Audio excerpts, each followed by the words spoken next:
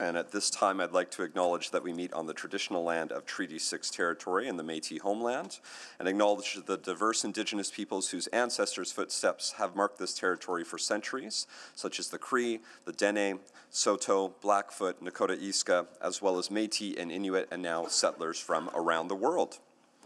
I'll start with a roll call. Councillor Principe. Good morning. Good morning. Councillor Morgan. Morning. Good morning. Councillor Jans. Good morning. Good morning. Councillor Rutherford. Morning. Good morning. Councillor Clark. Good morning. Good morning. Councillor Tang. Good morning. Good morning. Councillor Parmar. Good morning. Good morning. Councillor Paquette. Good morning. Good morning. Councillor Salvador. Good morning. Good morning. Councillor Stevenson is away on city business for about the first hour or so. Councillor Elliott. Good morning. Good morning. And Councillor Wright. Good morning. Good morning. Thank you. Next. Before we consider today's agenda, I will ask all members of council present if they have any pecuniary or conflicts of interest to declare regarding any of the items to be discussed. A pecuniary interest exists when an item could monetarily affect a member of council, their employer, or family member. A conflict of interest exists when an item could affect a private interest of a member of council, their employer, or family member.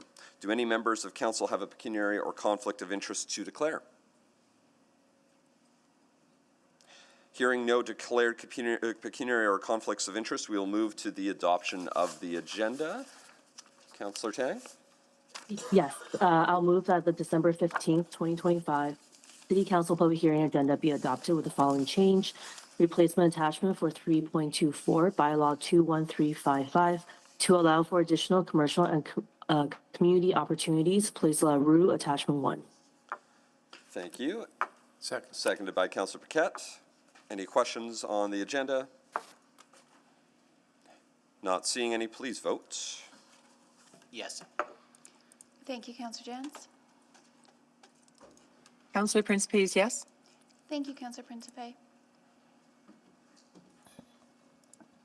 Sorry, you're waiting on me right now because I was in the wrong meeting and I'm trying to click the yes button. Councillor Palmer can see me trying to do it. Okay. I'm a yes. Thank you, Mayor Knack. We have all the votes. Thank you. Please display the votes. And that is carried 12-0. Next, protocol items. We have, well, two really, the three, you know, however you want. We have a couple. How about that? And we're going to start with our guests from City Hall School right now. And I see some of our guests over there. Hello to our guests.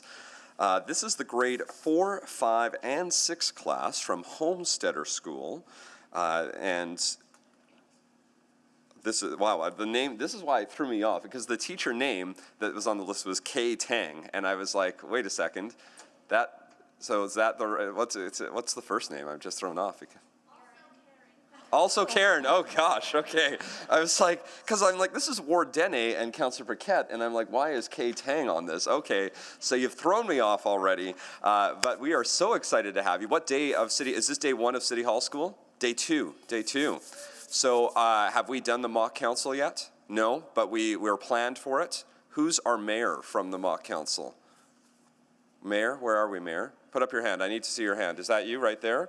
Mayor, did you want to come down to the microphone? I know we got a full agenda, but this is exciting to hear from you. We want to hear what you're about to discuss as you go through City Hall School. Come on down to the microphone, Mayor. Tell us your first name. Malcolm. Malcolm, Mayor Malcolm, I'm very excited to have you here today. What are you going to be discussing in your mock city council meeting? Do you know what topic you're going to discuss yet? We don't know yet. We're doing it in the spring. Oh, so that's good. Okay, so this is a split City Hall School, so you're doing like 2 or 3 days? 5 months? 1 day, 5 different months. 1 day, 5 different months. So we haven't decided yet. Well, that's great. Well, I'm still excited. I'm glad you've already been decided that you've been selected as Mayor Malcolm. I'm excited to hear when you come back, you'll let us know what you discuss and the vote. So thank you, Mayor Malcolm, and the rest of the class. Welcome.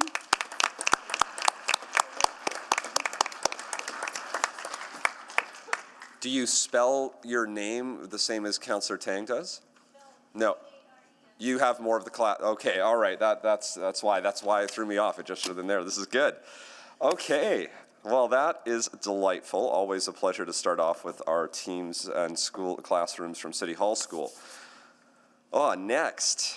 So we are about to recognize 2 employees who have been with the city for more than 50 years. Incredible. So we're going to I'm going to go read about both of them first, and then I told them, even though we got a full agenda and they didn't want me to do it, we're going to give them each 60 seconds to say just a few words. We got a full agenda, I'm still looking at you, Ernie. I'm going to hold you to the 60 seconds. I'm not worried about Cheryl, but Ernie I'm very worried about. So today we are honored to celebrate Cheryl Casimir's 50 years of dedicated service to the city of Edmonton. She began her career a half a century ago as accounting support for the then branch of Parks and Recreation. And sorry, while I'm reading this, you have to stand the entire time while I'm reading this, Cheryl. So you get to stand up, and then we will recognize you after. So just stay standing. I had a lot to say. Yeah, well, we can pre-clap, but we're going to clap again. So beyond managing crucial financial functions, she fostered incredible camaraderie by establishing the Parks and Rec's Sluggers ladies fastball team, uniting female employees for a decade of friendly competition. She later transitioned her career to insurance and claims management and was an integral member of the team. Cheryl collaborated with colleagues to develop the initial claims intake processes and establish the foundational reference numbering system that guides the city's claims management works today. In her current role, because you are still working as senior claims adjuster, she is known for her direct approach and unwavering support for her peers. Cheryl's exemplary work embodies the highest standards of public service. She has masterfully balanced the difficult task of protecting the city's interests while ensuring every claimant is treated fair and equitably. Cheryl is also a proud mother and grandmother. Thank you so much for your contributions, your lasting friendships, and being a true champion of the city of Edmonton over an incredible 50 years. Let's give you a big round of applause.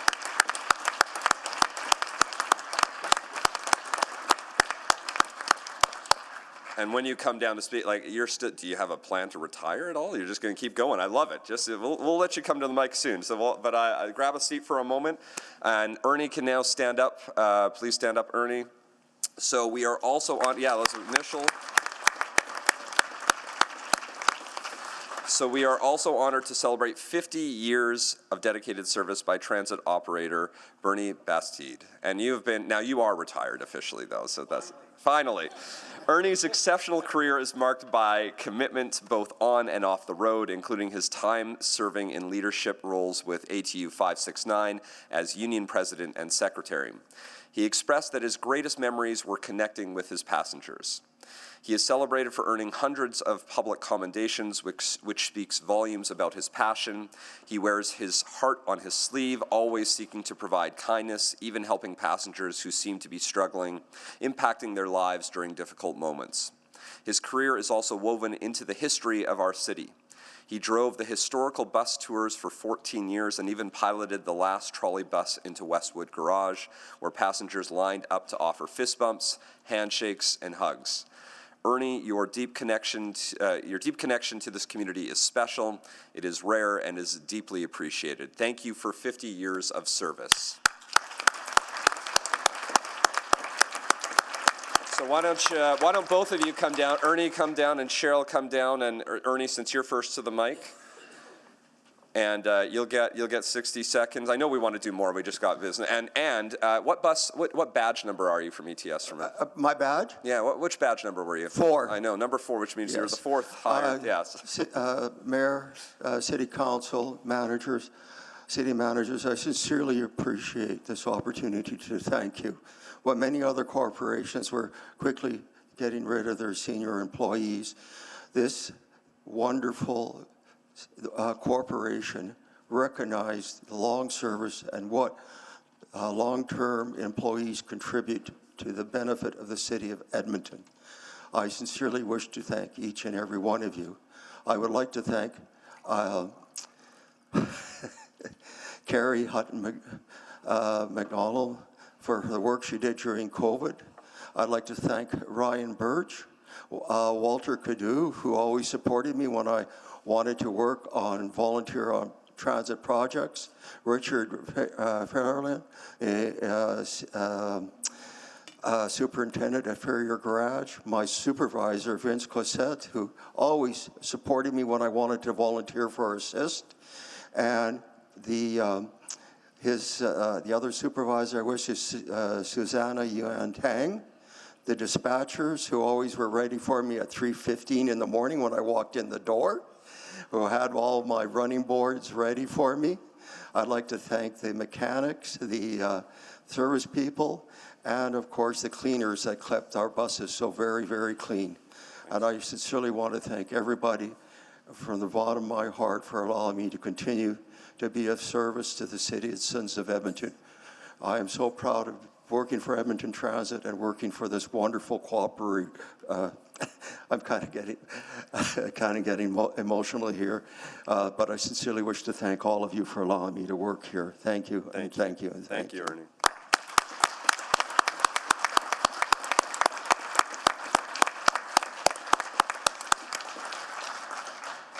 And Cheryl, come on down. Sorry, I broke the rules. We got to let, 50 years is a big deal. So I'm so excited to hear everyone Good speak. morning, So and thank you very much. exactly. Go ahead. Am I on? Please, yes. Thank you very much for Mayor Knack and City Council for acknowledging me today. I'd also like to thank City Solicitor Michael Gunther, the Insurance and Claims Director, Manajay Kohli, and my supervisor, Colin Jenkins, for putting up with me all these years. And I'd just like to say that it's been a pleasure working for the City of Edmonton, and I've made a lot of new friends that will last a lifetime. I've gained a lot of knowledge over the years, and this is overwhelming, to tell you the truth. Like, I just want to thank everybody for everything. Thank you so much. Appreciate it.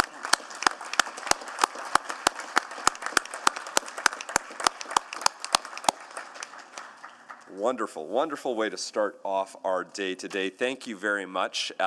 So now we are going to go into our business, and that probably means some of the folks might leave, even though this is a riveting meeting. Public hearings are great, so you're welcome to stay, but I see people already grabbing their jackets. They're ready to get out of here.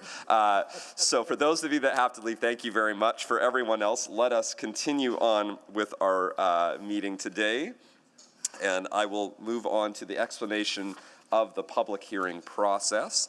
And just as I read through this, including for our returning colleagues, this is now slightly updated based off some of the changes we are making. So if you've been here before, listen closely, because there's a slight change. It's not really that drastic, but I just want everyone to pay attention to the introduction speech of this. So before we begin, I would like to give a brief overview of the public hearing process.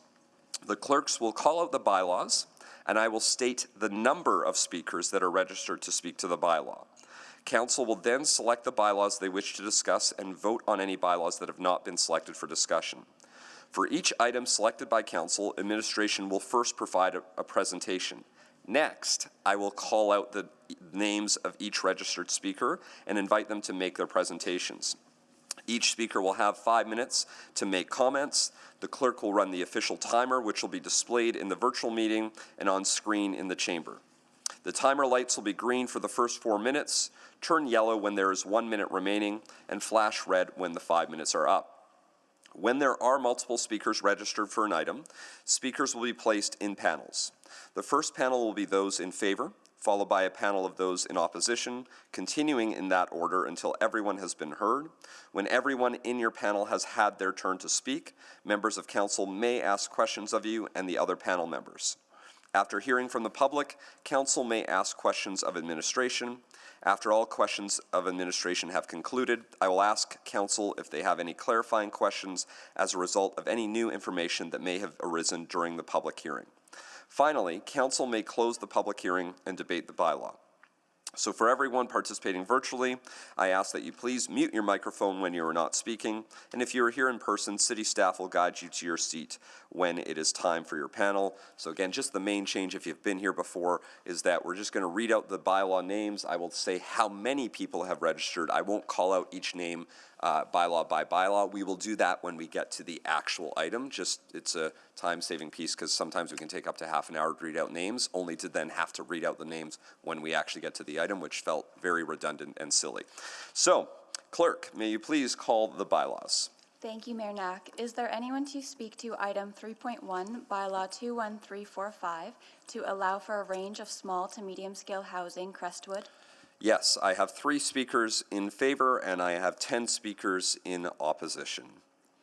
Is there anyone to speak to item 3.2, bylaw 21340, to allow for a range of small to medium-scale housing, Grosvenor? Yes, I have 2 speakers in favor and 3 speakers registered in opposition. Is there anyone to speak to item 3.3, bylaw 21096, to allow for low-rise mixed-use development, Highlands? Yes, I have 2 speakers registered in favor and 1 speaker registered in opposition. Is there anyone to speak to item 3.4, bylaw 21342, to allow for medium-scale mixed-use development, Queen Alexandra? Yes, I have 2 speakers registered in favor and 1 registered in opposition. Is there anyone to speak to item 3.5, bylaw 21350, to allow for medium-scale housing, Garneau? Yes, I have 2 speakers registered in favor and none in opposition. I will just do a double check. This is what I will make sure is that one of the speakers is already answered questions only. The other speaker, I have Jacob DeWong. I don't know if Jacob is with us. Are you wishing to speak to that or only if selected, if you were here with us? I don't see Jacob on the online list. So, okay, that's we'll make a note of that. There's still the opportunity to move forward if desired. So we'll continue on. Items 3.6 and 3.7 will be dealt with together. Is there anyone to speak to 3.6, Charter Bylaw 21361, to amend the Scona District Plan, or 3.7, Bylaw 21362, to allow for medium-scale residential housing, McKernan? Yes, I have 5 speakers registered in favor and 2 speakers registered in opposition.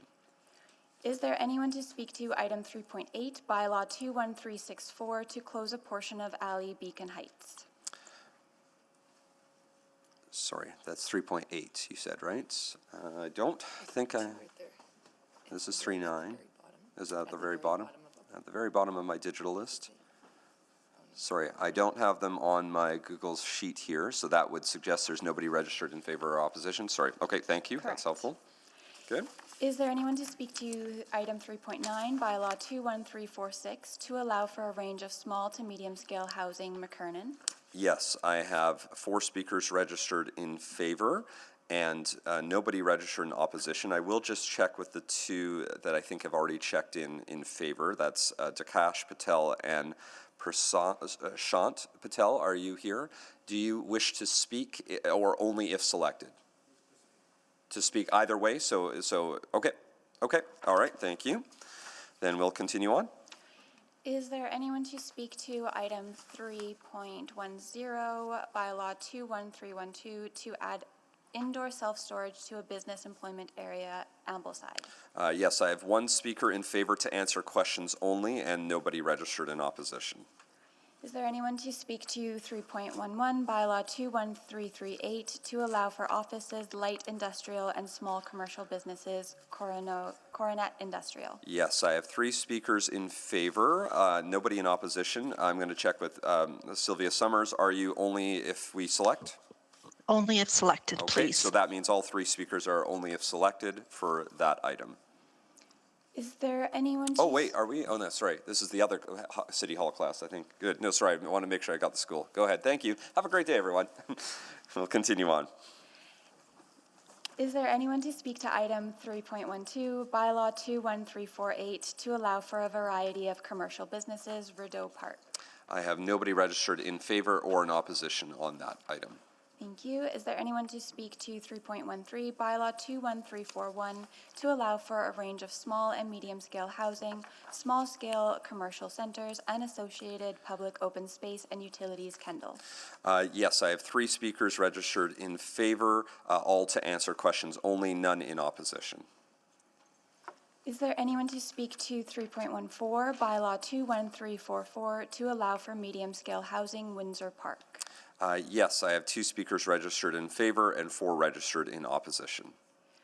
Is there anyone to speak to 3.15, bylaw 21363, to allow for a fire station Athlone? Yes, I have 4 speakers registered in favor, none in opposition. The one I will double check with is 3 of the 4 are questions only. Susan Meunier, are you online by any chance? Or in person? Mayor Enack, it's Pascal Dussard. Susan's not online, but I can confirm that she's only here for questions. Thank you very much. I appreciate that. So that one, yes, 4 in favor, all to answer questions only, no in opposition. Is there anyone to speak to 3.16, bylaw 21323, to allow for medium-density residential development Stillwater? I have 1 speaker registered in favor to answer questions only, none in opposition. Is there anyone to speak to 3.17, bylaw 21327, to allow for medium-scale housing Wellington? I have 1 speaker registered in favor to answer questions only, none in opposition. Is there anyone for item 3.18, bylaw 21319, to allow for medium-scale residential development Baranow? Yes, 1 speaker in favor to answer questions only, and nobody registered in opposition. Is there anyone for item 3.19, bylaw 21347, to allow for small-scale commercial Dunluce?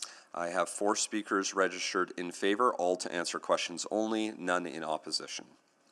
Items 3.20 and 3.21 will be dealt with together. Is there anyone to speak to Charter Bylaw 21351 to amend the Northeast District Plan, or Bylaw 21352 to allow for an electrical substation Industrial Heights? Thank you. Yes, I have 1 registered in favor to answer questions only, none in opposition.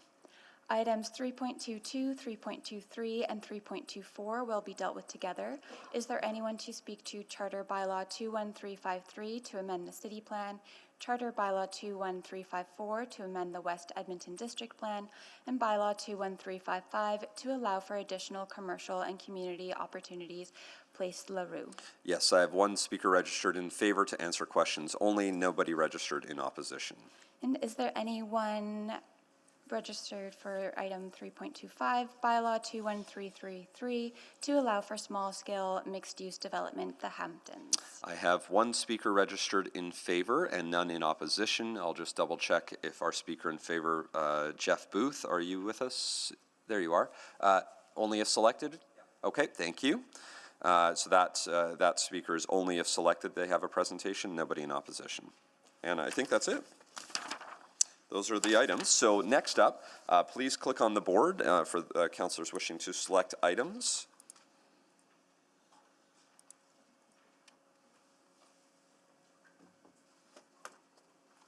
Councillor Rutherford? Yeah, I just have 1 item to select, 3.17. 3.17. Thank you. Councillor Elliott? 3.13, please. 3.13. Councillor Clark? 3.1, 3.2, 3.24, please. Okay, that was 3.1, 3.2, and then 3.24. Correct. Since you're doing 3.24, we have to do 3.22, 3.23, and 3.24. They're all dealt with together, so you'll grab all of those. Okay. Yep, perfect. And make a note of that. Next, Councillor Morgan. Yeah, sorry, Councillor Elliott got mine, 3.13. Okay, perfect, yep. And thank you. Councillor Salvador? 3.3, please. 3.3. Thank you. Councillor Jans? 3.4, confirming there was a speaker on 3.4? I believe we had, Yeah. I'd said that. Let me just confirm. Yeah, 3.4, we do, yes. Confirming 3.637, there was a speaker as well. 3.637, I do have speakers registered, yes. And then I'll take 3.11 and 3.14, 3.11. and that's it. So that was 3.11 and 3.11 you said, correct? Okay, that's and 3.14. Yeah. Okay, great. I'm just going through to see if there's anyone else on the board. I don't think so. And that's right. So Councillor Rutherford is our person that will be moving. Mayor Mac, there was also Oh. 3.9 that had the two speakers Sorry, I'm here just in pulling. person. That's right. Oh, yes. So, yes, but so they are not here right. Oh, that's right. 3-9. And again, we're confirming you want to speak. Oh, if selected. Okay. And so you didn't select that, Councillor Jan. I think that's your neck of the woods. That was McKernan. no 3-9. You did not select. No, and they didn't. They only wanted to speak if selected. So we're good. Okay. Thank you. Councillor Rutherford, please go ahead. Okay, I would like to move closure of the public hearing on item 3.5, item 3.8, item 3.9, item 3.10, items 3.12, 3.15, 3.16, 3.18, 3.19, 3.20, 3.21, and 3.25. Fantastic. Do I have a seconder? Second. Seconded by Councillor Parmar. Please vote on closure of the public hearing on those items.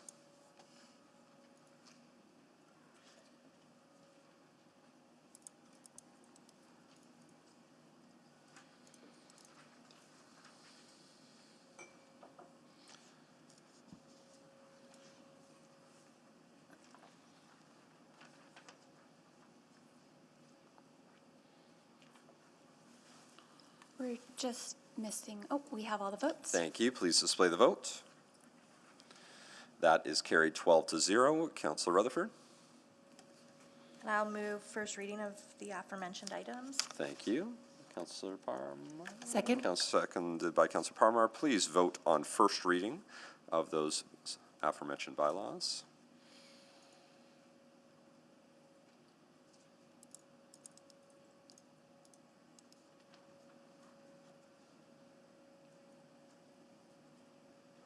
We have all the votes. Thank you. Please display the vote. That is carried 12-0. Councillor Rutherford. I'll move second reading of the same items. Second. Seconded by Councillor Parmar. Please vote on second reading.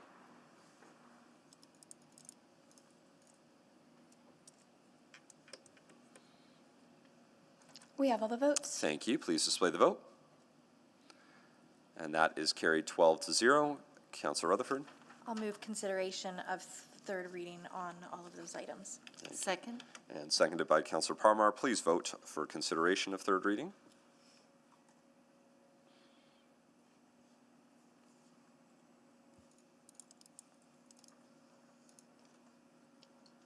We have all the votes. Thank you. Please display the vote. And that is carried 12-0. And Councillor Rutherford. I will move third and final reading on bylaw 21350, charter bylaw 21361, bylaw 21362. Wait, sorry. Wait, no, those two those are- wrong. those two That's- are not. Okay, Yep. scratch that. I'm going to restate, start Yep. from the beginning. Sure. Sorry. No, that's okay. I will move third reading on bylaw 21350, bylaw 21364, bylaw 21346, bylaw 21312, bylaw 21348, bylaw 21363, bylaw 21323, bylaw 21319, bylaw 21347, charter bylaw 21351, bylaw 21352, and bylaw 21333. Second. Seconded by Councillor Parmar. Please vote on third and final reading of those bylaws.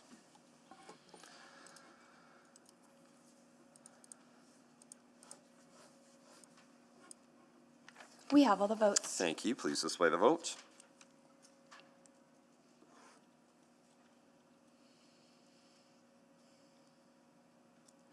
And that is carried 12-0.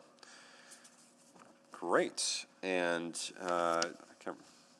we don't need to, since you just read them, we don't usually read them out again, so that's great. So that covers, again, the Garneau item, Beacon Heights, one of them occurred. Okay, that's great. They were read out, so if you were here for those items and you heard your bylaw number read out, you're welcome to stay, but we're also done with those items. So that means we've got still a long list of items to deal with today, and we will be going in order and as listed in the agenda. And we'll be starting with item 3.1 and 3.2, 3.1. And just before we go into the presentation, since we've got all those who are still here for speaking, I'll just do a quick reminder of the respectful behavior expectations required while participating in this meeting, both in person and virtually. So hearing from the public is an important part of Council's process that provides us with the opportunity to hear the full diversity of opinions that exists in our community. As meeting chair, my role is not to moderate the nature of the content being discussed, but to ensure behaviors support a safe, respectful, and neutral space for my colleagues, city employees, and the public.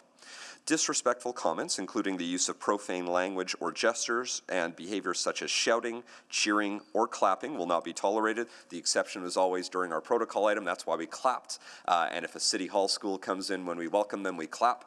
Every other time, no clapping, no booing, no cheering. You can nod your head vigorously if you want. That's about the extent of it, but nothing else to do on that front. Anyone continuing to demonstrate these types of behaviors will be removed and will not be permitted to rejoin the meeting. I will not provide any additional warnings. This meeting is being live streamed and everyone is welcome to watch online. And in addition, use of the raise hand feature, chat, emoticon response, or AI note-taking tools in the virtual meeting are not permitted. And that's great. So that covers that. And just a reminder that when we start getting into the speakers, we're very, very strict on the 5 minutes. So I don't mean to be rude, but if you hit 5 minutes, I will cut you off. When I leave the meeting, because Councillor Paquette will actually need to take over a little before 11, probably around 10:30, as I have to step away for city business for the remainder of the morning. He will also remain very strict on the timing of all speakers. So without further ado, let us go to item 3.1 and get our presentation. Good morning. This application proposes to rezone a site in the Crestwood neighborhood from the small-scale residential zone, RS, to the small to medium-scale transition residential zone, RSM, with a height of 12 meters. Next slide, please.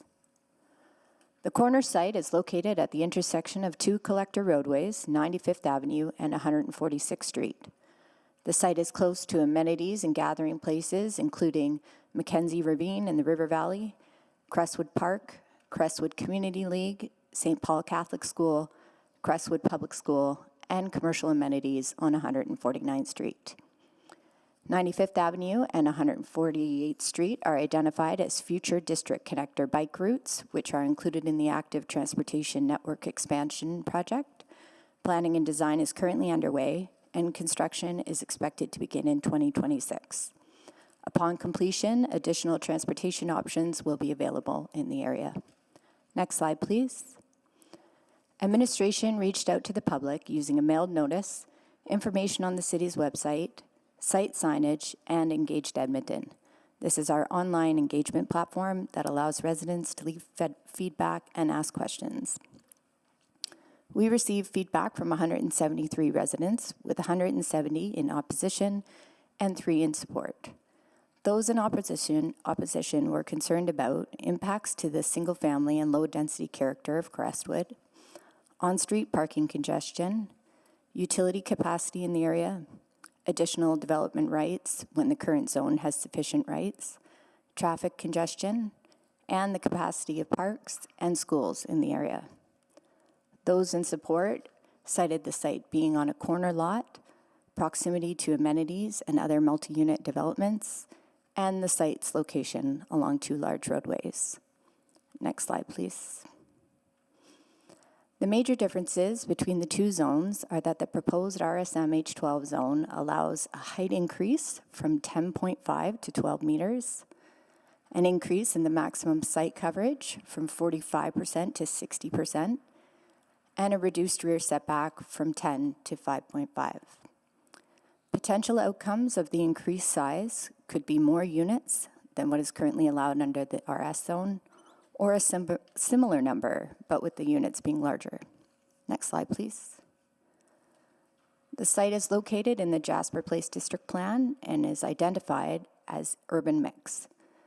Outside of nodes and corridors, urban mix allows for small-scale buildings throughout and provides directions for situations like this where additional scale is supported. The corner site would need to meet one of the following contextual criteria: be within 100 meters of a node or corridor, be within 400 meters of a transit station, or be along an arterial or collector roadway. This site meets the criteria of being on a corner with 2 collector roadways. Next slide, please. Administration recommends City Council approve this bylaw. It proposes a zone that is compatible with the surrounding area, allowing for housing intensification close to amenities, and aligns with the direction in the Jasper Place District Plan. Thank you. Thank you very much. Next, we will go to our speakers in favor. So I'll call out our speakers in favor. Jacob DeWong, are you here with us? Hello. Okay, great. We have Jeff Booth, who's in person. You can make your way down. And Alco Franken from Franken Homes. Please, we'll get you to come over to the side as well, so you can grab your spaces there. As the two of you are getting settled, we'll start with Jacob DeWong, and as mentioned, each person will have up to 5 minutes, and your 5 minutes can start whenever you start speaking. Jacob, go ahead. All right. Good morning, Council. Thanks for hearing me out today. I'll try not to take all the 5 minutes. I just want to say that I very much support adding more housing in this area. As you know, the burden of housing has kept going up over the years, especially amongst renters. We've seen the amount of rent as proportion of income going up, and this is a bad thing. That means that people can't live where they want to live, in the neighborhoods they love, next to schools, amenities, their friends, their families. I'm lucky enough that I get to live in a townhome in the Queen Alex area, in a mature neighborhood. It's a walkable area. It allows my wife, who works at the Stollery, to walk to work, especially when she's on overnight calls. I don't have to worry about her going back in driving in slippery conditions in the dark at midnight or 3 a.m. And these kinds of homes provide opportunity to families, students, seniors, provides more housing options for people who might not be able to purchase a big single family home, which is becoming more and more out of reach. So I encourage you to, especially in this location, it's close to future BRT, it's close to multiple amenities. It's where council says it wants more intensity on a corner lot, on 2 collectors. It's in a neighborhood that's declined in population over the last 50 years. If we want to put density where it makes sense, well, I think this is exactly where it makes sense.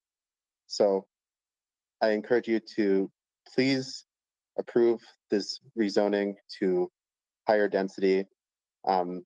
This will provide more opportunities for people. It will provide more affordable housing, and that is the most important thing for council to consider. So please approve this. Thank you. Thank you very much. Before I go to our next speaker, as we just have our next guests here on a City Hall tour, we have a grade 6 class from St. Vincent School. Welcome, everyone. Hello. And St. Vincent School is in Ward Nakota-Eska, which is represented now by Councillor Reed Clark, who will wave at you again in case you haven't met Councillor Clark. And the teacher, C. Wakeman. Where are we? There we are. Hello. Hi. Hi. So is the tour, it's 10:09, so is the tour just getting started? So which means you haven't done the mock city council yet? You have not, but who's going to be the mayor of our mock council meeting? I see. Have you decided? Well, I saw 2 hands. This is debating mayors. Mayor, is that you, Mayor? You're going to come down to the microphone and tell us what you're about to discuss. Tell us your first name first. My name's Na. Say that one more time for me. My name's Na. Na? Nice to meet you, Mayor, and tell us what you're going to be discussing today. About, like, should we go to school on winter days or stay at home? Should we go to school on winter days or stay at home? Is it like on a particular, like any winter day, like all winter days, or as long as we're below zero, or like? Storms. Oh, storms, okay. Well, back in my day, we trudged both ways uphill. I don't know, I needed to say something like that. And, you know, I walked to school in the coldest of days. But I'm very excited. Once you make your decision, please let us know what you decide. It is a pleasure to have all of you here today. Thank you very much for being here. Take care, and look forward to hearing from you. It was a dark time, Mr. Mayor. It's a dark time. Many were lost. I will say, I did not go to St. Vincent, but I did go to the daycare attached to St. Vincent for many years. That counts. We There count you you go. as an That alum. counts. We'll That count counts. you as an alum of St. Vincent, for sure, for sure. All right, well, thank you all for being here, and we're just in the middle of a public hearing talking about land use, where you can build different types of homes, what kind of housing can be built, and so it is always a great time to chat, and we're going to be hearing, and we are hearing from our public speakers, the next, no pressure now, Jeff Booth, you've got to make a great presentation for our students here. I'll do my best. I submitted some presentation slides. Could the speaker really lean into the mic, please, Mr. Mayor? Thank you. Good morning, Mr. Mayor and members of council. My name is Jeff Booth from Situate, and I'm here on behalf of Franken Homes to seek your support for the rezoning of 14603 95th Ave to the RSM H12 zone. The intent is to build a 6-unit owner-occupied condominium building. This application supports council's direction to enable more housing options in redeveloping areas and to direct new homes to well-located sites. Next slide, please. The site is an 864 square meter corner lot, currently zoned RS. The maximum height under the RS zone is 10.5 meters. Under today's RS zoning, Franken Homes already has an approved development permit to build an 11-unit rental project. That's the building you see on the screen here. They could begin construction on this without coming to council for rezoning, but that's at the heart of the problem. RS technically allows development here, but it offers no ability to address the concerns the neighborhood has raised. After listening to those concerns, Franken paused construction plans and reconsidered what kind of housing would be a better fit. That reflection led to today's proposal, a 6-unit building with larger homes and on-site parking under each unit. The RSM H12 zone is needed to add 1.5 meters of height so that the parking can be enclosed at grade with the homes above. Next slide. This is a great place for this kind of housing. It's a corner lot on 2 collector roads, which is exactly where the city expects modest increases in housing. It has convenient access to transit on 149th Street and 142nd Street, with future bike routes planned nearby. The surrounding area is mostly low-density housing, and this 6-unit building will provide a gentle transition while remaining consistent with council's goal of adding more housing in well-served locations. And the need for housing here is clear. The population of Crestwood has declined by over 1,000 people since the early 1970s. Next slide, please. We mailed postcards to 36 neighbors, created a project webpage, and we had a productive and positive meeting with members of the Crestwood Community League Civics Committee. The concerns summarized by the city focused on scale, privacy, sun and shadow, and most commonly on-street parking and traffic. Next slide. Franken Homes is directly addressing these concerns with the proposed plan. Each unit will have 2 enclosed parking stalls for a total of 12 off-street stalls. This removes pressure from the street and addresses the neighborhood's main concern. A 7-meter setback along the south property line allows for a safe drive aisle with all access from the alley. The additional 1.5 meters of height is necessary to place the parking at grade and still provide 2.5 stories of living space above. This would result in homes of about 1,800 square feet, suitable for owner occupants. Because the site is on the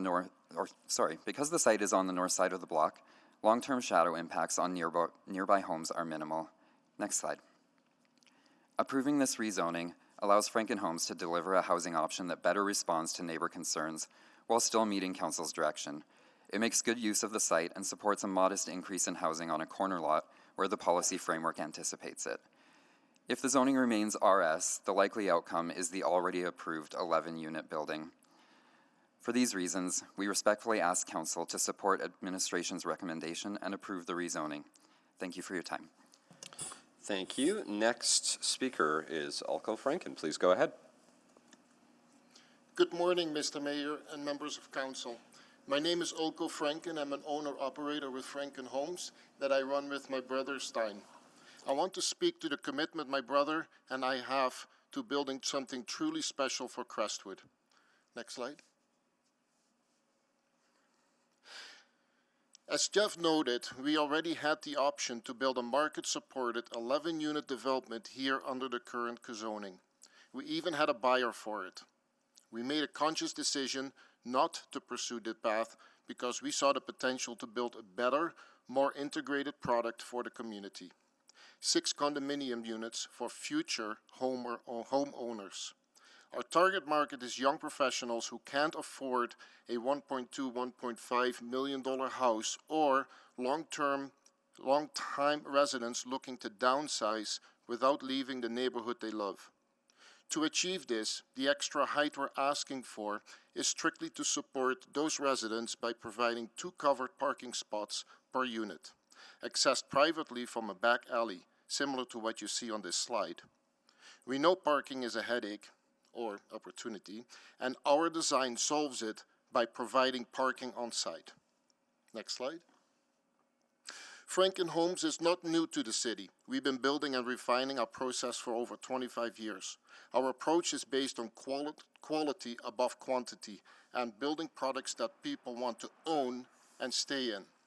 We manage a crew of around 150 people, many who, including our framers, siding, and roofing teams, have been with us for over 23 years. The longevity ensures a high standard of work and best practices.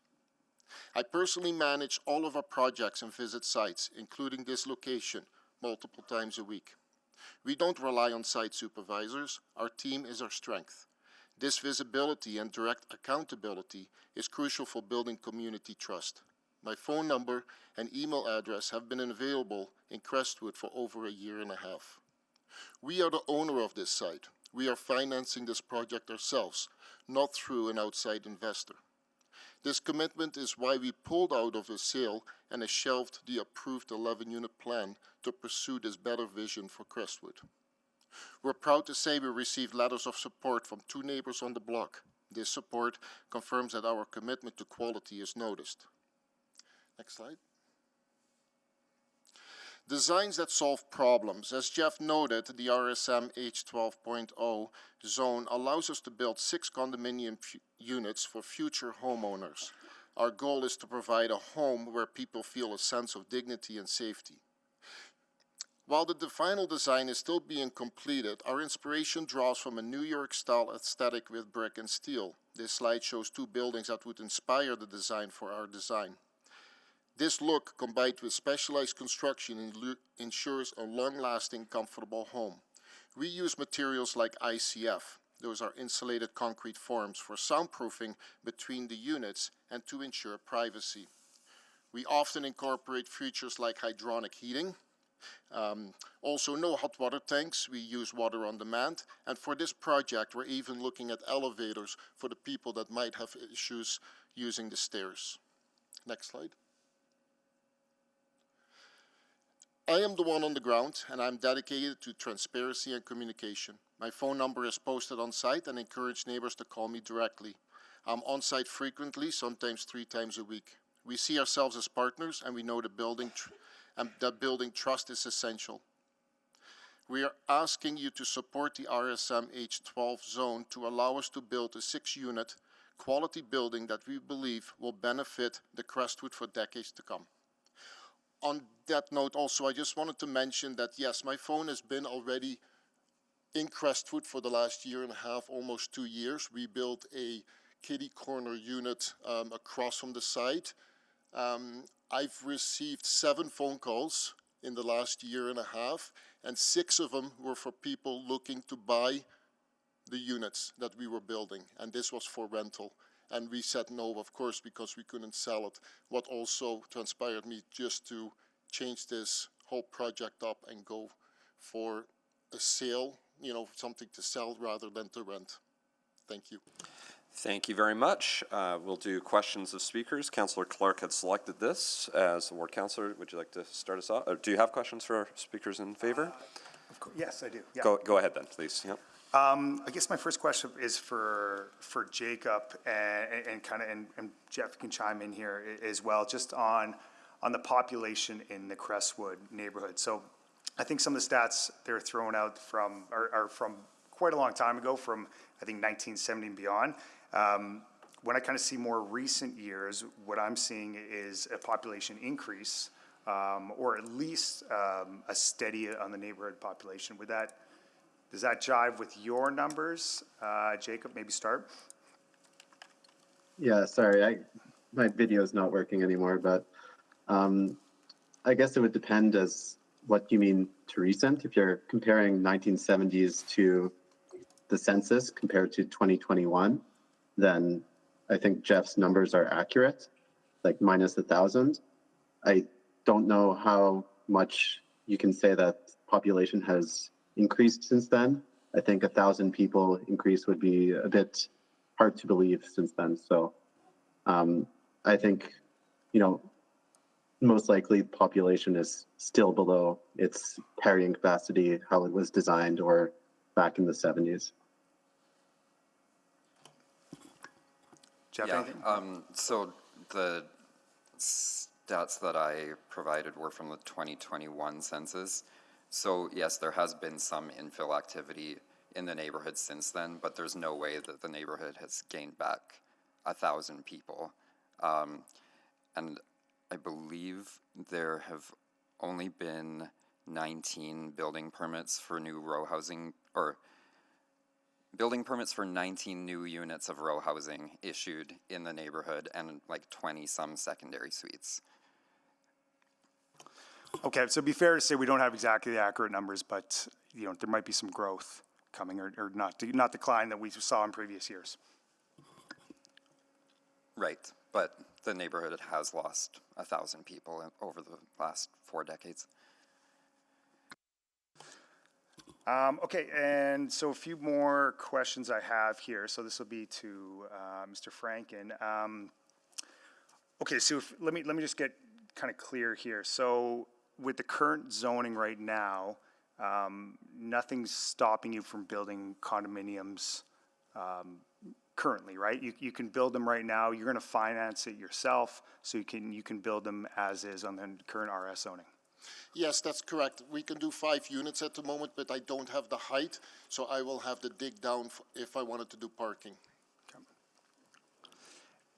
And how many previous units have you done like how many in the recent years, with obviously CMHC financing available, how many condos have you done to sell versus how many have you done for rental projects, took advantage of that financing? If we're talking duplexes, we've completed about 6 duplexes that we have sold, and currently we have about 16 completed, as in 4plexes with the 4 legal suites. We have 36 in the ground, and we got 25 more coming next year. And like I said, obviously being far more lucrative to take advantage of the financing and build apartments versus this project, how come you're willing to take this risk with your new project? It's fun. We like building. I always like building. I've been to city councils before. I listened a lot to what people had to say. I've listened to the people that have phoned me. And I just want to give people the opportunity to buy our product instead of to rent it. And this gives us also the opportunity to do something different, something nice. Okay, appreciate that. I guess also when we're looking at this specific today for the zoning, there's nothing that ties us as a council for making a decision to hold you to these plans, right? I mean, you can sell them to another developer. We can approve this zoning. You can go up to a maximum amount of units that you want. There's nothing tying you directly to this. Is that correct? Yes, that's correct. And then with that, I guess kind of my next question for you, if the intent is to build these 6 units with the parking and condos and everything, which I appreciate you hearing the community feedback, I guess why not apply for a DC zoning that would have a little bit more control so that the community would have some reassurances on what you were going to build with design and architecture and everything that way? DC zone is really cumbersome and really inflexible. If you make any changes to the design after after the zone has been approved by council, then you have to come back and rezone again. So we really prefer to avoid them when a standard zone will work. Also, the zoning bylaw only allows you to use Sorry, DCs. there might be more questions, but I'm going to be firm on my 5 and go to Councillor Elliott's, and then go ahead, Councillor Elliott. Yeah, thank you for your presentation. Just had a question. So I think you may correct me on this, but I believe in your presentation you indicated like people have difficulty with homes, like 1.2 to 1.5 million, I think was the quote that you put out. What are you able to provide an answer about what these units would actually go for? Because when I look at residents trying to afford a home, not everyone can afford like a 1.2, 1.5. So what would you potentially see these units going on the market for? So we I don't know if might. you can, is that I'm looking at. By the way, we have a new person, and we should get you to introduce yourself because chances are that is not a relevant question. But I need to get our new. Okay. Please. Good morning, Mr. Mayor, councillors. My name is Kevin Haldane with Legal Services, and I believe the mayor is correct in identifying this as something that should be flagged for council's attention. The question really is about the use of the land, not who's going to own it, not how it's going to be built, what it's going to look like, but what the bylaw says in terms of what activities can take place on the land. So the how much question is not a legally relevant question as defined. Okay, my apologies. No, don't apologize at all. That's okay. It's a fair question that we've all asked at some point in our council terms. So, but yeah, just the way the province sets up the Municipal Government Act and the way they treat land use public hearings, the cost or if it's going to be owned or rented are not relevant considerations for us as part of the land use public hearing. Appreciate that, Mayor. And I'll just retract that, and that's all my questions. Thank you. Sure. Thank you. Councillor Paquette, can you take the chair? I have a few questions. I have the chair. So I want to pick up on Councillor Clark's question because I think, we're about to hear from our list of speakers in opposition, and I have a feeling what we're going to hear is, you've already got the ability, you already have a permit to do the 11. We've heard the desire to do the 6. But the challenge is we don't have that guarantee, and there's nothing to stop you from tomorrow, if this gets approved, putting it on the market, selling it to somebody who's going to do that. I hear you don't want to do a DC, but the community is going to want more than just your word here. And so I guess the question is, have you done any work around that? Have you actually looked at, even drafting some type of agreement with the Crestwood Community League or the neighboring properties so that there is greater certainty than what you're able to just share verbally with us today? I'm a builder. This is what I do. This is what I like to do. This is why we make those changes.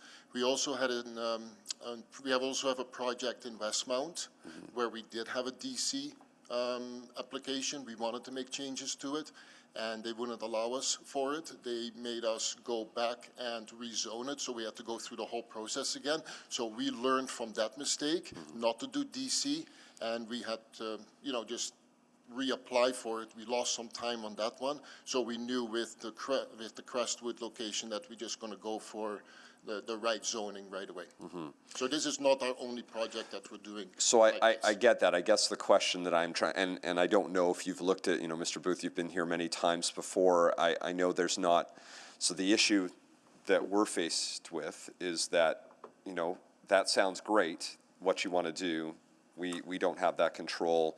Have you looked at ever doing some type of written agreement with a local community to essentially put something more firm that's not a DC, but gives the community an assurance that you're actually looking to follow through on what you are versus planning on selling it? And then, because I think if they knew that this was going to happen, if there was a way that wasn't a DC, but you had another mechanism, and we'll wait to hear what they have to say. My guess is they prefer that over 11 units on that corner lot that go to in whatever form, owned or rented. So, yeah, Mr. Franken would be willing to sign some sort of a written agreement committing to this project. Yeah.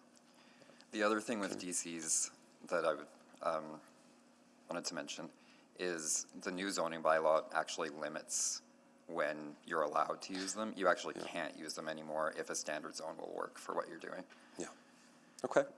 So I know you spoke for Mr. Franklin. Can I hear it from you, Mr. Like, what is you are actually willing to do that? And obviously, there's a whole series of questions we'd want to still ask what the community has to say on that. But I guess I want to just hear it from you. Yes, I'm willing to do that. Okay. I want to build these ones. Okay. I really believe in it. I really believe in like the Crestwood community, just to build something really cool, just something totally different. We see these kind of projects, you know, in the green fields and stuff like that, and we're just drawing that inspiration from that and just bringing it to the infill and give people opportunity to buy into it and not just rent it. Okay. Those are all my questions. Councillor Paquette, maybe you should hang on to the chair because I might have to get ready. I'll jump virtually for the next half an hour, but then you can take the floor for the remaining. That works. Sounds good. And just a note, I did allow those questions, even though they weren't exactly about land use, because if the land is not going to be used for the intended purposes, then that actually is germane to the discussion. So, yeah, just clarifying for folks. Okay, so let's go to, well, I guess we'll have to vote on a second round of questions, if I can get a motion for that. Oh, I'll move that before I go then. Thank you. Second. All right. Second by Councillor Salvador. Please vote.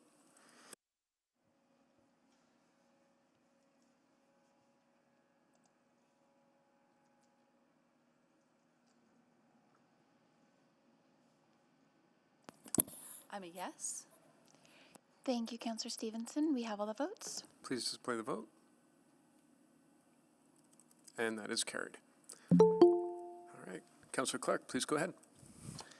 Great. One more question for Jeff and Mr. Franken. So I guess when we look at the community feedback, right? So, you know, by my counts, you know, and this is a city report, we had 172 respondents, 166 were opposed to it.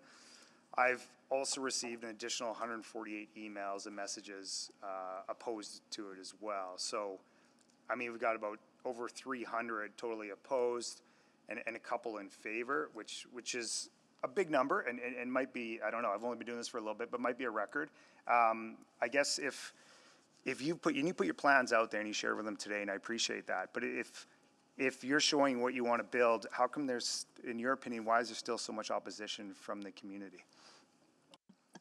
Yeah, I'll answer that. I think it's just for the fact that we don't do a good enough job explaining from what our intention is to go and build there, because I have the development and the building permit already now to build an 11-unit apartment building. I think that will be number 3 or 4 on that street. I didn't want to do that, but like I said, I'll take the onus upon myself that I have not done a good enough job communicating to the neighborhood from our intentions to build. And then one question just about your new proposed plans, because you shared, and I know it's not the exact intent of this, but you did share that. With those garages, I'm just, how have you kind of mitigated, because it is a 4-way stop on 95th, right? To turn into those, seems like it's going to be pretty tight. No, that's not the intent. The intent is that the entrance is going to be from the back alley.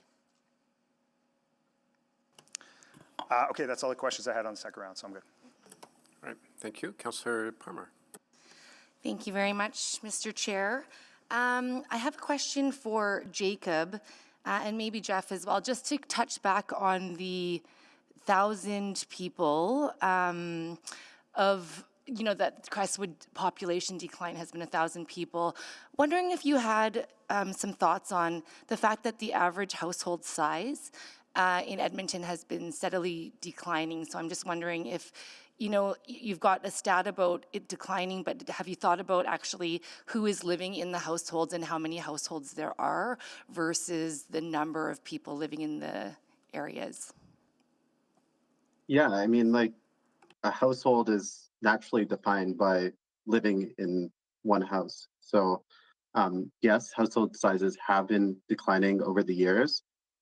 Necessarily, that means that we need more housing options for those households.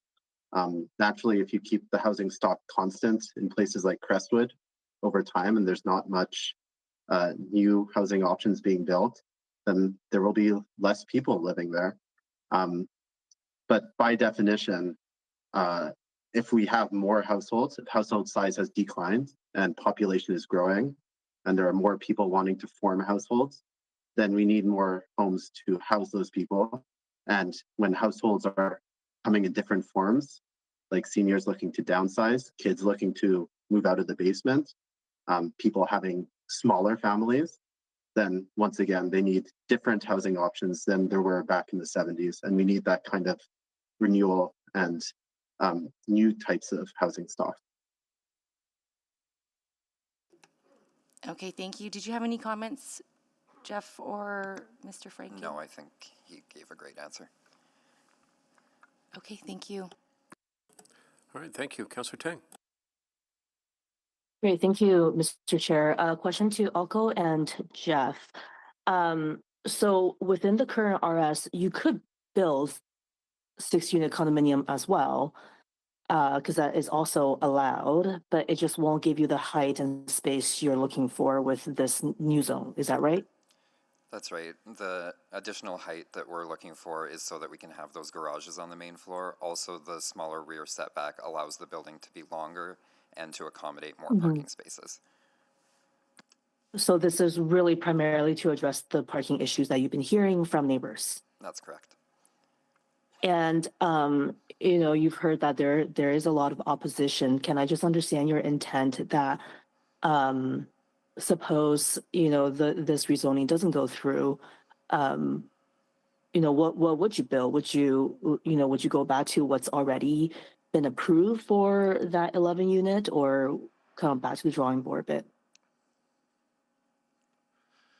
Yeah, that's a tough one to answer, because I can also build a five unit and make them 12 or 1400 square feet, and then I'll just put shooting myself in the foot. So yeah, most likely I'll just build the 11 unit one. Okay, thank you for that clarification. Thank you. Great, thank you. And I have a question, so. You can take the chair. Thank you very much. Go ahead, Councillor Pickett.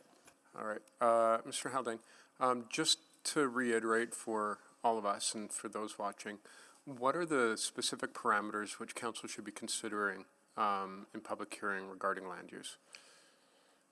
So the land use public hearing, really the guidance comes from section 617 of the MGA that talks about what the purpose of that part of the act is. It's about the orderly, economical, and beneficial development, use of land, and patterns of human settlement, and maintaining and improving the quality of the physical environment within which patterns of human settlement are situated in Alberta. I think it's important to bear in mind that what is on the table in the land use public hearing is what the zoning bylaw permits, and representations as to what will be built, what it will look like, who will occupy it, what it will cost, are not germane to council's decision in the land use public hearing. Okay, but things like potential traffic patterns, ingress, egress, are those? Those are relevant considerations, yes. Okay, great, thank you. Those are all my questions. I don't see any other questions. You can have the chair back if you want. Oh, thank you very much. Yep. I wasn't finished with my questions, but that's okay, I'll take the chair. I'm kidding. So I appreciate it. I don't see any other questions, so with gratitude to the proponents, we will now move to those opposed. And we've got Ryan Nicholson. Yeah, and the clerks will help you come down to the microphones and get you situated. Just a moment, and you will get assistance. Here it comes. Okay, so Ryan Nicholson, Monique Nicholson, if you're here. That's my wife, she's not here. Okay, Lyndon Decor, online or in person. Okay, Joe Spalesi. Okay, come on down.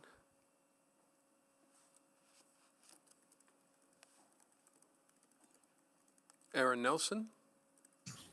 Yes, I'm here. Okay, thank you. Paul Stocco.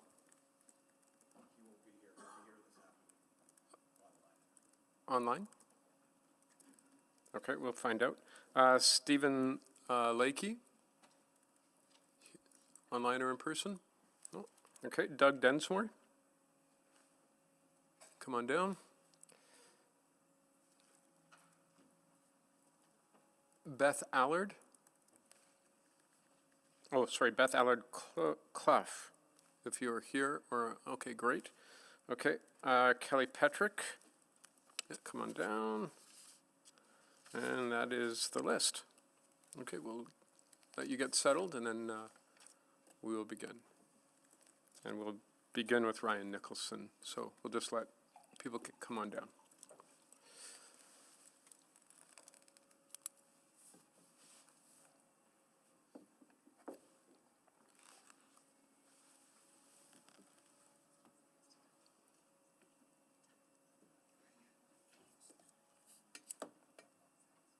Okay, there we go. Did you have a presentation or anything? Yeah, this is it? Okay. Like based on what I've heard, I guess some of what I'm going to say has kind of changed, so I guess I'll You can turn on your mic so we can hear you, and the folks at home online can hear you. And then, yeah, I mean, you're free to say anything you want in your presentation, frankly. Yep. You could talk about toaster strudels if you want, but please don't. Okay. All right, go ahead. So I guess based on what they said previously, where they said population has been reduced by 1,000 people. Like I've lived in Crestwood for the last 20 years. I've seen nothing but increase in population with young families moving into the neighborhood. So those stats I'm not sure are accurate. Mr. Franken talked about his intention of building. He said he's doing it for fun. I think he's the first contractor I've ever met that's not in for profit versus fun. So I think there's probably a motivation for money versus actually meeting the needs of the community. The other comment I'd like to make is that two of the three people that were speaking previously, I don't believe live in the actual neighborhood. Mr. Franken says he does live in the neighborhood, and I believe he said he's built a new house, kitty corner to this new build. Is he planning to build 2 8-plexes on each side of his house? Because if he is, that would show true commitment to 8-plexes in the neighborhood. Will he do that? I highly doubt that, but who knows? The second thing is, when I was reviewing all the information on the build and on the builder's site, there was absolutely nothing about what the actual building would look like. All of the information about what they're building is presented today.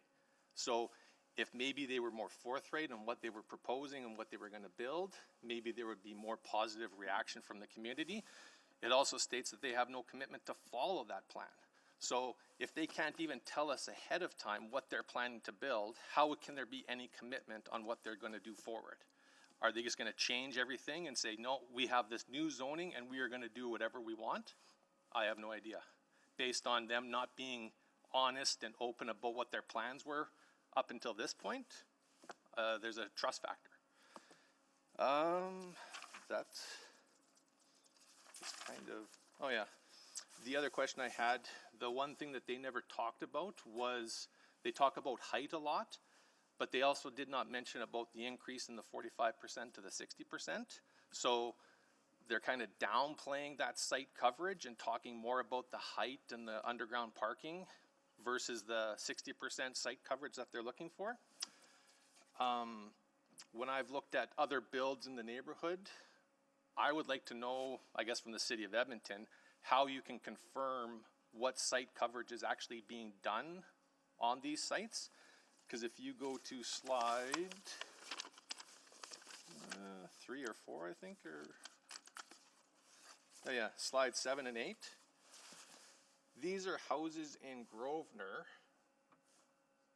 where visually, when I look at them on GeoJet and look at them from the street and the alley and walk through the side of the houses, I find it hard to believe that that's 45% of the lot. And so who is ensuring that and who is maintaining that? Because like when you look at slide number 3, another requirement of the city is the spacing of the garbage. No, slide 3, I think it's the one with the garbage bins. That one right there. So there's a requirement for spacing between the bins for a unit this is an example of an eightplex where these are just the garbage bins, not including the green bins. So if there's a city requirement for safety for the workers and the garbage trucks and the people and everything else, how is that allowed and who is enforcing it? And if they're not enforcing some of these requirements, what other requirements is the city not following? So the other question I had was Mr. Franken talked about having a pre-sale for the property that he currently has for the 11 unit building. Is that a local investor or is that a person from Toronto or another jurisdiction that has no concern for the neighborhood? And if you're building a building and selling to an investor, they are not concerned about the community, low rent, anything else. The only thing that they're concerned about is return on investment. So is that what the city of Edmonton wants for the neighborhoods that they're doing? I'm not sure. And then I guess the final point is I look at Blatchford. Blatchford is a blank slate. Are they going to impose the same building allowances in Blatchford and have all of these eightplexes next to single-family houses? Is that going to be a selling point for Blatchford? Because that, too, is a central neighborhood, so should fall under the RS zoning. So if that's not an acceptable plan for Blatchford, why is an acceptable one for the other central neighborhoods? Because, yeah, I feel it's kind of the infill where they're just, if the city of Edmonton wants a street full of eightplexes, they're slowly going to get that because one just perpetuates the other down the street. So. Okay, thank you very much. And we will now go to, was it Lyndon Decor? Or, Joe Lyndon's not here. Joe Spelcy? Yeah, Joe Spelcy. Spelcy, yeah, please go ahead. I'm a resident of Crestwood, long time. Just referring back to Section 617 of the Municipal Government Act under the purpose. I'll just repeat it. The purpose of this part, so this land use part, and the regulations and bylaws under this part is to provide a means whereby plans and related matters may be prepared and adopted, A, to achieve the orderly, economical, and beneficial development, use of land, and patterns of human settlement, and B, to maintain and improve the quality of the physical environment within which the patterns of human settlement are situated in Alberta without infringing on the rights of individuals for any public interest except to the extent that is necessary for the overall greater public interest. None of that has been shown here today. None of that. The blanket, I'm kind of surprised that you're not able to ask the question, Councillor Elliott, as to what is the potential sale prices or rental prices, because this whole blanket zoning bylaw is about affordability, or so we hear. But we know from the studies that have been published just in the last year, it actually is doing the opposite. It is not making home ownership more affordable for people, period. It has actually driven up the prices in Crestwood, Parkview, Laurier. Now, this particular property at 146 and 95th is not on collector roads. 95th Avenue is a two-lane road. 95th Avenue is 40 kilometers. 95th Avenue has speed bumps all along the way. It happens to be a road between 149th and 142nd Street. That's where it stops. A collector road is described in the land use bylaw 2001 as a street that primarily travels between local roads and arterial roads and may also include vehicle access to abutting sites. Local road is also described and defined in the zoning bylaw. That's a street that provides direct access to adjacent sites and serves neighborhood travel. Local roads include service roads. That exactly describes 146th Street and 95th Avenue. 95th Avenue has, I think, 20 at least homes with their driveways coming onto it. It's not just a collector road getting people into a keyhole. In fact, there's keyhole crescents right off 95th Avenue. It is not a collector road. It is a local road. If this is going to be, and 146th Street comes from Parkview School going north into Crestwood School area. It's lower 30 to 40 kilometers per hour. There's all sorts of traffic calming devices along both sides of it now, including a traffic circle 1 block north of 146 and 95th Avenue. It is not a collector road connecting arterial roads or main travels. It's a neighborhood road. It's a local road. If this is considered a collector road, then get rid of the differentiation between collector and local and just leave road. And then you can build all this along any road, because it makes a mockery of just what little laxity is already in the planning bylaw. So if you look at the pictures that the city has provided, you'll see that these go into communities, these have driveways coming onto them, local access all the time. The administration in their report states it supports this application to upzone because it's an appropriate location for more intense development. It is not. There's nothing appropriate about it. There is nothing to substantiate this other than that bald statement. The whole neighborhood is mostly 1- and 2-story residential homes. There's nothing like this proposed. The other multi-units, and there are now at least 3, one I've just heard from Mr. Franken is his, Kitty Corner, right at the same intersection, there's 2 multiplexes, 8plexes together, and then just towards 148th Street is another 6plex going up. Why does he need this size? Why does he need to upscale? These other ones have already built with just the RS. We hear from Jacob Duang and others who say this is going to help affordable housing. Well, when Councillor Elliott's question is blocked, how do we know that? There is no guarantee in that. The city has no control of what happens with these properties. In fact, you do this zoning, he can go sell it now. It becomes a product for him to sell. Look at the 3D models you will see is not compatible with the neighborhood. The intensity of an RSM upzone is summarized by the planning department because it increases the scale, it increases the massing, and there's no limit on the number of dwellings. For numerous reasons also set out in the feedback you received, it doesn't come close to appropriate for more intense development. It's not compatible in scale and not in use with the surrounding neighborhoods. There is no benefit to the neighborhood, no benefit to the community, and no benefit to the city. Seniors and students are not going to be buying 1,800 square foot underground parking. Yeah, thank you. Okay, so just so people are aware, the restrictions that we have around the questions we can ask and the things we can consider in any land use hearing are through provincial legislation, so we are bound by it. Okay, so we will now move on to our next speaker. Is that Doug Densmore? I believe Aaron. Or do we have someone online? Aaron Nelson is online. Pardon me? Aaron Nelson. Aaron Nelson. Oh, yeah. Okay, please. Go ahead, Aaron Nelson. Thank you. Good morning, and thank you for the opportunity to speak to this rezoning bylaw.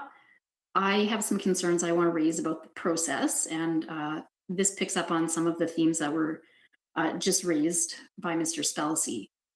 This is the first time that I have participated in a public engagement exercise related to rezoning. When I decided to participate, my understanding was that the purpose of gathering community feedback is to get a sense of the community members' views and to use those views to inform the planning process. Indeed, the city's website contains many references to the purpose and intent of public engagement, all of which indicate that feedback is to be used to inform and contribute to decisions made by administration and council. When I read the planning report, I was surprised to see that the only mention of the public response is a description of the engagement process and a summary of the feedback. I saw no evidence that the public feedback was used to inform either the planning process or administration's recommendation. I asked the planner to explain how the feedback was used to inform the planning analysis, excuse me, and what level of negative response from the community would lead to a recommendation against the rezoning. The answer I received was that public feedback helps to provide local context and local insight, but that it does not have a direct influence on administration's recommendation. I'm left with the impression that from administration's perspective, the sole purpose of gathering feedback is to be able to confirm to council that affected property owners and community members were consulted as required. I do understand that the decision of whether or not to approve a rezoning application belongs to council, and that the planning report is to be used to inform that decision. But I also want to point out that we're all aware that council members are busy. They have many reports to read and consider, and if an issue is not drawn to their attention in a planning report, they may not fully appreciate the significance of that issue. We've heard this morning that the level of engagement this application generated is unusually high. The planners say that they received 173 comments. To give me some context in terms of the volume of response, I looked at 8 of the other planning reports that were on today's agenda. The next highest number of responses that I saw to a public engagement exercise was 26. There was one report that received 10 responses, one 4, some 2, and some 0. Of the 173 respondents for this application that we heard about this morning, 170, or 98%, opposed the zoning change. Neither the volume nor the direction of that response is highlighted in the planning report. I think it's worth dwelling on this for a moment. I think it's important to acknowledge that 103 people spent time and energy contacting the planner or responding online.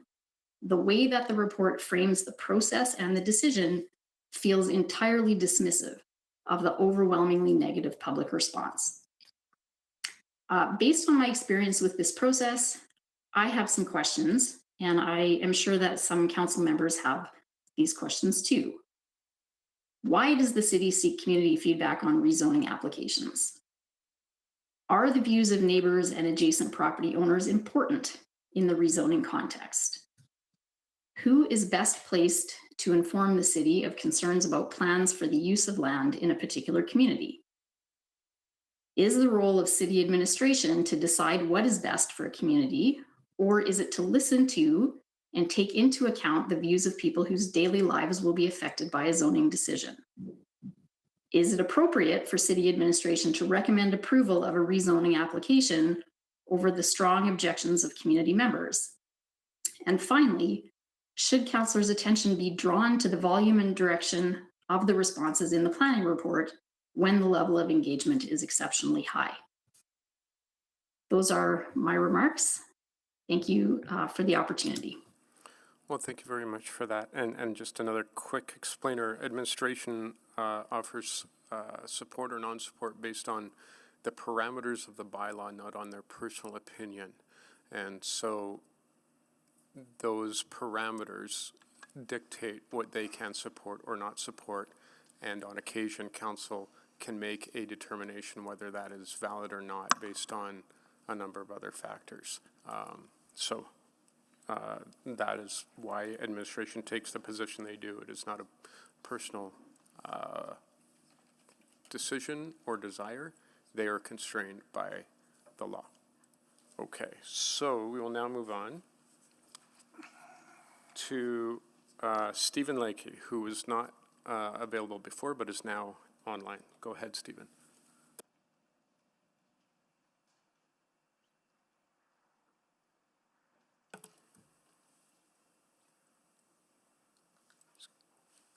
So, Stephen, if you are listening, we know that you are online and we are ready to hear your comments.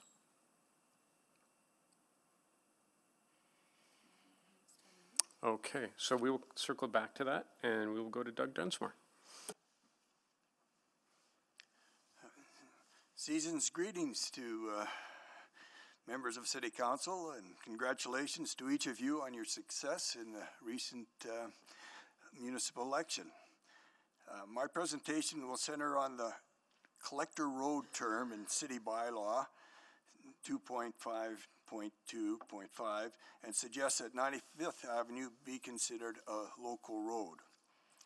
In Edmonton, roadways are given functional classifications that arrange different roadways by the degree to which they cater to vehicle movement, such as increased traffic volume and speeds, versus direct land access. While considering 95th Avenue to be a collector road may make sense for the purposes of, say, snow removal, it is questionable that it is appropriate in this land use context in the center of the Crestwood neighborhood. Here are some reasons why 95th Avenue should be considered a local road. Number one is design. 95th Avenue, along with the other present-day streets in the Crestwood neighborhood, were constructed in the 1950s. A 1954 aerial photograph shows 95th Avenue terminating a short distance to the west at 156th Street in the town of Jasper Place.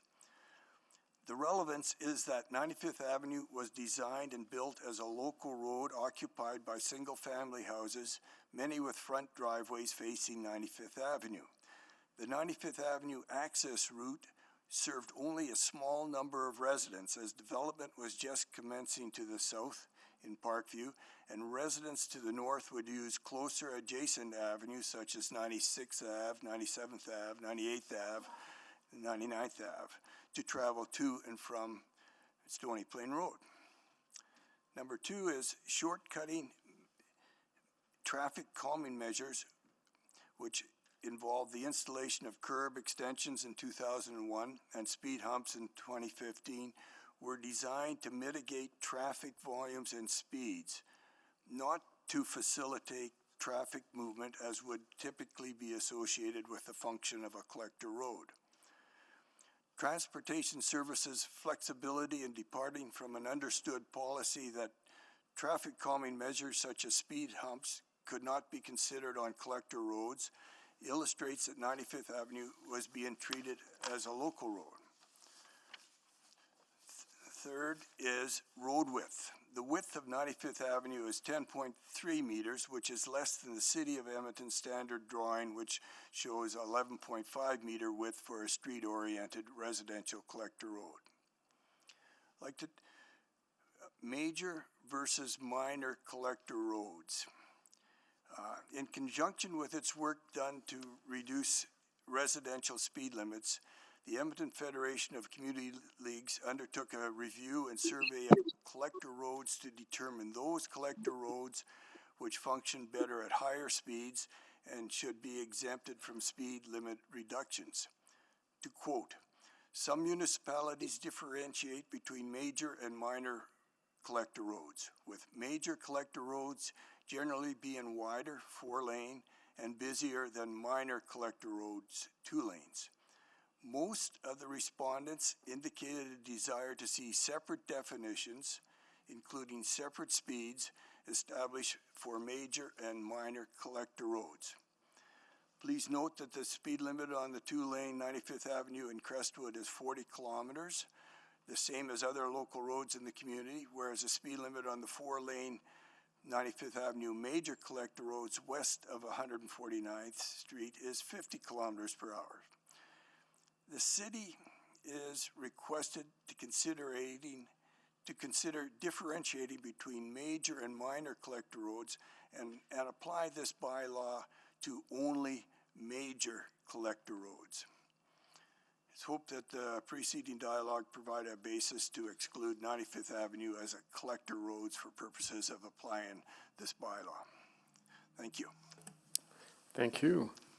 Beth Allard Clough, you are next.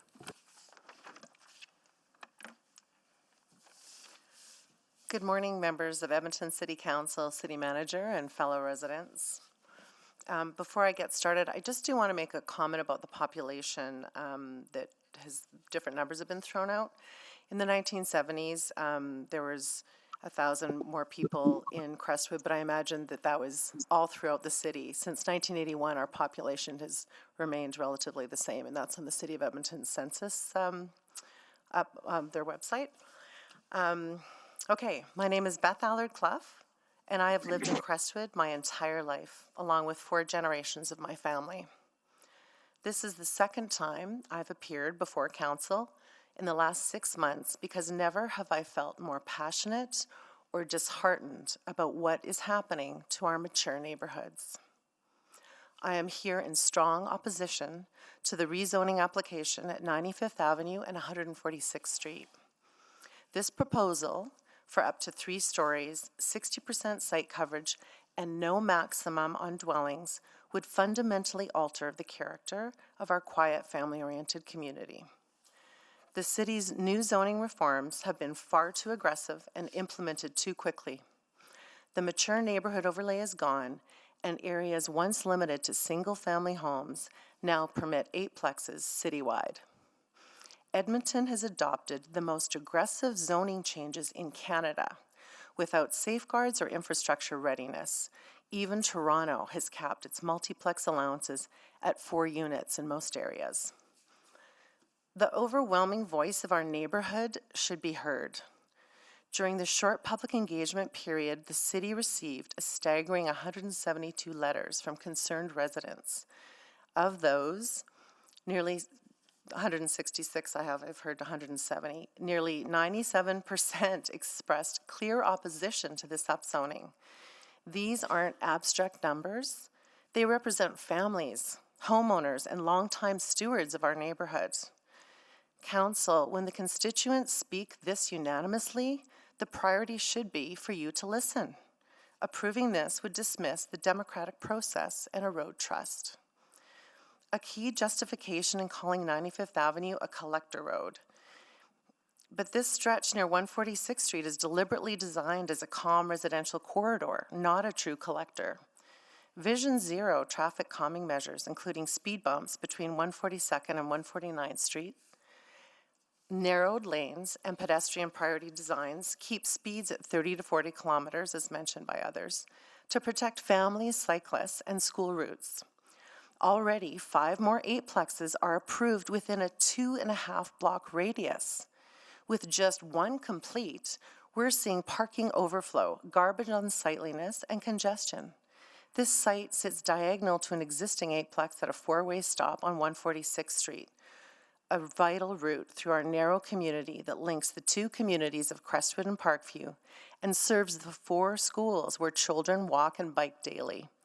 Let's not also forget that the beloved Candy Cane Lane on 148th Street also touches on this radius, drawing families, visitors, and increased traffic every winter. Adding more units risks serious safety issues from increased traffic and pedestrian conflicts. What compelling rationale justifies further upzoning here? The city's own January 2025 news release confirms Edmonton exceeded its housing targets, achieving 97% of its 3-year missing middle housing goal in just 1 year. The fact is that the applicant knew the existing zoning when they purchased the property. We are still assessing the impacts of recent changes in the 5 approved multiplexes nearby. Now is not the time to upzone sites in the heart of mature neighborhoods. Council, I urge you to not support this application. Hear the 170 opposing voices and the hundreds of letters from constituents, many of whom you heard from during the recent election. Let's build a future where growth respects the places we call home. Thank you for your time and consideration. Well, thank you. And now Kelly Petrick. Good morning. My name is Kelly Petrick, and I am speaking today in my role as Civics Director for Crestwood Community League. As Civics Director, my responsibility is to ensure that Crestwood residents have a clear, meaningful, and consistent voice in civic matters affecting their neighborhood.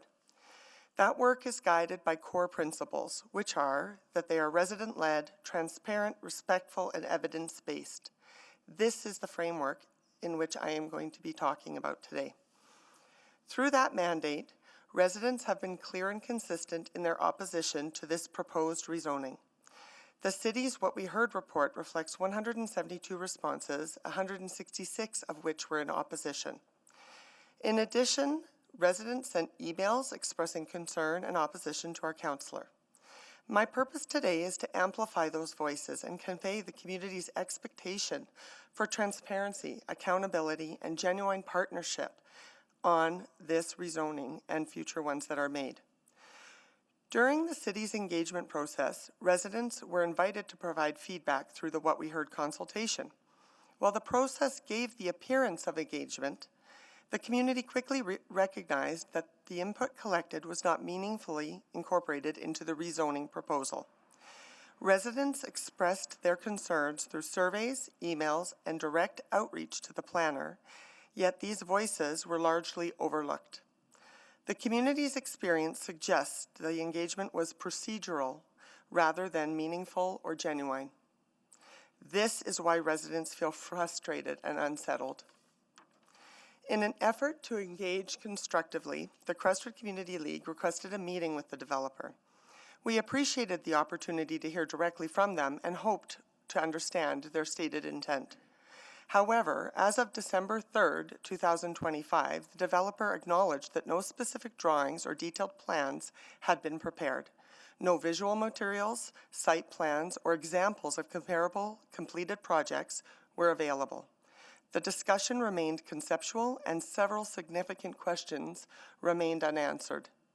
While positive design intentions were described, residents understand that none of these elements would be guaranteed under the proposed RSM zoning. Approval of this rezoning would allow the full range of RSM entitlements, regardless of what was discussed informally. This is the core of a community's concerns. The developer also indicated that they chose not to proceed with the previously approved RS zoned 11-unit rental project, stating, "It's just not right." They expressed a genuine desire to propose a development that would be more appropriate for the neighbors, work in partnership with the community, and provide young people with an opportunity to buy into our neighborhood. While residents appreciated these intentions, the absence of confirmed plans, demonstrated feasibility, or experience delivering a project of this nature makes it difficult to assess whether the alternative concept could or would be fully realized. Regardless of the outcome today, we expect that that developer will honor their commitment to work with the community on this site. While there are encouraging elements in what has been discussed, the RSM zoning does not require developers to provide detailed plans or commitments, which makes it impossible for residents to meaningfully evaluate this proposal. The community is not opposed to growth or change. We would welcome the opportunity to be true partners in this conversation. Yet it is only because this site is being rezoned that the community has even been offered a chance to participate in this discussion. This exposes a major flaw in the City of Edmonton's engagement process.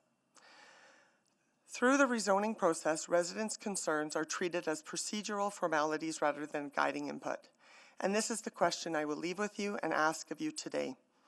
If the city does not take these concerns seriously, why should or would developers? Thank you. Thank you very much. And we'll try again for Stephen Lakey. Can you hear me now? We can hear you. Please go ahead. You have 5 minutes. Okay, great. I too am opposed to this rezoning. Many of the things that Joe, Aaron, Beth, and Kelly have said, I agree with wholeheartedly, and I won't spend any more time discussing them. But one of the things that I think I can add to this as a resident of West Jasper Place on the other side of 149th Street is how the attitude of the planners and of the city itself seems to truly be dismissive of the people who live in the community. In West Jasper Place, we now are coming up onto 70 multiplexes in our neighborhood, which I think is one of the largest that there is in the city.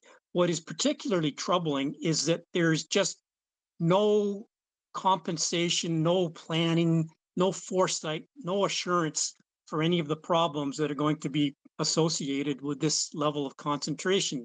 Add on to that the priority growth areas and all of the implications of nodes and corridors. We've had a park shortage, critical park shortage in West Jasper Place for almost 40 years since the Orange Hub was built. The shortage is actually written into the Jasper Place district plan and recognized by the city that something needs to be done about it. We brought this up at a hearing on a rezoning for a very large apartment in the middle of our neighborhood back in April. And it was actually really embarrassing that council and senior administration really had no answers to this, no plans. There was no money that was set aside for it, no consideration.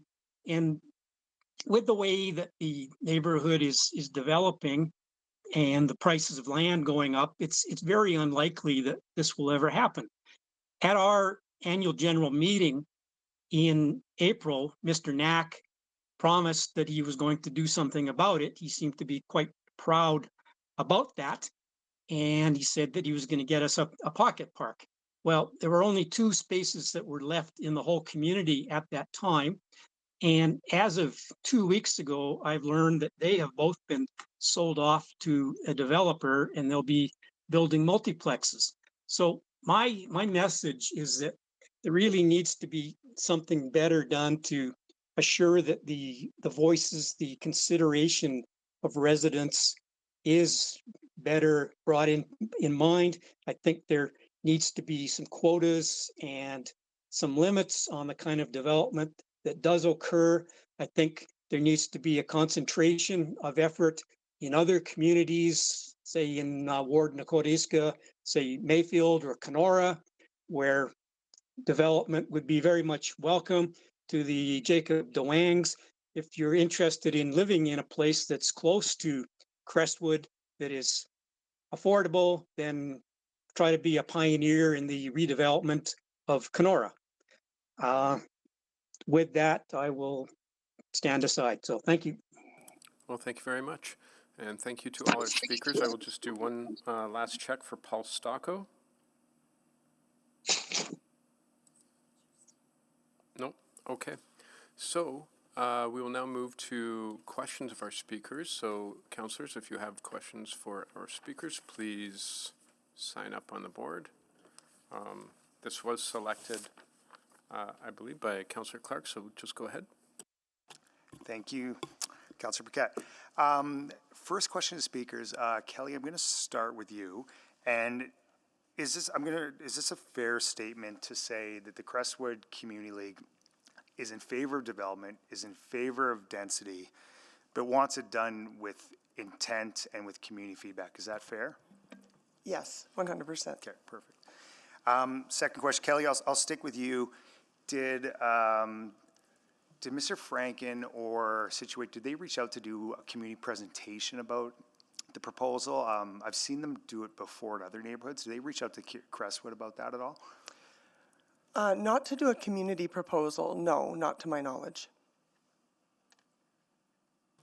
Okay, good to know. And then Kelly, I'll kind of stick with you. How do you feel this is putting the community league? Because I think the options that are in front of us right now is, and clearly articulated from the developer is, you know, we want to build this 6-unit condo with parking because we heard the community feedback, but if we don't get this approval, we're going to do the 11-unit that is not really in line with community feedback. So would it be fair to say that it puts the community league in a tough spot?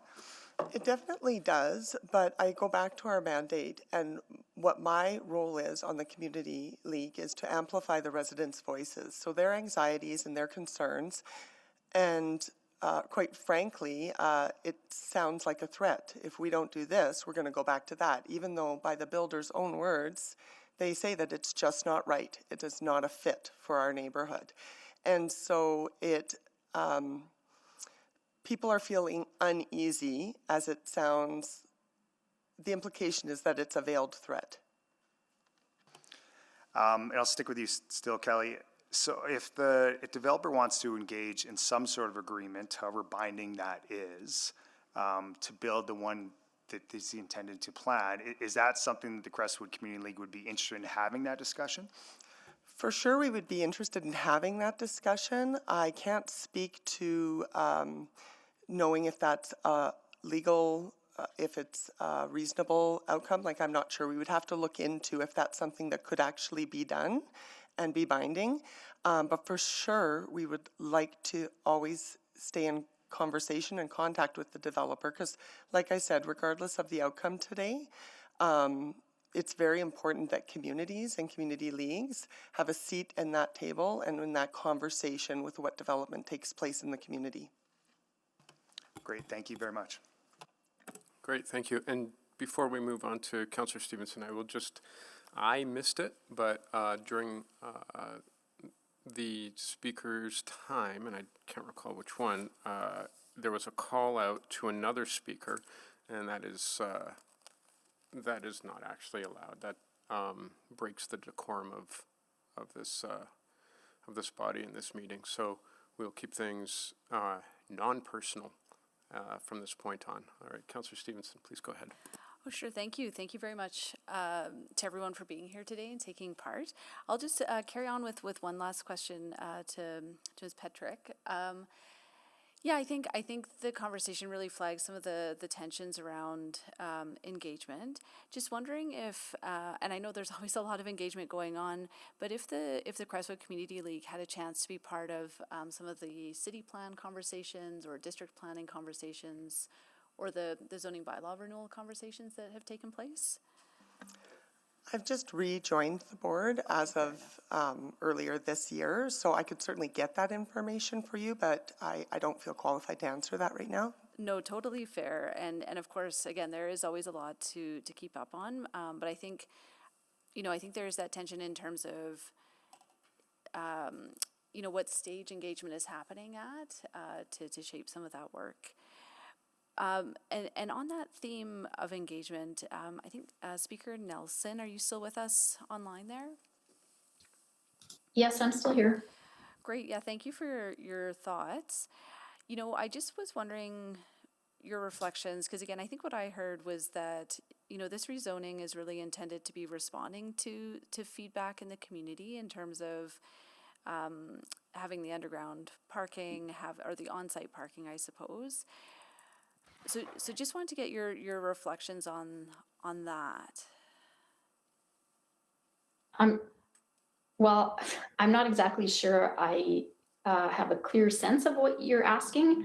I think that what we were told today in the presentation by Situate and by Mr. Franken suggest that community feedback about parking specifically was heard to some extent, and that there's a plan to address some of those concerns. But I just want to be clear that that was one concern among many, including increased traffic flow on a street that's already had traffic calming measures applied, on a street that has 2 schools and some playgrounds very nearby.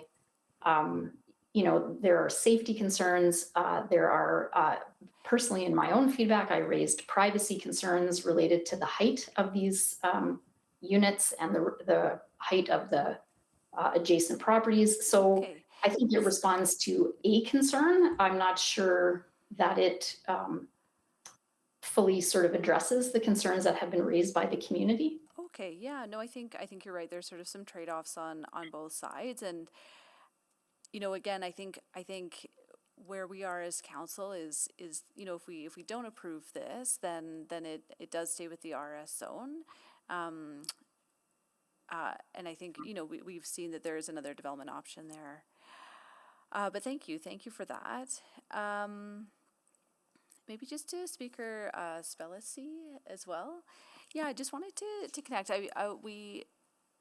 I know you were sort of, well, maybe I'll confirm with our legal advisor first. So I appreciate that, the actual cost of housing on a specific property is not a land use consideration, but I think affordability broadly is a fair topic we can discuss. That's correct. Okay. So just to that theme of affordability, we had an economic forecast report from our city economists last week that talked about a drop in consumer price inflation due specifically to the easing in price growth for shelter costs. And that was really attributed to some of the continued strength in new housing construction. So just wanted to get your thoughts, because we do seem to have evidence that shows that increased housing starts, having more housing options does seem to support affordability, again, sort of writ large. So just wanted to make sure I had understood your comments around specifically about affordability of homes for people to be homeowners. And that's the whole purpose behind the CMHC, all that sort of thing, is homeowners. These aren't homeowners, these multiplexes. These are renters. These are people trying to build the home as quick as they can and flip it to the next buyer. I mean, just up 99th Avenue from where I live, they haven't even got renters in, and that sevenplex is up for sale for $2.2 million, which was a less than $500,000 bungalow home.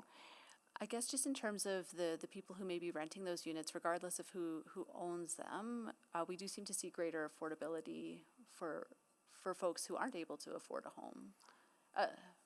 Well, and that's always been Edmonton's kind of a good milestone for Edmonton. It's always been affordable. I haven't seen, I don't know what study you're referring to specifically, that says building these multiplexes in the middle of mature neighborhoods has increased affordability. Okay, thank you. Councillor Elliott, please go ahead. Thank you. And Ms. Petrick, I'm going to go back to you for a moment, if I may. And if you don't know this answer, I'll just wait for administration. I've heard you and I think a few other of your speakers talk about multifamily homes currently in the area. Are you able to provide an understanding or provide a number of like how many that you know are currently built or under construction in, say, like a 2, 3, or 4 block radius of this current project? Thank you for that. I can tell you that on this avenue that we're discussing, there are 6 properties in question and at some stage. So there's one project complete and has some occupancy. There's one project next door to it that's almost complete. There's the one that we're discussing today. There's the one on 95th Avenue, 148th Street that Timber House is building.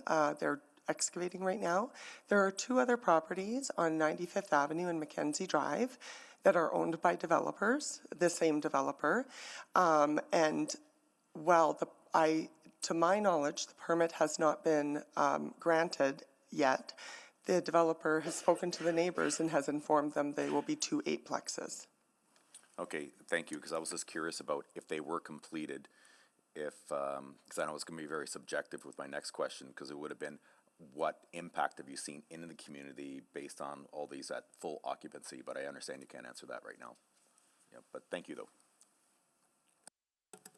Thank you. Councillor Salvador. Yeah, thank you. And thanks to all of our speakers for taking the time to be with us today. I wanted to come back to our very first speaker, Speaker Nicholson. I just wanted to make sure I understood your concern. You'd mentioned sort of concerns about site coverage and what is actually being done on a site, as well as some concerns around enforcement related to, I think you used the example of bin spacing in the rear of properties. Just so I know how to appropriately direct this to administration, it's really that, what is that accountability mechanism? Is that what you're getting at? Well, based on like the zoning currently, if it's a 45% site coverage, what happens if they exceed that 45% and Right. who is measuring that? Gotcha. And what are Okay. the consequences, right? Perfect. Because based visually, in my mind, mathematically, it can't be 45% on a lot of these buildings. Got it. Okay. And the garbage spacing, there was an appeal that we did for one just down the street back in last year, I guess. We brought that up as a deviation to the zoning requirements, and the appeal board said, oh, we're going to allow that, but nothing has ever been allowed. So the appeal that we were proposing was based on them deviating from the zoning requirements. They allowed those deviations without changing anything on the City of Edmonton website, right? Okay, that's really helpful clarity, and I will direct those questions to our city staff, because I think you raised an important point around what are the consequences if those rules aren't being And adhered just to. who's verifying it, right? Yeah, Like, for sure. Got it. The Okay. builders aren't going to say, yes, we've exceeded. Okay, thank you so much. My other question is also just a point of clarification to Speaker Clough. Yeah, thank you for bringing up infrastructure, and I think you were kind of raising that point around what kind of safeguards are in place or not in place, or concerns about what happens on the infrastructure side. And I assume you're talking about infrastructure capacity, like underground utility infrastructure. I just wanted to better understand where you were coming from there. Yeah, certainly that's an issue. I also talked about just the safety. On that intersection that's proposed, there's 2 schools. It's a major road that leads to 2 schools in Crestwood and 2 schools in Parkview. So that was also a concern. Okay, so sort of the traffic safety component, but also wanting to ensure that safeguards are in place for underground utility capacity. Yes. Yeah, okay, thank you, that's all. All right, thank you. Councillor Principe, please go ahead. Thank you, Chair Paquette. My question is for Mr. Densmore. I heard you say, I believe, that the width of the street is smaller than standard, correct? Yes. So in your opinion, that should not be considered a collector road? That is a factor that lends itself to not being considered as a collector road. Okay, that's a factor. Okay, I am going to be asking our administration some questions in regards to many things, but I just wanted to get a clarification from you. In your opinion, that's not a collector road, correct? Correct. Okay, thank you. All right, thank you. Councillor Morgan, go ahead. Thanks, Councillor Paquette. I guess I just have one question for Kelly Patrick there. What, in the community's mind or the Community League's mind, from what you're hearing, what is the path forward for this site? The path forward, I believe, for this site and any site in our neighborhood is a authentic, genuine conversation with developers to work on a plan that would serve the needs of the community and the greater needs of Edmonton. And what that would look like, I'm eager to find that out with this company. I'm eager to have a seat at that table. I would like them to, sorry, I'm just having a little bit of a pause here to think about my words. The path forward would be community engagement and consultation in a real authentic manner that addresses all of the residents' concerns. And what that looks like, I couldn't define for you right now. Okay. And yeah, I guess, is this, if it's not approved today, is it preferred to keep it the way it is then? Are we going to be? Oh, okay, I understand your question. I would say that I would like the developer to hold true with their intentions for this lot. And regardless of the outcome of today, I would like them to move forward with something along the lines of what they've proposed under the RSM zone, something that is for sale, that is of quality built and a smaller size. And I don't know enough about the development side of it to speak to the parking, but I suggest that that could also be accommodated as well. I don't understand why what they're intending couldn't take place under the RS zone, and I would love to work with them on that. Okay, thanks. All right, thank you. Councillor Morgan, would you mind moving a second round for questions? Yeah. Yeah, move for a second round. Second? Okay, seconded by Councillor Stevenson. Please vote.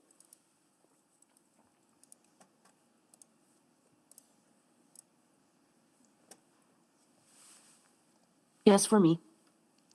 Thank you, Councillor Tang. We have all the votes. Please display the vote. And that is carried. Go ahead, Councillor Clark. Okay, two quick questions to follow up here. One to Kelly, when we talk about community engagement, I'm just curious, have you had any meaningful meetings with other developers who are building in Crestwood to kind of get their feedback, and you've been able to have, you know, kind of what you felt like an adequate say on how they've done it, and how did those outcomes come? Thank you for asking. Yes, I actually reached out to all of the developers that are proposing or planning to develop along that street.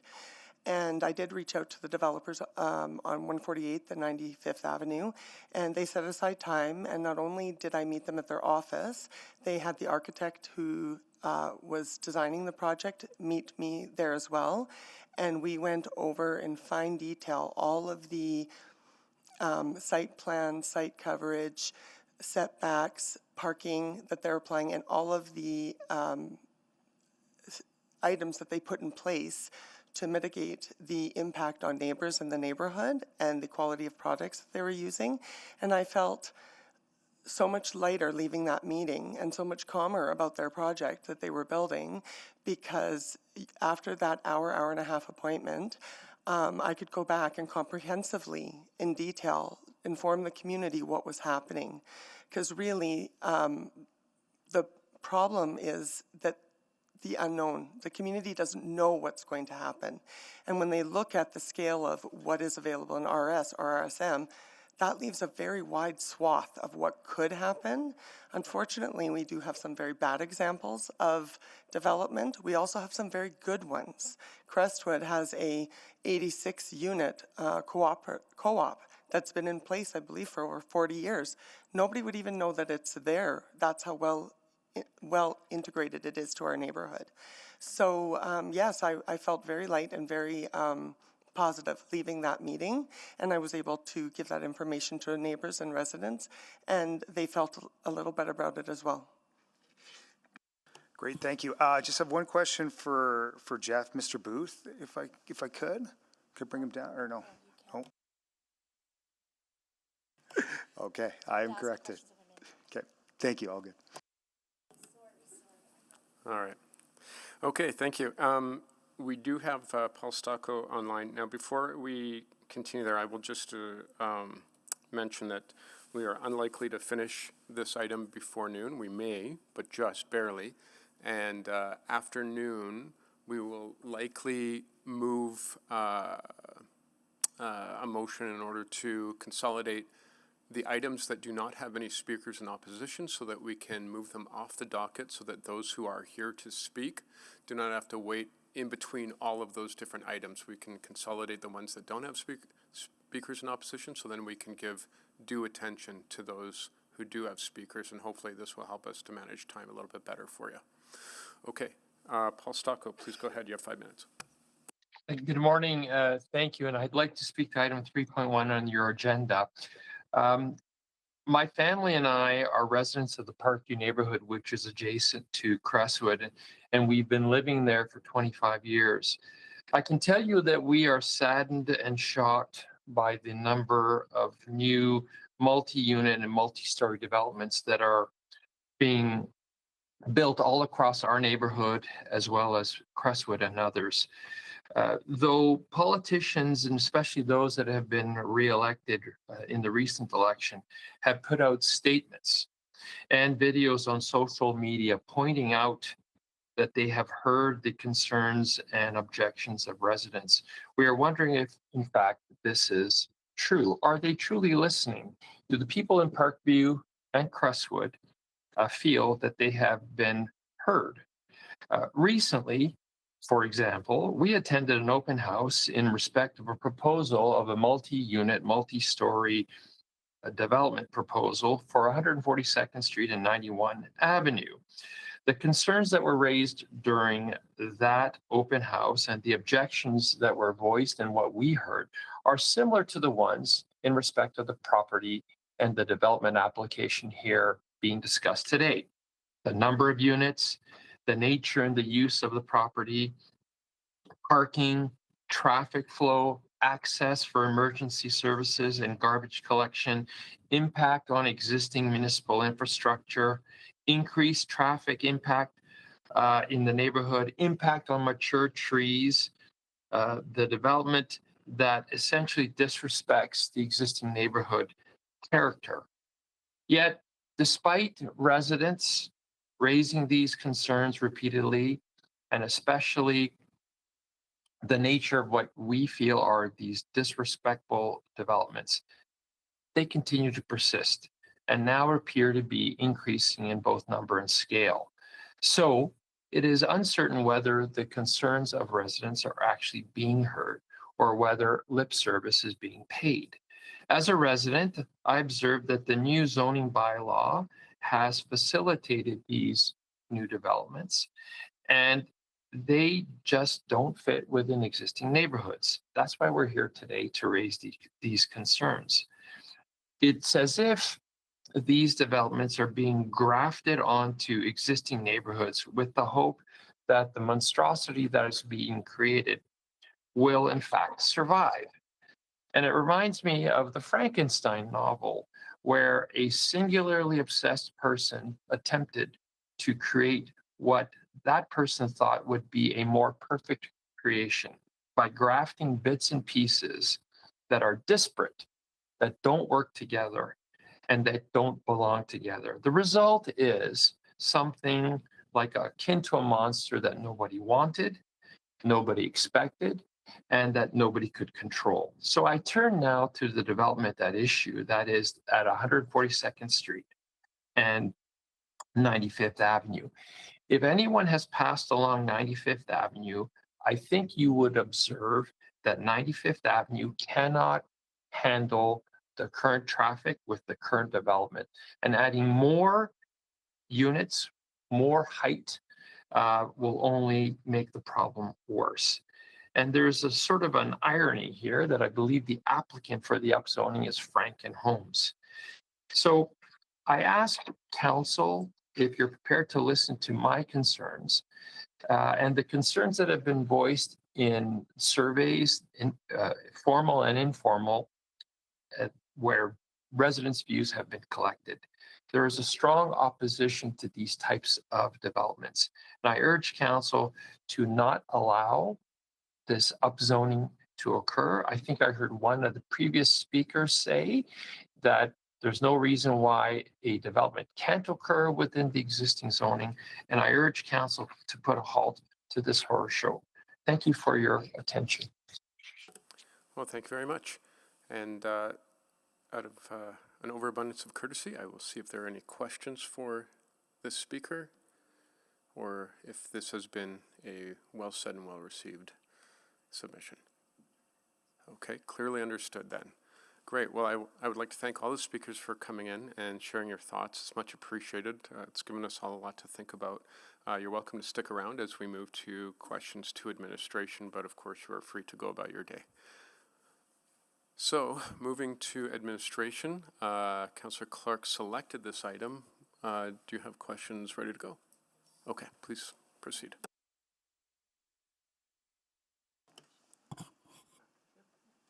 Oh, I will mention that for speakers, if you are interested in staying, councillors may have questions for you as questions of new information after we hear from administration. So if you are interested in sticking around this afternoon to potentially answer those, you are absolutely more than welcome.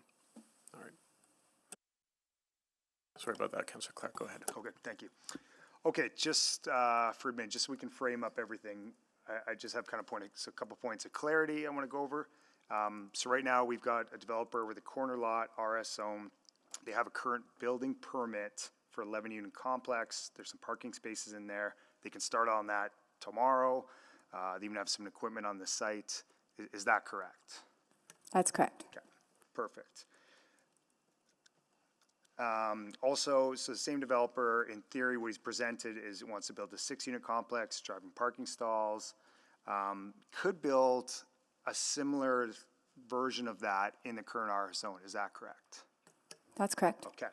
Oh, there is one exception in the RS zone. Rear attached garages aren't permitted, but in the RSM zone they are.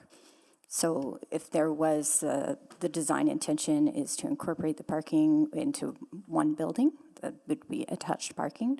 RSM allows that, whereas RS doesn't. Okay, thank you for that clarity. And then the RF zone, the 12 meters in height, could be 3 or 4 stories, no unit maximum, no parking. So if we approve that, just so we're all clear, and then the land value probably goes up. We guess we don't know that. But if we include that, there's no binding to those zoning. There's different variations of what can be built there. Is that correct? That's correct. Okay.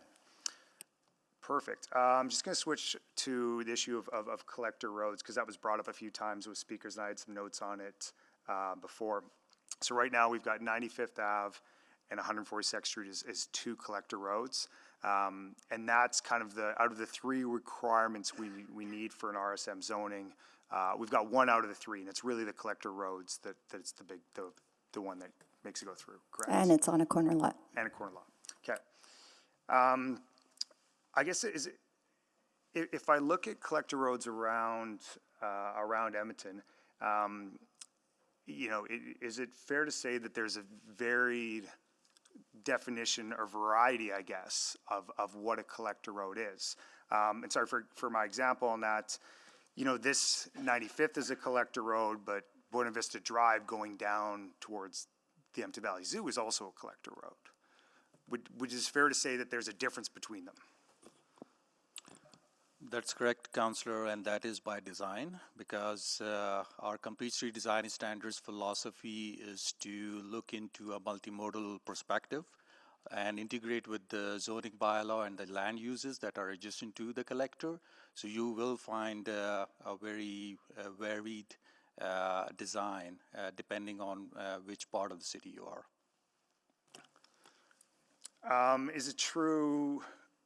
So in Crestwood, I think there's a couple collector roads, but in some neighborhoods that are adjacent to Crestwood, Kenora, West Jasper Place, there are no collector roads. You just go from a local road to an artillery road. Is that correct? That is correct. Okay, so we could talk about that. The other thing I want to ask for Min is just kind of in public response. So I guess my question, if we're putting out these mailers, we're putting out surveys, and we're asking people their opinion on these zonings, I guess if that doesn't factor into our decision to, submit them to us for approval or not, what's the point of having that public engagement, in your opinion? Is it just to give us some additional context and feedback? I'm just trying to understand that. Yeah, there's a couple things. When we reach out to the public, we're also gaining knowledge on the local context. Sometimes this weighs in a little more heavily with a direct control zoning, for example. If the community is letting us know that there's a really busy intersection that could require some improvements, that's something that can be addressed through direct control zoning. I think it's important if we just take a step back and look at the public engagement spectrum for the city of Edmonton. That is a spectrum. For land development applications, we're at the advised level, and the advised level means that we consult the public. And this is embedded in the public engagement policy as well. I might have some more questions, but probably will run out of time, so. All right, thank you. Councillor Stevenson? Yeah, thank you very much. Maybe I'll pick up on that theme around engagement and that spectrum. And I think, my memory is that sort of at our higher level plans, so city plan, even district planning, zoning bylaw renewal, that tends to be at a different point on the spectrum. Is that correct?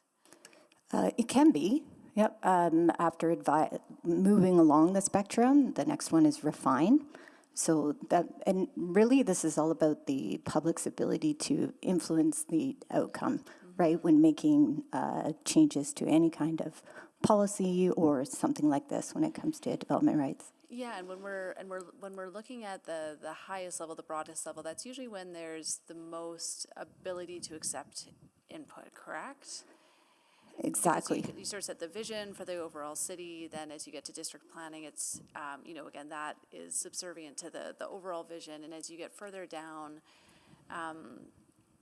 those opportunities shift, right? Because they're nested within that broader vision. That's right. There's multiple checkpoints. So when a broader policy is developed, then the city is also engaging, and there might be more opportunity for their influence at that point. As it gets further and further distilled, the ability to influence is reduced, which is where we're at the advised level. Well, and my memory too is that I think we have a good icon for it. That when we're looking at engagement, engagement isn't the only input that administration is weighing. Correct? There's policy, there's technical studies as well. Can you talk? So yeah, maybe talk me through that. Yeah, if you can, I always like to picture this as a Venn diagram of overlapping factors. So if we can picture policy as a very large circle, we can picture technical considerations as a very large circle, and we can consider public engagement as something of a smaller overlapping circle. So while it's there for consideration and to understand public perspective, the weight that it's given is smaller. And again, that's because in the forming of those policies, there is public engagement for those broader policies at that higher Has level. been done for the city plan, for district plans, for the zoning bylaw renewal. Okay, great. Just a few other technical questions. I didn't get a chance to ask one of the speakers, but just wanted to clarify understandings of Blatchford. So my recollection is that there is no single detached housing at all in Blatchford. It's row housing is sort of the lowest density there. and That's it correct. Goes from up.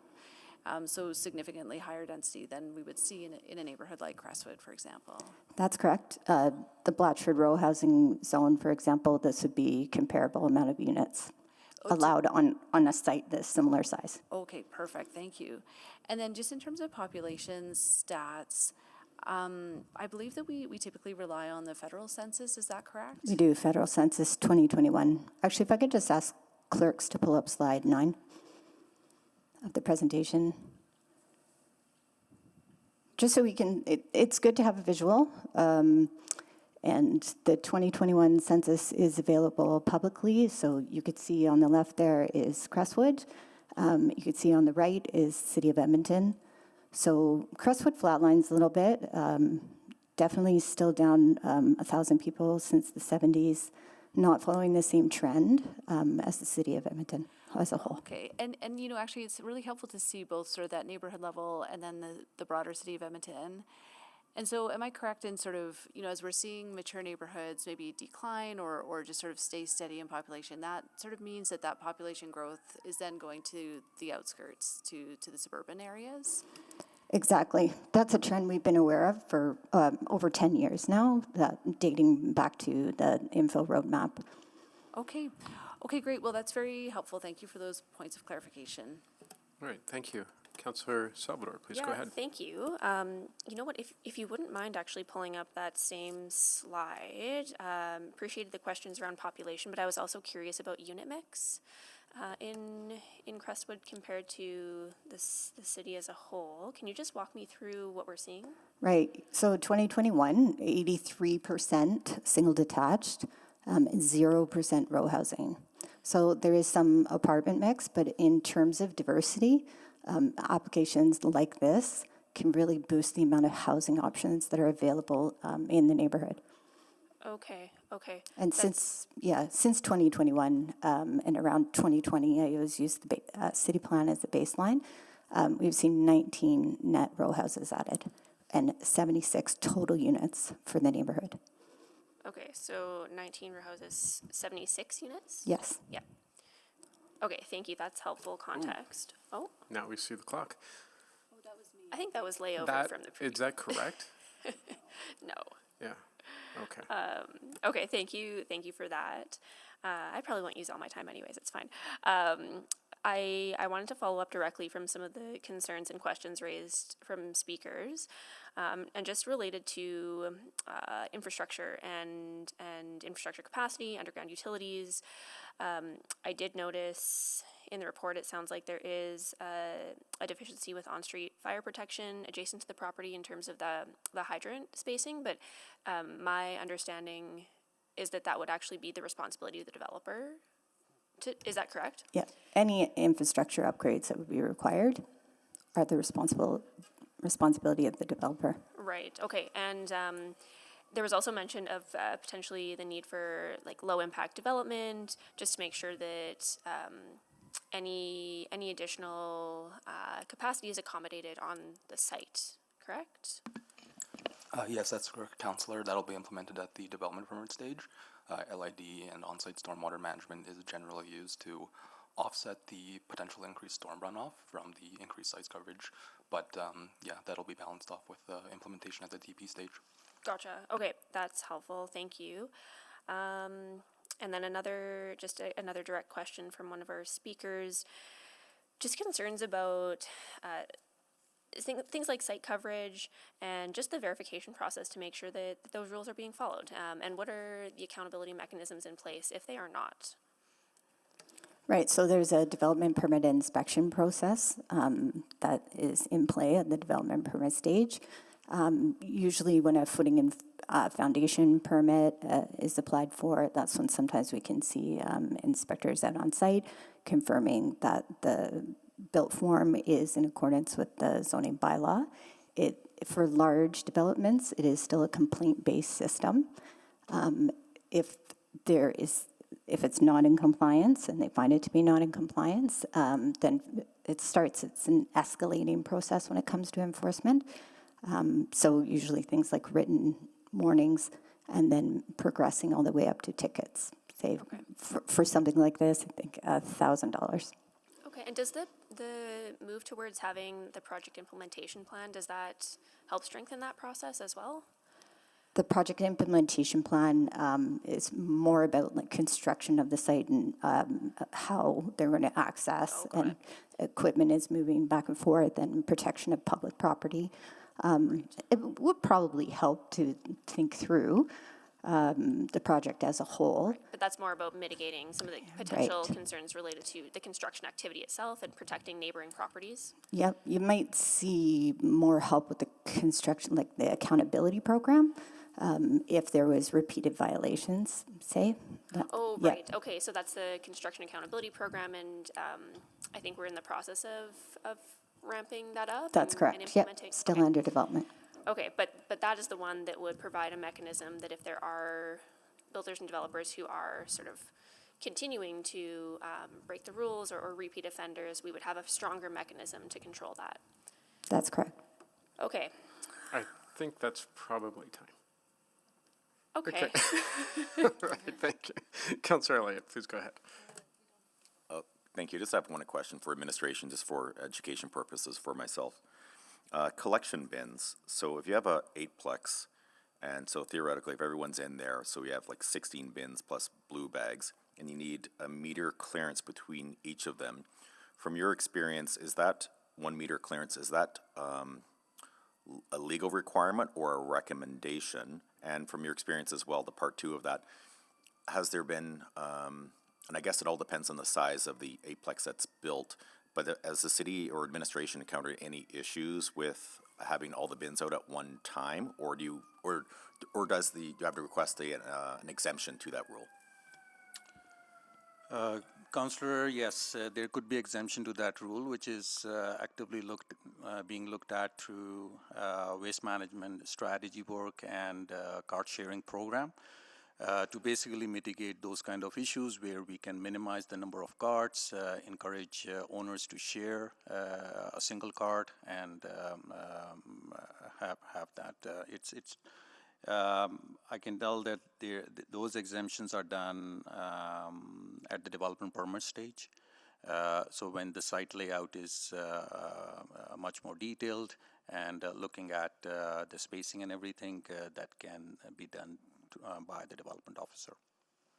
Okay, thank you for that. And the second part, I guess, is how is that information passed along to those individuals that are out working on the streets and collecting them? Because are they informed, be it like digital, like how do you know when, because this is my ignorance on this aspect, if I'm part of the collection truck and I'm going down the back alley or the front of the residence or front of the building, how do I know what area has an exemption and what isn't? Because I know, like personally, if I put my bins too close together, they're not collected. So I just want to get clarification on that.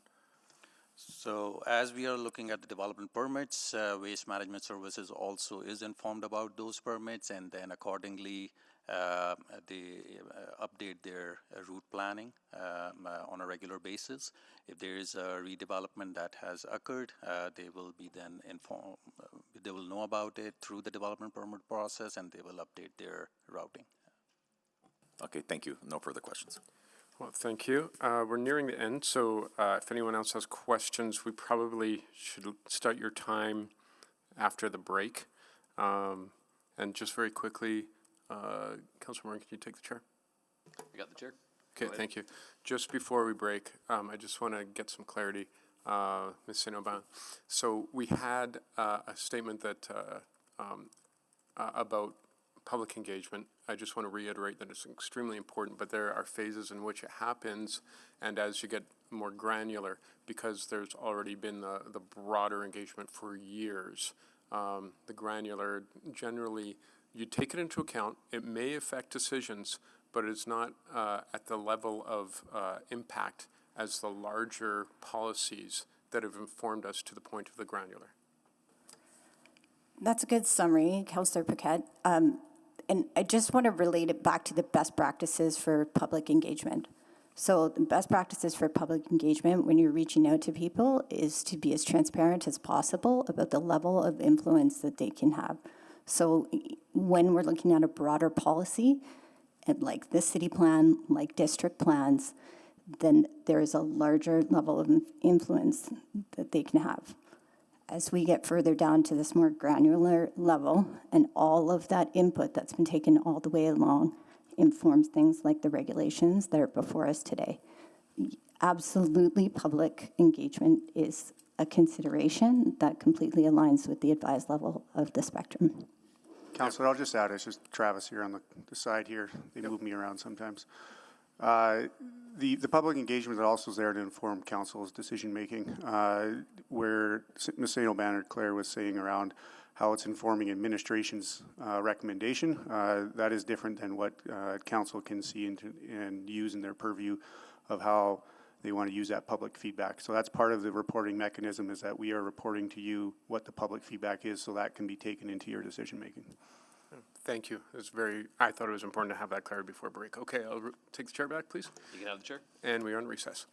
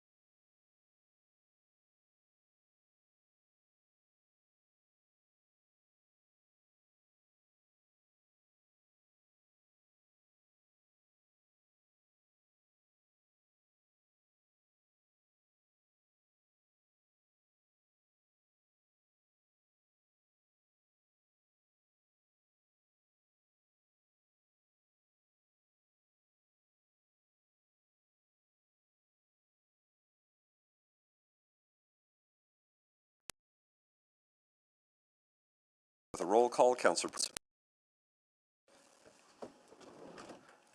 Morgan. Good afternoon. Good afternoon, Councillor Jans. Good afternoon. Good afternoon, Councillor Rutherford. Hello. Hello, Councillor Clark. Good afternoon. Good afternoon, Councillor Tang. Councillor Palmer. Good afternoon. Good afternoon, Councillor Paquette. Good afternoon. Good afternoon, Councillor Salvador. Good afternoon. Good afternoon, Councillor Stevenson. Good afternoon. Good afternoon, Councillor Elliott. Good afternoon. Good afternoon, and Councillor Wright. Good afternoon. Good afternoon. That is enough folks to continue on. Councillor Principe was the next. Oh, I think Councillor Principe is here. Hello. Hello. And Councillor And Tang I'm is here here. too. Okay, perfect. Councillor Principe, were you next on the board to ask questions, or did you already ask on this list?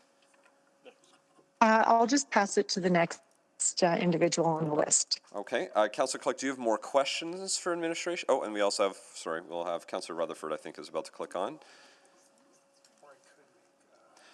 We'll do the questions, and then we can do that after. So, Councillor Rutherford. I just had one question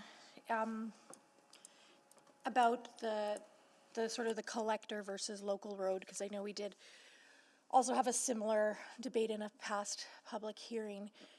Is it true what the panelists said about there being speed humps on there, and is that typical on a collector road?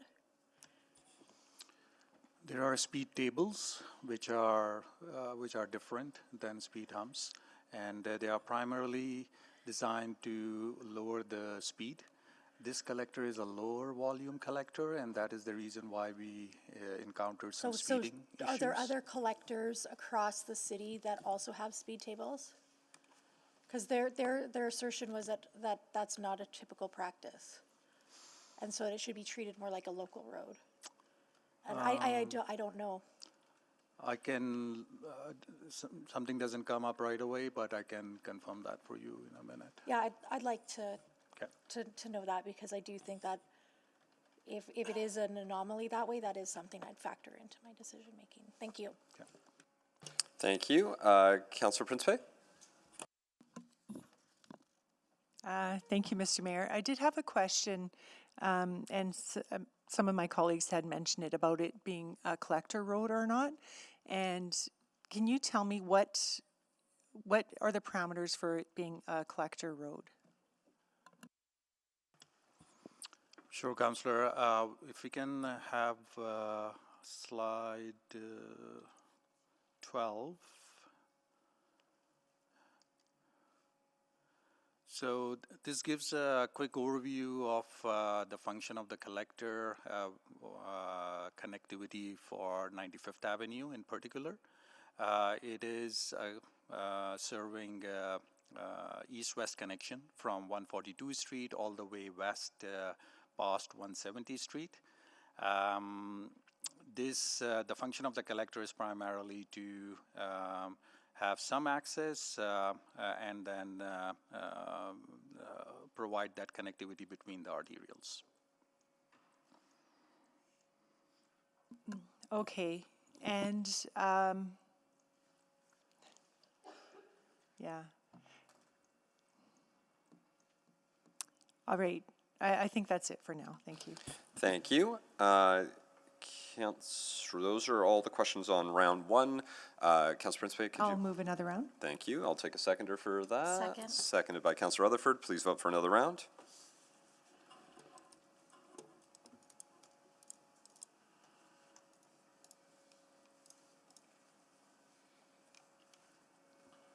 Yes. Thank you, Councillor Jans. We have all the votes. Thank you. Please display the vote. That is carried 13-0. Councillor Clark. Yeah, just a couple quick questions to Min. Not sure who would be answering this or not. I think you mentioned that this was a corner lot, and that ties into the criteria for the rezoning. But when we look at the three things, I don't see corner lot being in there. I see noted corridor, 400 meters mass transit, which doesn't hit either one of those, and then said being collector or arterial roadway. So I just don't know where the corner lot is in that criteria. Not in the criteria. I would call it embedded criteria in the description of the policy. So it says to support more intense small scale, it has to be on a corner lot and meet one of the following criteria. Okay. Thank you for that clarity. And then I just kind of have a traffic question. So this is on a corner lot with a four-way stop. So there'd be no parking. Not saying everyone's going to need a vehicle for this building, whatever it is, whether it's RS or RSM. But just to be clear, there'd be no parking within 5 meters on both the east side and I believe on the west or north side of this spot. Is that correct? Yes, that's correct. Okay. All my questions. Thank you. Councillor Principe was from before, her name didn't go off on the first round, correct, Councillor Principe? Or do you have more questions? Oh, to speakers, okay. So what we'll do is, those are questions of administration. Now we have the opportunity to do questions related to new information that has arisen during the public hearing, new information. And this can be from both the speakers in favor or in opposition. Councillor Principe, who do you have questions that you'd like to direct Mr. to? Densmore, is he still here? We'll get Mr. Oh, there Densmore he right is. down. Yeah, Just come if down he to a could- microphone, Mr. Densmore. Anyone else you might have questions to that might be in person, we can ask them to come down.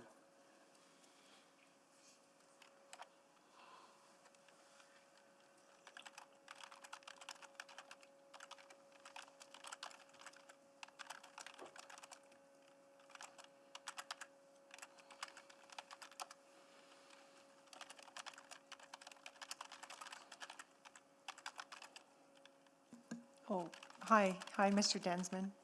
Densmore, sorry. I just wanted to ask a clarification on your concern about it being a collector road or a local road. Did you have anything further that you wanted to share? We'll get that microphone turned on for you. Just hang on. Yeah, go ahead. No, don't worry. You don't have to do anything. They have the button. Go ahead, Mr. Densmore. To set the scene, there is typically parking on both sides of 95th Avenue. And so when you have cars parked on both sides of the avenue, or a bin and on one side and cars on the other, and there's an oncoming traffic, it's one's practice to wait till that to an opening because it's just too tight to have oncoming traffic while you're proceeding. If you're heading east and traffic's heading west, you're waiting for space to clear, and that's the practice informally, and that's without snowbanks coming into play. Okay, and your concern is that there would be... It's a tight road. Yeah. I would, like the standard collector road drawing from the city of Edmonton is well over a meter in additional width.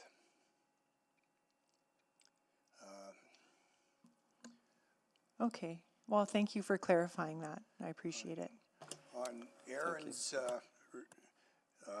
matter, I brought up the no speed humps on collector roads. So in the first go around in 2001, where we had curb extensions and in the final decision from council, administration said we could not put on collector or on speed humps because this is a collector roads. In the 2015 installation of speed humps, it was not the case. They just went ahead and did it. Great, and thank you. And just wait, Mr. Densmore, because Councillor Rutherford does have questions. I don't know if it's for you or for someone else, but I just don't want to. Councillor Rutherford, you're next. Sorry, I forgot that it was Karen's, Councillor Prince-Pays. That's okay, that's okay. They were answering. I actually understand that administration has some answers now on that, so I'll go to administration. On speed tables on collector roads. And what is Yes, the so- policy around that, and if we have others? I can confirm that, yes, the practice of having speed hums and speed tables, it is deployed along collectors if and when needed. And then, for example, I've got a couple of examples. One is Buena Vista Road, which is a collector roadway. 122 Avenue is another one. And 132nd would be 1-2, correct? Is 132nd 132nd Ave? Avenue with which street? The entirety of it, from 132. 120, well, I'll do what I know, the area in the ward I represent, 120th Street to, 127th Street to 97th. Yes, that's the one that is currently being rehabbed. Yeah, it has speed tables in it, right? If Yes. I'm remembering Yep. correctly? Okay. And then can we confirm, along any of those examples, have there been recent RS to RM 12 rezonings?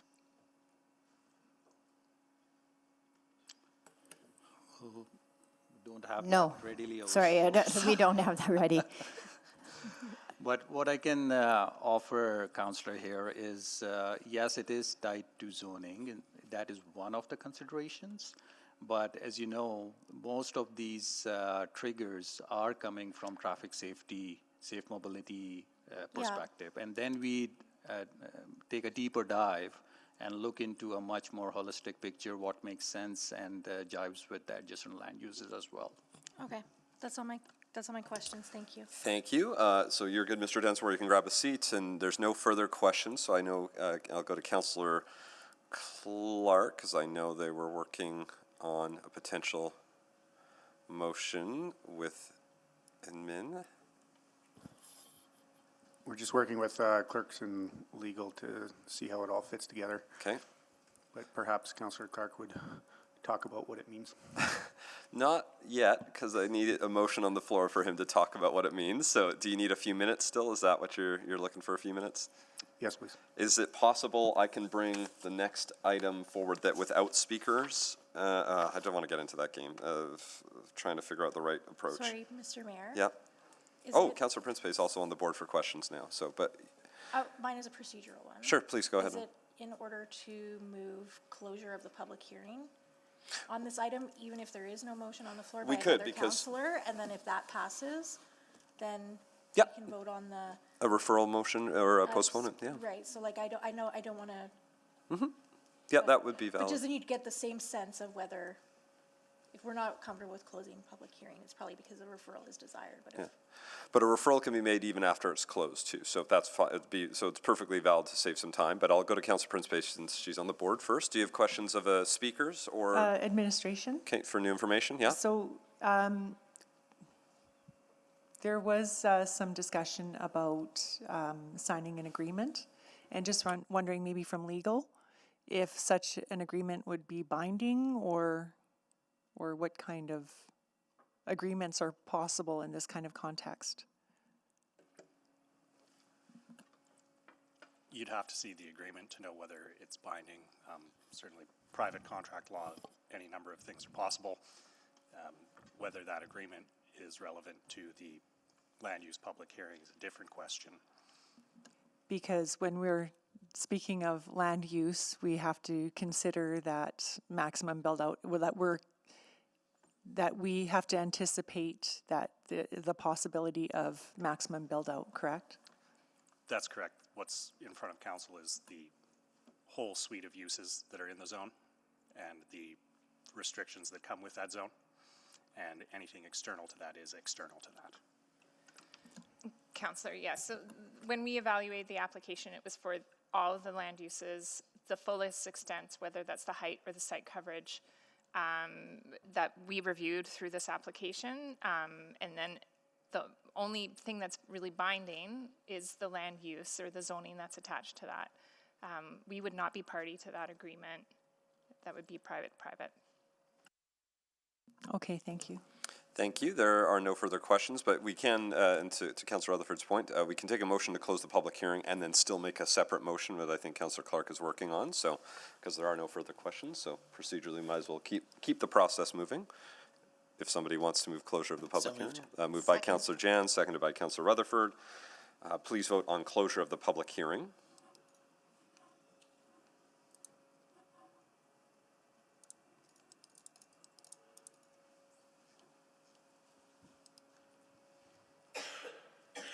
We have all the votes. Thank you. Please display the vote. That is carried 13-0. Before anything else, though, I will see if we're ready from the administrative / Councillor Clark side of things. The motion is we'll just send it on over. Okay, motion is being sent over to Councillor Clark to make. Councillor Clark, you can move a motion of your desire at this point. Thank you, Mr. Mayor. Okay, I'd like to move the motion that bylaw 21345 be referred back to administration to facilitate additional engagement between the applicant and the Community League and return to the January 26, 2026 City Council public hearing. Thank you. And Councillors, if I just may interject before that one, that was some old wording. Okay. Clerks, if we could just send the new one. Okay. oh, hang on. We'll, yeah, that motion, I haven't accepted it yet, so we will give the mover a chance to provide different wording. I'm not sure that I have the updated wording.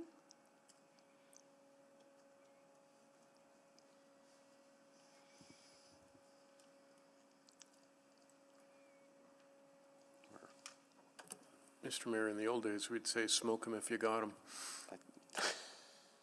Would we? Which old days? How old of old days? Anyway, let's see if we have that. It's getting sent over to Clerk Norton and Councillor Clark at a minimum. Those would be the two main folks that should have that right now. So that I think okay, Councillor Clark, go ahead, please. Okay, I'd move that bylaw 21345 be postponed to the January 26, 2026 City Council public hearing for the purpose of allowing the applicant and the Community League to discuss development option within the proposed RSM H12 zone. Thank you. Councillor Parmar? Second. You were willing to second. Thank you. You have up to 2 minutes to introduce this, Councillor Clark. Go ahead. Yeah, I think we're in a really unique situation here, as we've heard from the public hearing today. Normally, when a developer applies for a zone and for a rezone, it's totally in their parameters to kind of build what they want and how they see fit, and we don't have the mandate and authority to make them build anything specifically.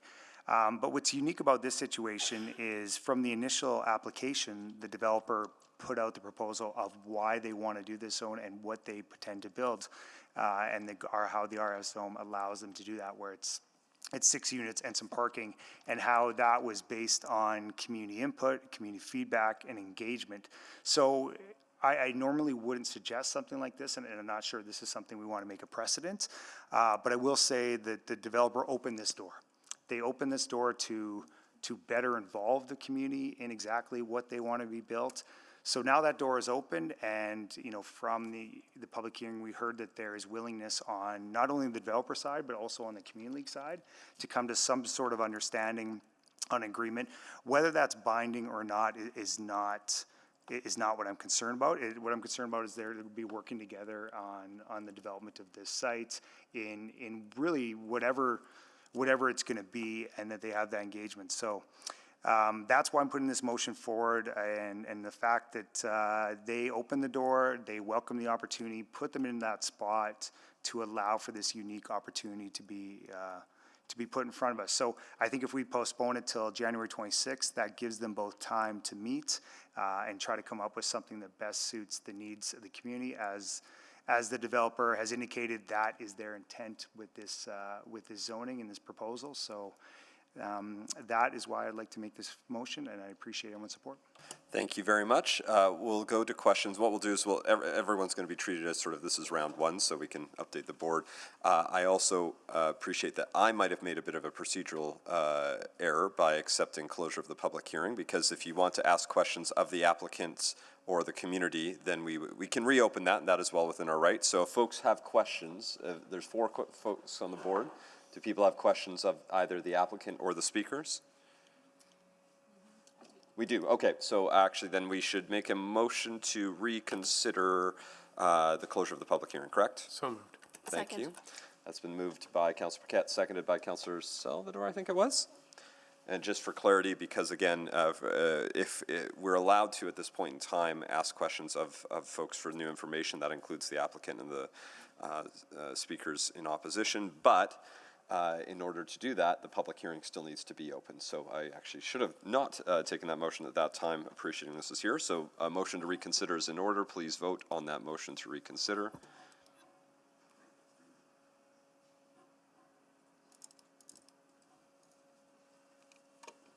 We have all the votes. Thank you. Please display the vote. And that is carried 12-1. Fantastic. So that motion to close the public hearing is technically, I guess, still on the floor. We can now stop that and continue forward on this. So just to check with my clerk to make sure I'm following everything. Technically, we should withdraw that motion right now because the motion is still technically on the floor. So Yes.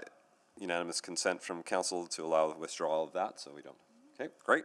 Now we'll go to the board. Councilor Paquette. Well, thank you, Mr. Mayor. So this motion is basically, and this is what I'm not understanding, maybe you explain to me, would you be facilitating that conversation between the proponent and the community?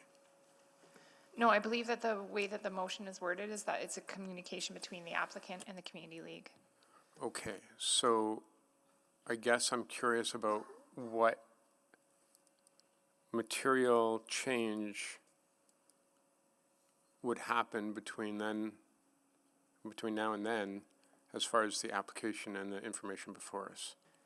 Because it's postponed and not referred back, we don't expect any changes, but maybe the mover would be able to explain what they are expecting to hear.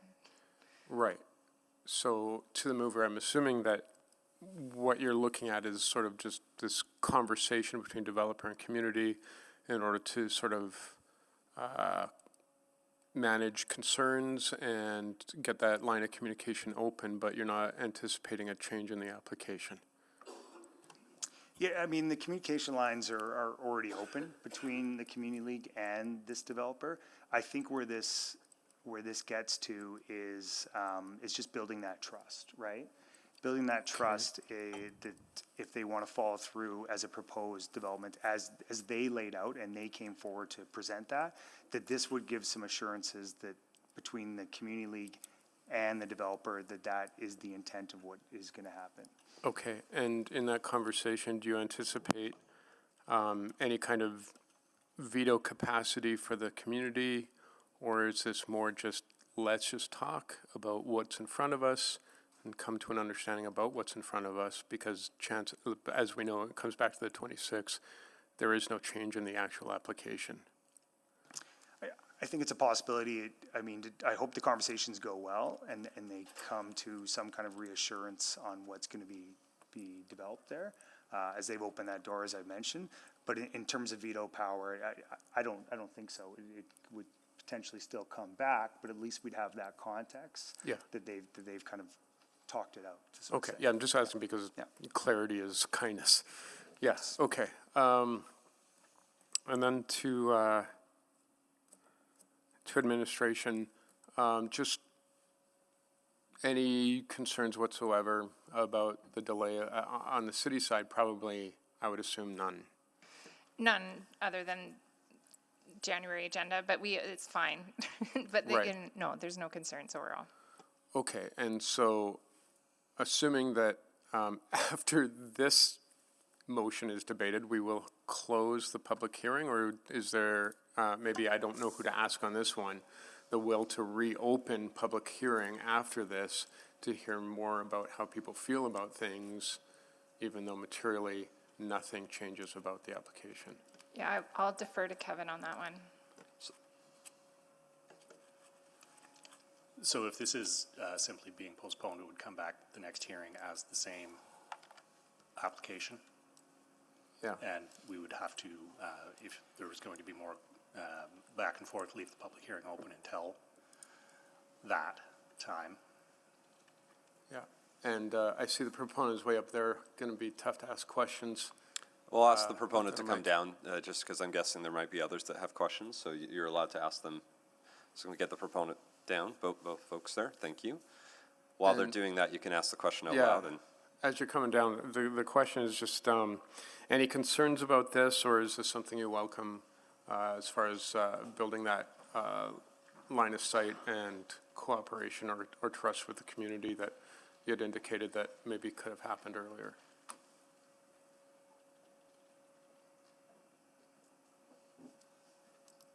Or, yeah, go ahead, just turn on the mic and.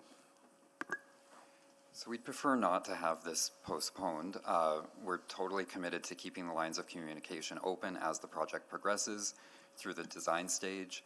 I don't think it's necessary to delay the public hearing in order to do that and to continue having these conversations with the community. okay, is there a fiscal impact? I can ask that now because it's not, this is a separate motion. Is there a fiscal impact to the delay? Well, still, I would still say that if a fiscal impact, I mean, we know there's always, any delay includes a fiscal impact, but I don't know. I'd want to double check with our legal Like, team. is this a public hearing motion? I don't know. The public hearing Like is still open. for the item, like a land use, is this a land use motion? The public hearing is still open. Oh, yeah, we did, so we reopened it. We've reopened it, so. Okay, all right, yeah. I don't know, this is a gray area for me, Okay. but I'm out of time. Thank you, Councillor Prince Bay. Can I say anything? No, sorry. Thank you, Mr. Mayor. So to City Clerk, if this motion fails, we still have the original motion, the original bylaw to vote on, correct? Correct. If the postponement does not go through, you can still go back to closure of the public hearing and the readings. Okay, all right. And then if this passes and it comes back, and I guess this is to legal, and it comes back in January, and the proponent and community have had a chance to come to an agreement or an understanding, and if it were to come back in January and this rezoning were to pass, what reassurance would the community have that, I'm just trying to understand if there's really going to be a meaningful impact that's possible in the next month? My understanding of it, it would be the same application coming back, so the question of what's being approved would be the same one for council. Any reassurance would take place between the developer and the community league without involvement from the city. Right. Okay. Okay, thank you. That's it for me. Thank you, Councillor Stevenson. I was trying to take myself off, but I think that was the same. Like any agreement between those parties would not necessarily be a land use consideration for us. Is that correct? That's my understanding, yes. Okay. Okay. Thank you very much. Thank you, Councillor Jans. I had to speak to it. Okay, Councillor Salvador. Yeah, just to clarify, I guess. So we do have, I guess, a verbal commitment from the applicant at this point that you are going to be having those conversations. Yes, definitely. Okay. Yeah, and then just to administration, I guess there's nothing in here that could compel those conversations on our end, correct? Like there's no mechanism for us to do that. No, other than council asking the question when they return if those conversations happened. Yeah. Okay, and then just logistics, with the postponement, that would mean that the public hearing would be left open, and that would mean that we're limited. Can you just outline that in terms of our responsibilities? Yes, so it would be an open public hearing, and the usual caution to council not to receive information outside the public hearing. The decision would have to be made based on information that comes in during public hearings, and so we would caution you not to take public position on the issues or seek out new information outside the hearing. Right. And, you know, I'm just trying to recall, I guess I haven't seen a similar type of postponement motion put forward in the past. Maybe I'm missing an example of one, but this seems different than a typical postponement. Yeah, we just gave each other looks across the bench. We don't recall a similar motion or postponement. Okay, that's clarifying. Thank you. Thank you. Councillor Wright? Thank you. But we have in the past had similar situations where the proponents have then said committed to go back to and have further conversations with the community, and those things have happened, right? Yeah, there's just a distinction, Councillor Wright. They would be referred back, the ones you're thinking of, referred back to administration to do further engagement with the applicant. Okay. Yeah. But I do recall even just for the proponent to do further engagement separately with the community without it being referred or postponed or anything. Yep, Yeah, there would okay. be one or two like that. Okay, and it's not as if that we would have anything different. We wouldn't have an agreement amendment or addendum attached or anything like that. We wouldn't be approving anything different than what we would be approving today. That's right. Or decisioning on Yep. today. Okay. Okay. Councillor, just to further clarify, like the intent, whether it's referred or postponed, for the meaning of this motion, it doesn't matter. I believe the mover's intent is to have that conversation between the applicant and the community league and then report back to council on what that was. To be clear, there will be no change in the report or the zoning, proposed zone. What you see today is what you will get on January 26th with a verbal update from us and probably the applicant and the community league through questions. Okay, so no additional risks to us as council. The proponent might suffer reputational risk if they don't follow through on their commitment. Okay, thank you. Thank you. Councillor Elliott? Yeah, thank you. Just want to get one clarification from the developers. You say you prefer not this motion to go through. Is that correct? I just want to make sure I understand or just understood you both.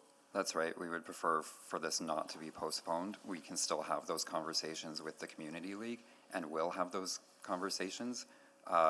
This hearing doesn't need to be postponed for that to happen. Okay, thank you.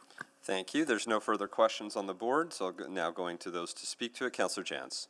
Just very quickly, I don't believe this motion is necessary. I think we've heard from the applicant that they're willing to sign something. They're willing to talk with the community. They're willing to move ahead here.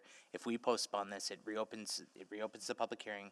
It could be not just more speakers. It could be relitigating different factors. I also wonder if it's like I heard a lot of different feedback here, and just to say that it should be a sort of a conversation between just the community league and the applicant, I think is problematic here. I think this is a very good project. I think it's a very good compromise. And when I look at, like, 80 people were concerned about parking, it's got 2 garages per unit. Didn't want 11 units, it's got 6 units. There's a number of what we have today is we have a lot of compromise and assurance already. And I do think reputation matters for something. And I'm guessing these folks, this isn't their first rodeo here, and I'm guessing it won't be their last. And I'm guessing that somebody in a professional position would not be advising someone to shortcut and lie to council on a public record, on a webcam, on a YouTube, to say, yeah, just tell them we're going to do this without doing it. Like, I feel like we've got as strong as a guarantee as we're going to get, given the uncertainties of life, death, taxes, sales, divorces, everything else. So I would just say, let's, with all respect to the mover here, I think we withdraw or vote this one down and then go back to the main question ahead. Thank you. Councillor Wright, were you, I think your name was there from before. Yeah, okay, thank you. So we can remove Councillor Wright off the board. Councillor Morgan, please go ahead.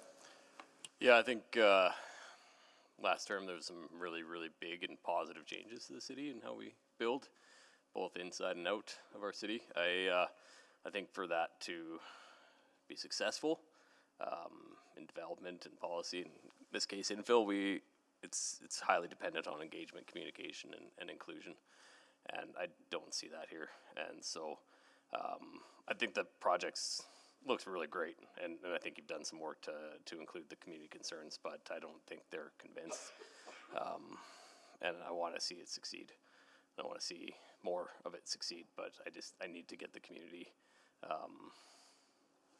voices in there still. So I'll be supportive of Councillor Clark's motion here. Thank you. Councillor Stevenson? Yeah, thank you very much. I really, really appreciate the reasons for this coming forward, and I think there are some aspects of it that I find very appealing in terms of just ensuring that there can be that two-way communication. I don't think I will support it, though. Again, what we've heard today is an assurance that those conversations will happen. I think assurance, we wouldn't have any greater assurance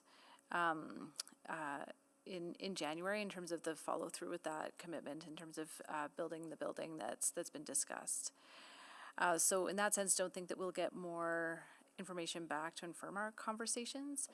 I think I also heard when I was asking questions of speakers earlier if the proposal had helped respond to some of the community concerns already, and I heard that it didn't. I heard that there were still some outstanding issues. So my other worry is that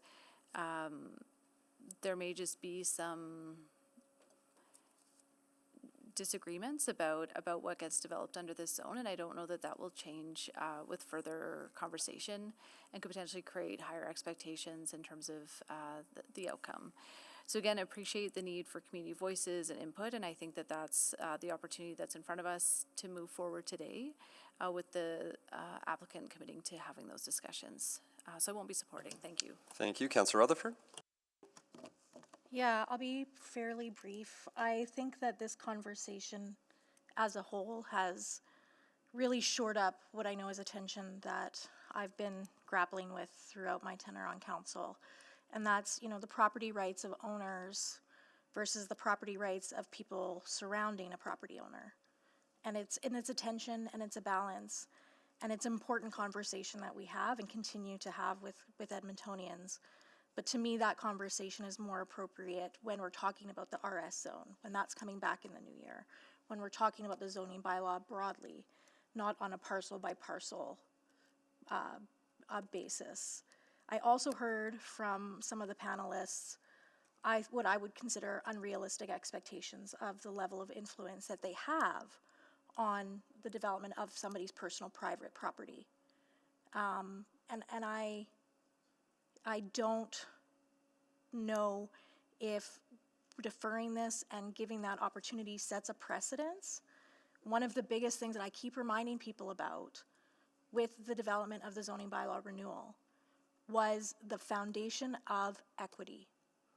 And that equity meant that we were going to have the ability to build the same things in a community that had capacity as well as a community that didn't. And that those rights weren't going to be different just because people had the time and ability to show up or had more education. I have neighborhoods where I'm sure they're getting they're getting these notices about the public hearing, and they probably don't even comprehend what they're saying to even know to come. So should they not be given weight and held to that same standard of due consideration? But I really think this is setting a precedent that I'm very uncomfortable with, and I also think from an agenda management perspective, we're still on item 1, and we have a full agenda in January, so I can't. Thank you. Councillor Paquette? Oh, thank you, Mr. Mayor. I understand the good intention behind this motion for sure, and I applaud it, but I can't support a postponement, and I think I need to be very clear about why. Well, understand the desire to lower the temperature and allow for more conversation. We do have a duty to be honest with our residents. If we postpone this item, we are signaling that there is a potential for the material aspects of this land use to change based on these future conversations. But the reality is the application before us is a land use decision based on planning merits or not merits and city policy. So private conversations regarding reassurance and feelings and bringing people along, well, extremely valuable for neighborly relations, and in my opinion, should always be carried out beforehand. Cannot alter the legal framework within which we must operate for the zoning that we are voting on today or on the 26th. So to postpone this is to offer the community an incorrect signal that they have some form of veto over this land use based on sentiment. If we establish a precedent where uncertainty is sufficient grounds to delay a technically compliant decision, then we create a system where no property owner has certainty.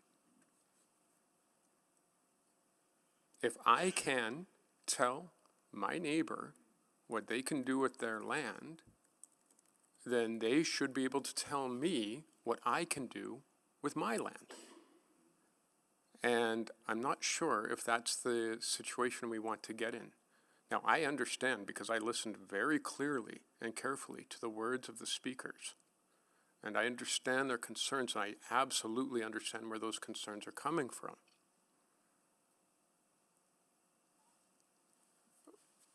And as difficult as it is, one of the roles we have by legislation, we are legislated into this role. It is the law to separate some concerns that I think are valid from the actual legal mechanisms of decision-making before us. We cannot break that law.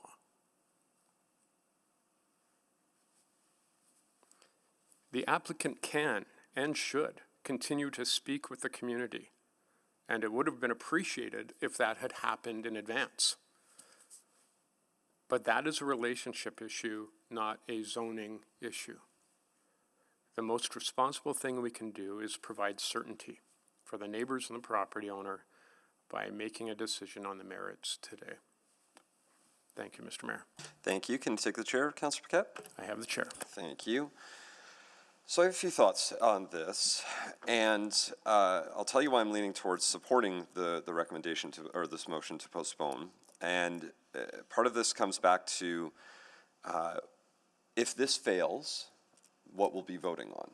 And we'll be voting on an RS to RSM 12 that is on a collector road that just about maybe a month ago, we had a very, very similar application on what would likely have been considered a local collector road.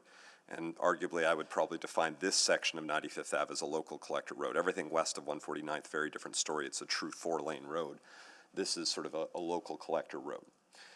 In that application, 4 weeks ago, we voted unanimously to oppose that and did not see that go forward. In part because the number of units you could build on that corner lot were the same generally as what you would have likely seen in RSH 12.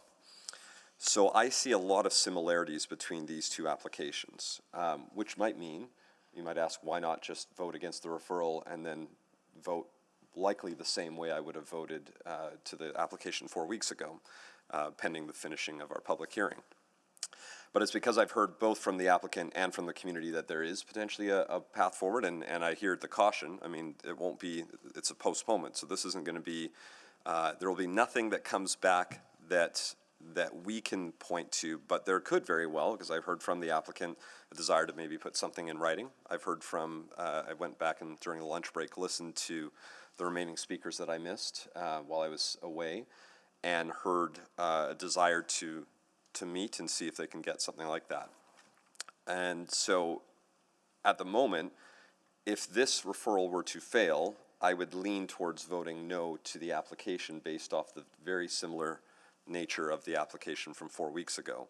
But instead of saying no, I'd like to give a chance to seeing if there can be some agreement between the two parties. So that's why I'm leaning towards supporting this supporting this postponement to give everyone a chance to be involved with that.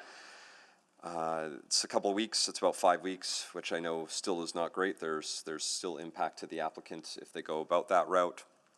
But at the end of the day, I think I'd rather give everyone a chance to see that through, and then versus potentially deal with this today and maybe not get the outcome anyone wants. Because if we say no to the main bylaw, then we end up with a development permit that's already approved. They'll start the next day, that I don't think was aligned with what the community wanted to see, but well within the applicant's buildable rights.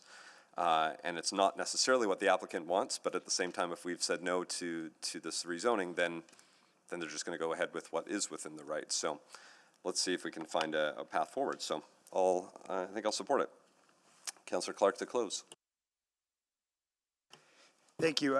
And I think the time is the key here. If the consultant that the applicant hired would have done a community engagement session, which they've done in similar adjacent communities, maybe we wouldn't be in this spot right now, and there would be some reassurance on what's going to happen, and we wouldn't have the overwhelming number of people who are not supporting this that we have right now. But that didn't happen. So this gives some more time for them to meet and potentially come to an agreement where we can get the desired outcome on really both sides. And as I said, if this door wasn't opened by the developer, then I wouldn't go down this path. But they opened that door, and that's why I'm suggesting this is a compromise between both parties. And to give them a little bit more time to discuss this and come out with something. We're going to get it back here, but we'll have that context that will give us an important part to be able to make the decision we needed. So that's why I would encourage all my colleagues to support this motion and make it forward, because it's both parties are willing to talk and to have this. It might cause a little bit of delay on that, but I think it will get the desired outcome that both sides want. And I think that's a encouraging thing, and I don't want this to be something that delays us. I know it's already taken up a lot of time, and it goes into January, but it is a unique situation where we're both, the applicant and community have decided that they'd want to work together on this and to come up with something with a compromise. So I would encourage everyone to give us a little bit more time and to make that happen. Thank you. Thank you. Please vote.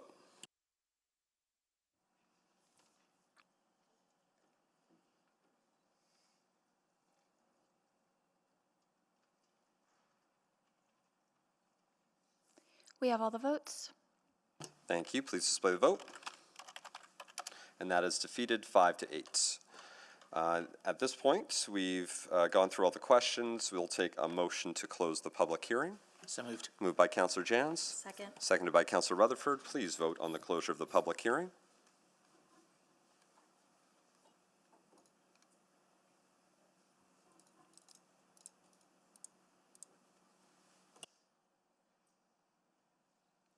We have all the votes. Thank you. Please display the vote. That is carried 12-1. Sorry, were there other questions? Oh, sorry, 12-1. So I didn't see anyone else on the board. My apologies. So I'll take a motion for first reading. So moved. Moved by Councillor Jans. Second. Seconded by Councillor Rutherford. Those wishing to speak to this, please click on the board first. Councillor Paquette. Yeah, thank you, Mr. Mayor.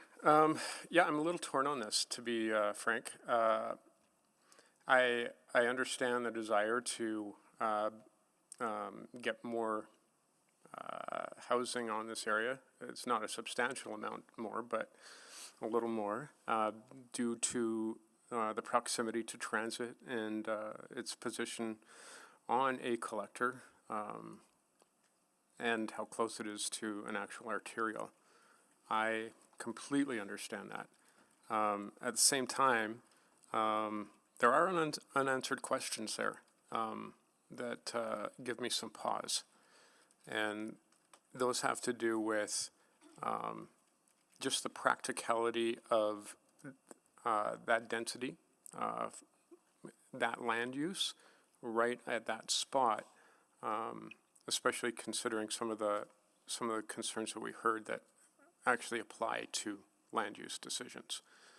And one of those that has actually been on my mind for a number of these approvals is we heard this concept of asking residents to share residential bins, which makes sense on one hand, but on another really starts to mess around with the concept of how we are implementing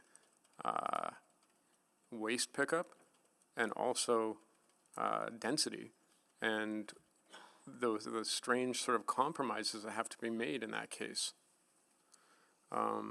which is very strange, especially when a lot of people are already filling up all their bins. You know, we can have a whole argument about like what's the appropriate production of garbage, but on an individual basis, there's no way to account for that. So there is could be a benefit for potential people who live in that build to have easy access to different modes of transportation, and that is the thing that is sort of tilting me one way. So I am going to be listening carefully to closing arguments. I truly haven't made up my mind yet, and so I'll be listening intently. Thank you, Mr. Mayor. Thank you very much. Councillor Clark. Okay, thank you. All right, well, thanks everyone presenting, and Mr. Frankie, thank you for your investment and support in housing in Edmonton. I truly do appreciate that, and I mean that sincerity, and everyone who came to speak, taking time out of your busy holiday schedule, I appreciate that as well, because I know it's not easy. Okay, so we tried to find a compromise and give a little more time to come up with something that was mutually beneficial. That didn't happen. So now we're back with the original question, just so everyone's clear exactly what we're doing. So I want to let everyone know that I'm going to be voting to not support this rezoning, and I encourage my colleagues to do so for a variety of reasons. The overwhelming community opposition, the numbers are over 300 that we've had. I think the soft definition of collector roads, very subjective on exactly what they are, and they're different variations of that, and this is on 2 collector roads, which is the sole criteria for this. And really, in my opinion, there's no need for an upzone here when there's been other, I think 6 or more multifamily developments on this exact same street in the current RS zone. But my main opposition is to the fact that, Mr. Frank has indicated that he's listened through his consultant, listened to the community, wants to build more stable development, but that's not really the question before us today, right now, after we've gone through that motion. It's solely to approve an RS zone to an RSM zone with no legal obligations to build anything really specific in terms of unit count and design. So really, Mr. Franken can do what he wants with the new zoning afterwards and keep it or sell it or do anything. So that's a question in front of us. And saying that, I'm not the person to overreach and tell a developer what they should be doing in meeting when they're meeting all the legal zoning requirements. Here should not build. As I mind, that's inappropriate. It's overreach of council. But, and there's always a but here, folks. When you open the door for community feedback, for the changes to build something that better suits the community, you open that door, and there's no other way around it. So it's clear in your original comments in the presentation and today what your statements are. You want that to be built. So with that in mind, I would suggest that you open that, and there's some obligation to work with the community in whatever happens here. And then whatever you decide to build in their zone, you've said that you want to be a good community builder and to engage their feedback.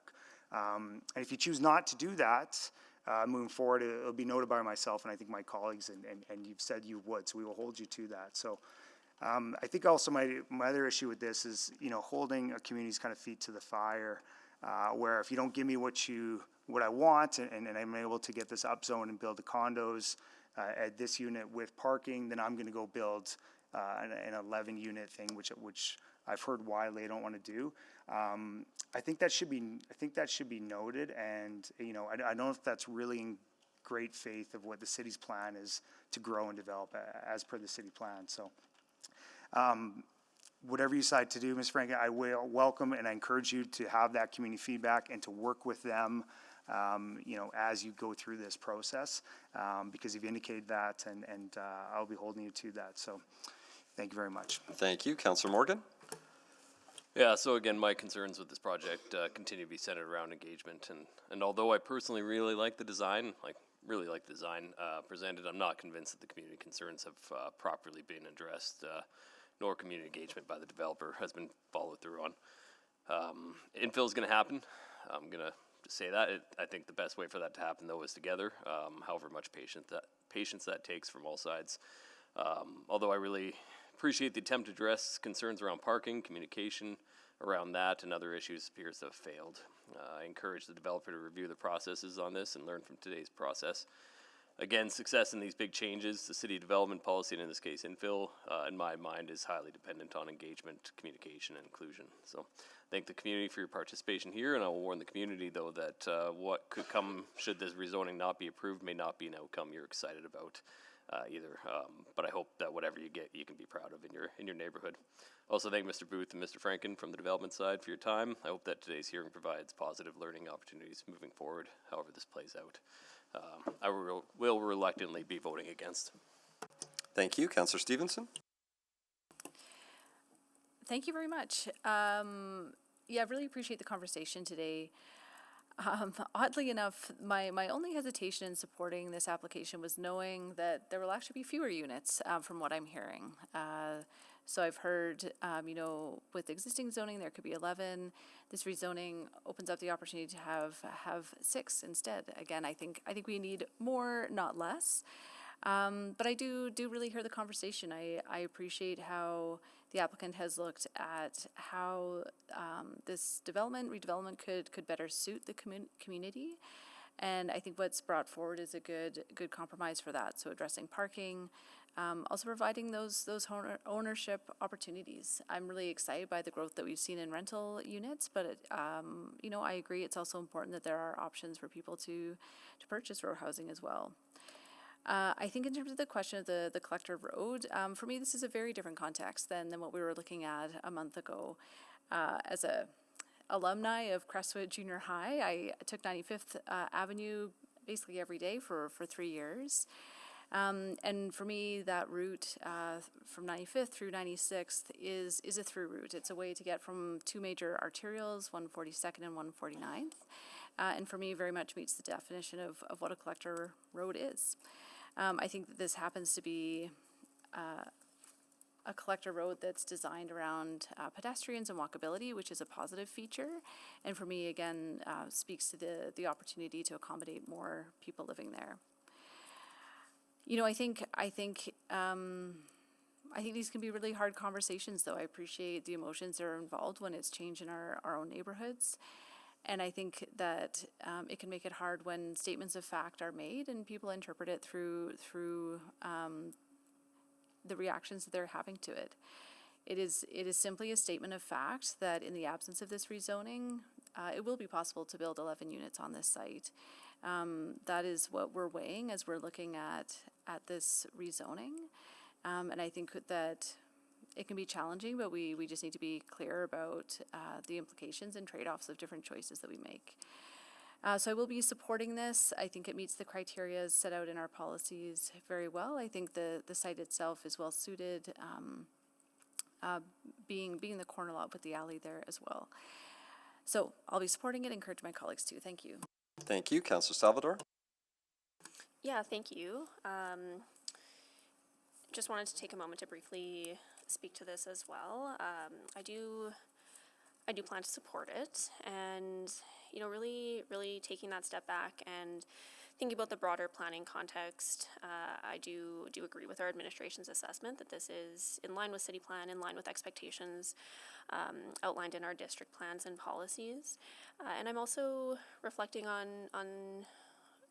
more broadly, some of the concerns I have heard related to where development of this scale makes sense and where it doesn't. And I think about the concerns I've heard shared about mid-block multiplexes, and looking forward to the conversation about the RS zone. But again, this is on a corner, and I do feel it is more appropriate, and that's reflected in our policies.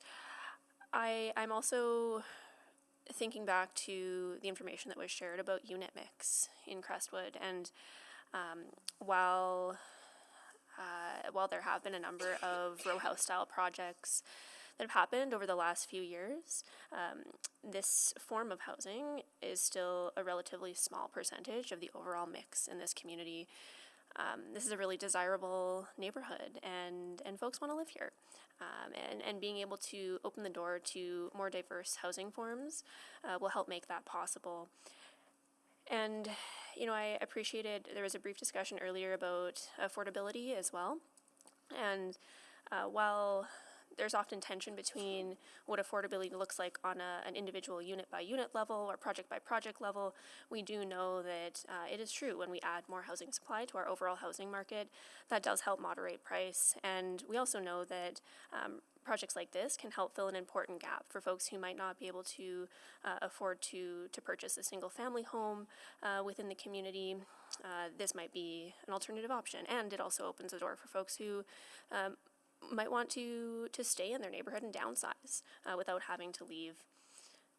I do think that the rezoning in front of us is responsive to a number of the concerns, particularly related to parking, that often come up. While I had similar questions about seeing less units on this site, I do think that's one of the trade-offs that's in front of us by being able to provide that on-site parking and reduce some of the pressure that might be applied to our street side and curbside parking space. Yeah, I think I'll leave it there, because a lot of the other points my colleagues have made I would just be echoing, but would encourage my colleagues to support this. Thank you. Thank you. Councillor Elliott? Yeah, thank you. Over the last during the election period, I think all of us heard at the door about, I'll say, frustration regarding to how infill was occurring, and I think all of us, I believe all of us, also heard the community that we had to do better with the communication. And it's just like when I heard about, I'll say, with bike lanes came up for myself. Like, I'm not opposed to bike lanes, but I thought about the communication aspect, how it unfolded. It put communities against one another. And I find the infill was very similar in nature regarding how the communication aspect came out.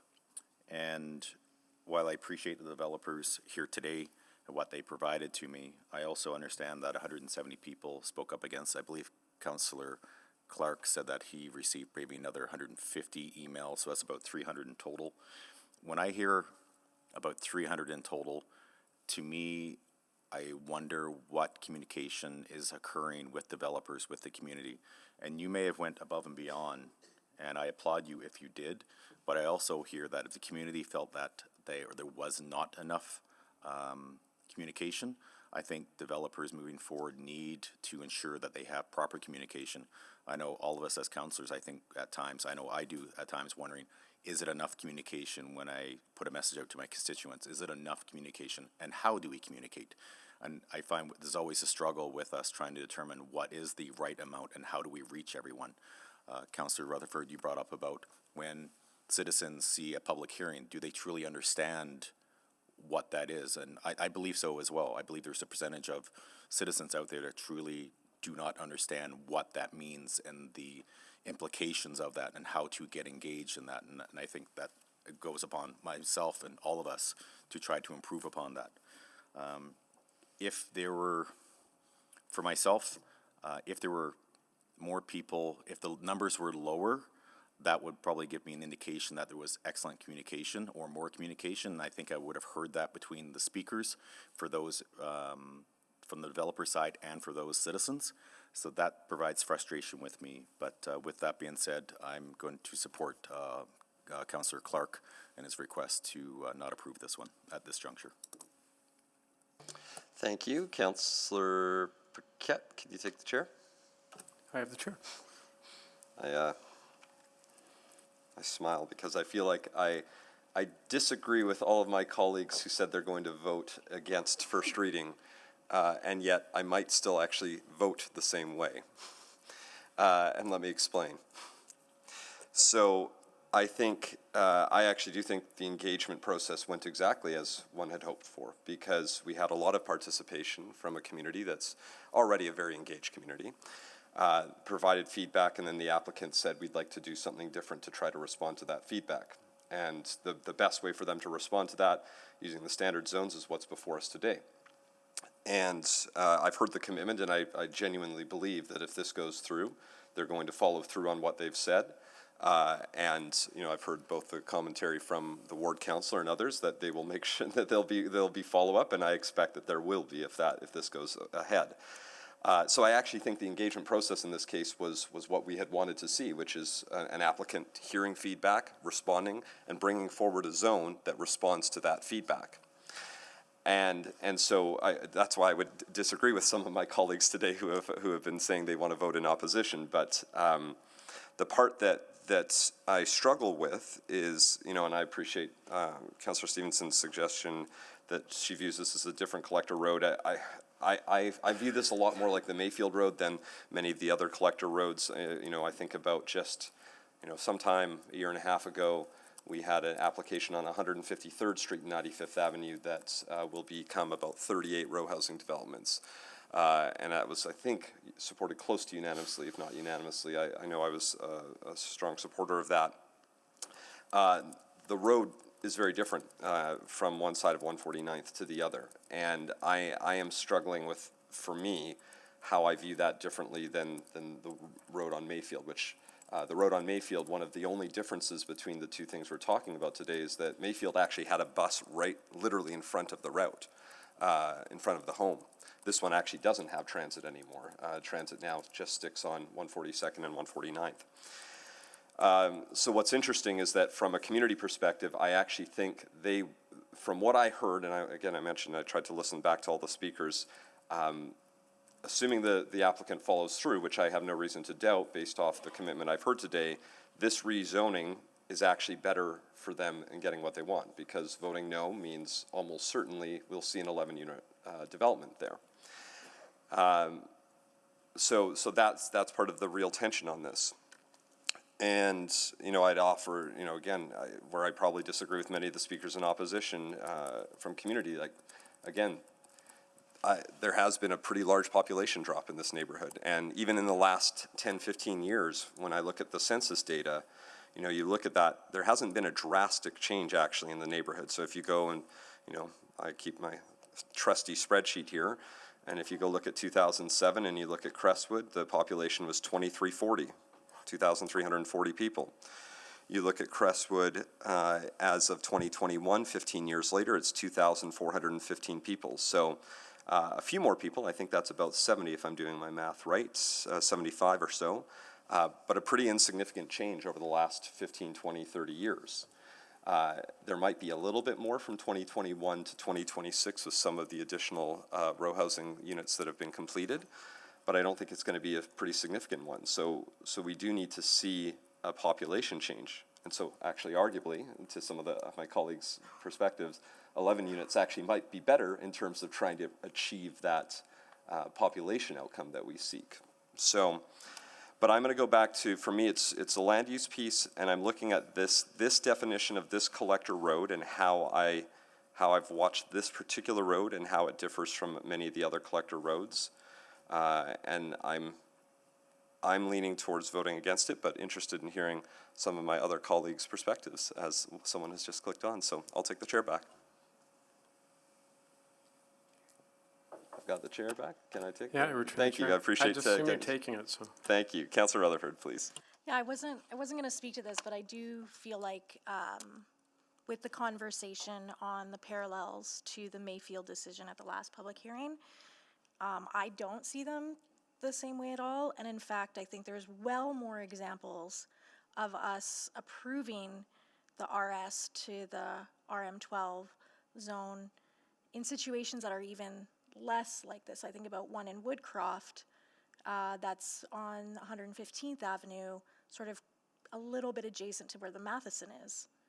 That is, we approved that as an RM16 actually.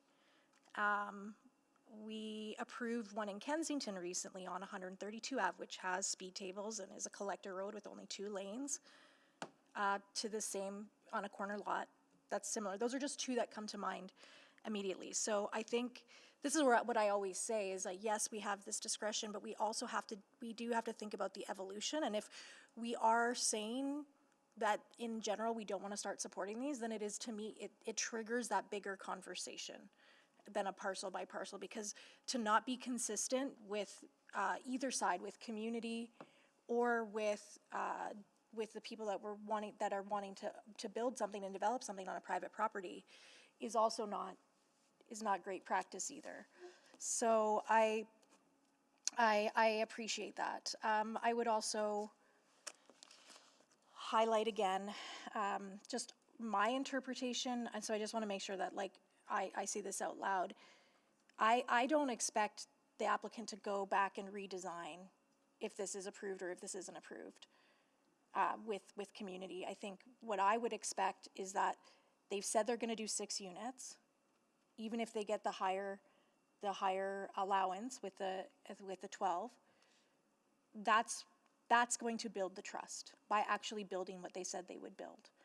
And I've heard so much feedback, to Councillor Elliott's point about infill since the zoning bylaw was, so not just even in the last, campaign period or 2025, but really even before the zoning bylaw was passed. And, the thing I hear all the time is don't do density at all costs. Well, they've come back and said, while we could do more, we've heard the community on concerns around parking, on concerns around, even the type of ownership, which isn't a valid land use consideration. And they haven't responded to everything, but they have absolutely responded. And so I think we also have to think about what level of expectation do we put on that? Because this is an example to me of that compromise, of that give and take, and of that we're doing density, we're being thoughtful about it, and it's not at all costs. So I will be supporting this bylaw first reading. Thank you. Councillor Jans to close. Yeah, finally, I would thank everybody for coming out and sharing their feedback. And when I saw the PowerPoint, I was thinking, gee, I wish I could have those kinds of stacked townhouses with 2-car garages in my ward. That's amazing. That is evoking some of my favorite builds in Edmonton, like Terwilliger Town, or in Rossdale Flats, where you have stacked townhouses with 2-car garages. We need a lot more of those. Infill was not just supposed to be, 1-bedroom 8-plexes. Infill was supposed to be a spectrum of missing middle, which is what we have in front of us here. And I understand when the applicant sends a postcard out to the community and it says, here is the box we are thinking about building. Of course you get feedback back that says, what about parking? Well, they address parking here. What about utility capacity? We heard that's not an issue. What about the current, parks in schools, et cetera? There's all these things that come up, but they are being addressed through this process. Instead of 11 units, it's going to be 6 units with 2-car garages. Okay, friends, if you would rather have 11 in this location as this compared to what you're being offered here instead, I guess that's your choice. But I can tell you, in my ward, I would love this kind of variety. I would love this kind of opportunity, because we aren't seeing, especially So the other piece I want to touch on here is that it's a very modest increase in height and site in order to get, I think, a more compatible product with more parking, more car storage. I think that's, really, I would strongly urge my colleagues to consider that, especially when you look at the almost the number one. I'm going to put character aside, but the second one was parking congestion, 79 complaints. This zeroes that, right? And we never know in this too, whether if you're emailing your counselor or you're doing the survey, if you're being double counted or not. That's just another kind of flaw in the system here. I just want to go back to the location again. This is not Mayfield at all. You are steps out your back door to the Mackenzie Ravine, to the River Valley, to Horlick Park. You are step 3 blocks that way, you're on 149th Street, you're getting a bus. You could walk 10 blocks to the new LRT station. You've got local quality market, a quick walk southeast. You've got a Safeway up at 149th Street, 10 block walk. You've got a No Frills 11 block walk. You've got, okay, fine, go the other way. 3 blocks over, 4 blocks over, you're at 142nd. You've got the number 4 running up there. You got the number 2. You got you got the number 2. You got other buses. You've got so many transit opportunities. This is the core of our city. I would love to live here. I would love to have more options like this. And I can tell you, they're these kinds of stacked townhouse products. We need a lot more of them. I can think of a couple in Queen Alex and Allendale that are triplex style.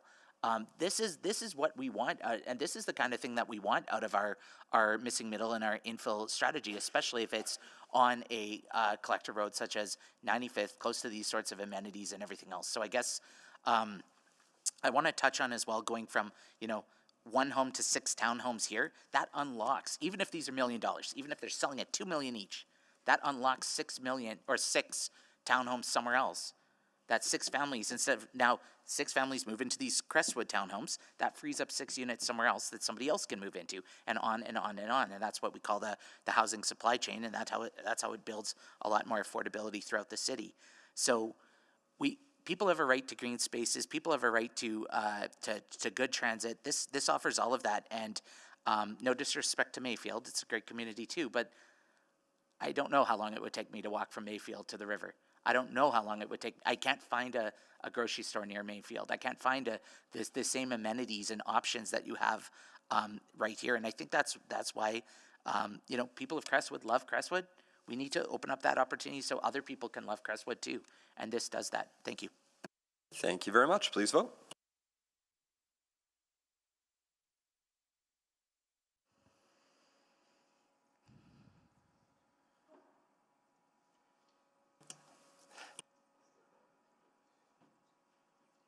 We have all the votes. I'm just waiting.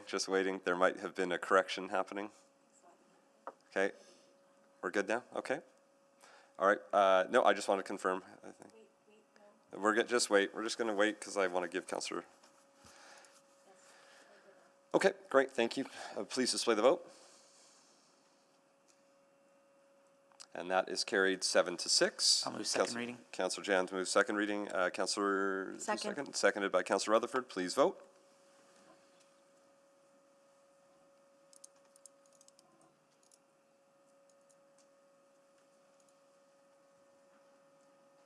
We have all the votes. Thank you. Please display the vote. I'll move That is carried 7-6. Go ahead, Councillor Jans. I'll move consideration at third reading. Consideration? Second. Thank you. Moved by Councillor Jans, seconded by Councillor Rutherford. Please vote on consideration for second.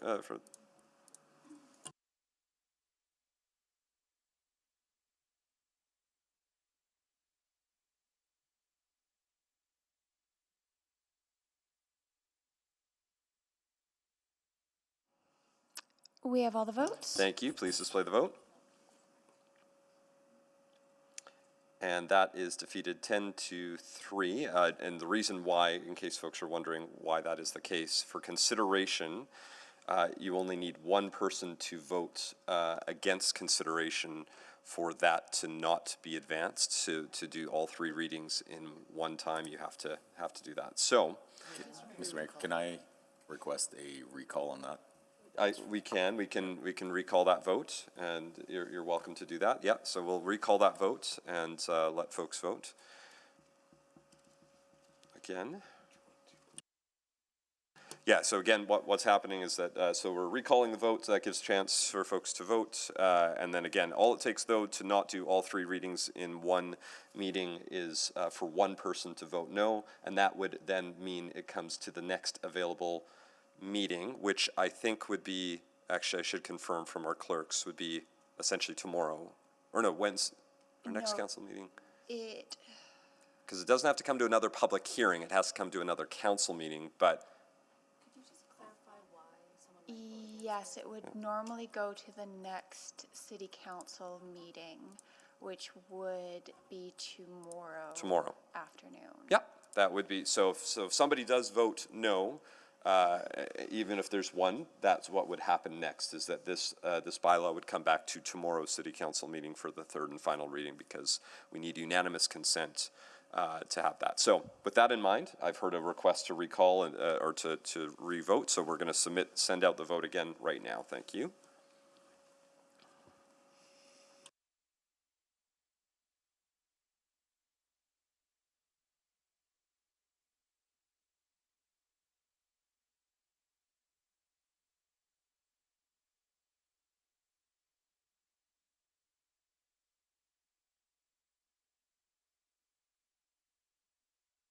Just to clarify, the vote on the screen says be considered for third reading. Yes, yeah, we're re-voting on the consideration. We Right, had a perfect. request from a member of council who had voted one way. And We have all the votes. thank you. Please display the vote. And that is carried 13-0. Councillor Jans, are you willing to move third reading? I'll move third and final reading of bylaw 21345. Councillor Rutherford? Second. Thank you. Second by Councillor Rutherford. Please vote on third and final reading of the bylaw.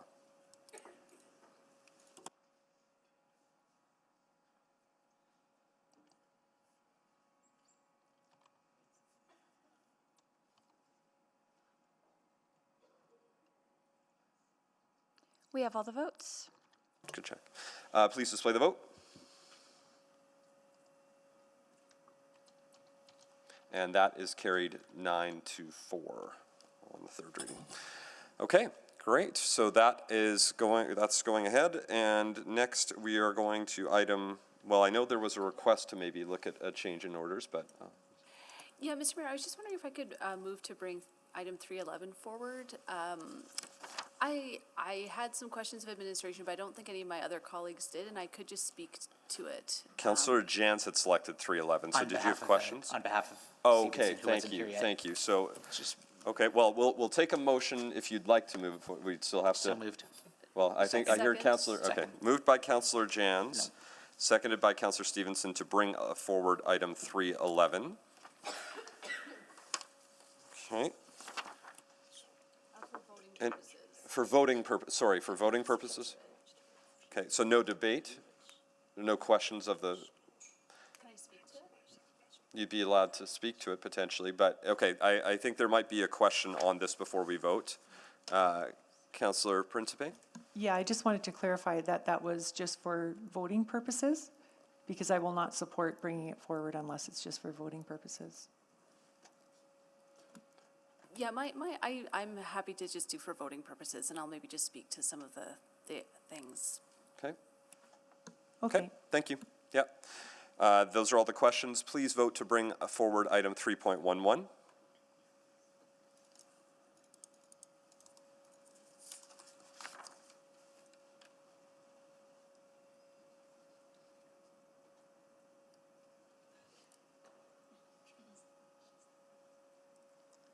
And we will just mark Councillor Rutherford absent. We have all the votes. Thank you. Please display the vote.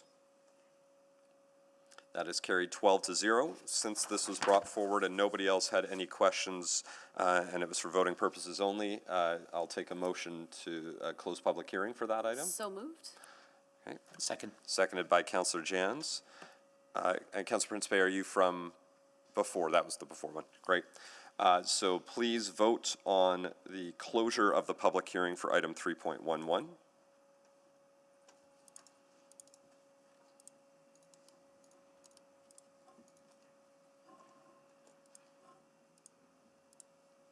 We have all the votes. Thank you. Please display the vote.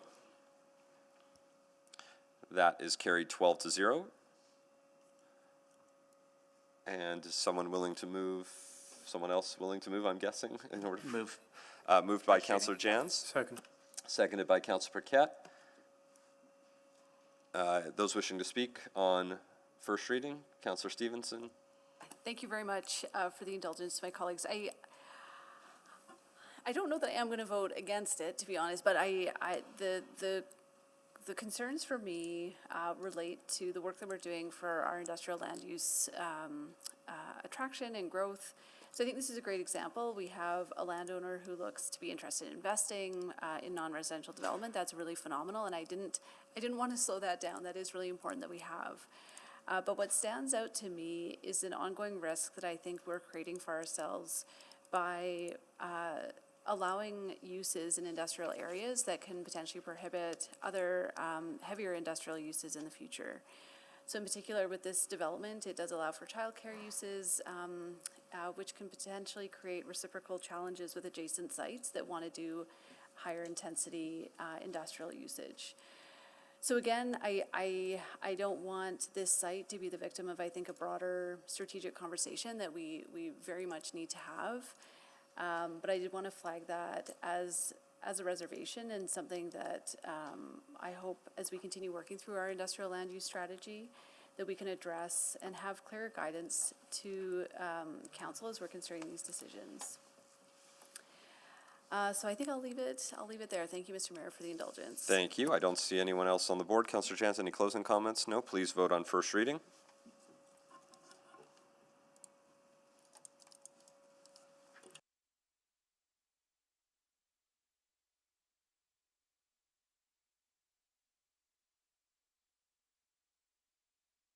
We have all the votes. Thank you. Please display the vote. That is carried 13-0. Councillor Chance? Move second reading. Thank you. Do I have a seconder?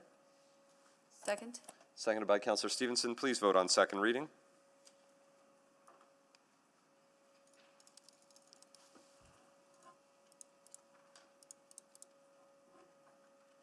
We have all the vote. Thank you. Please display the vote. That is carried 13-0. Councillor Chance? Consideration of third. Second. Moved by Councillor Chance, seconded by Councillor Stevenson. Please vote on consideration for third reading.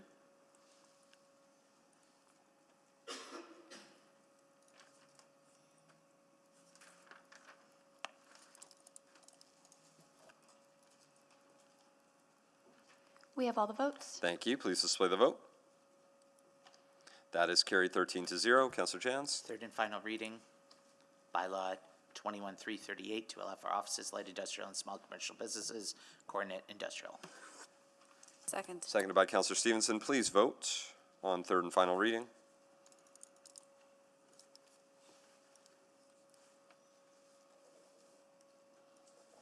We have all the votes. Thank you. Please display the vote.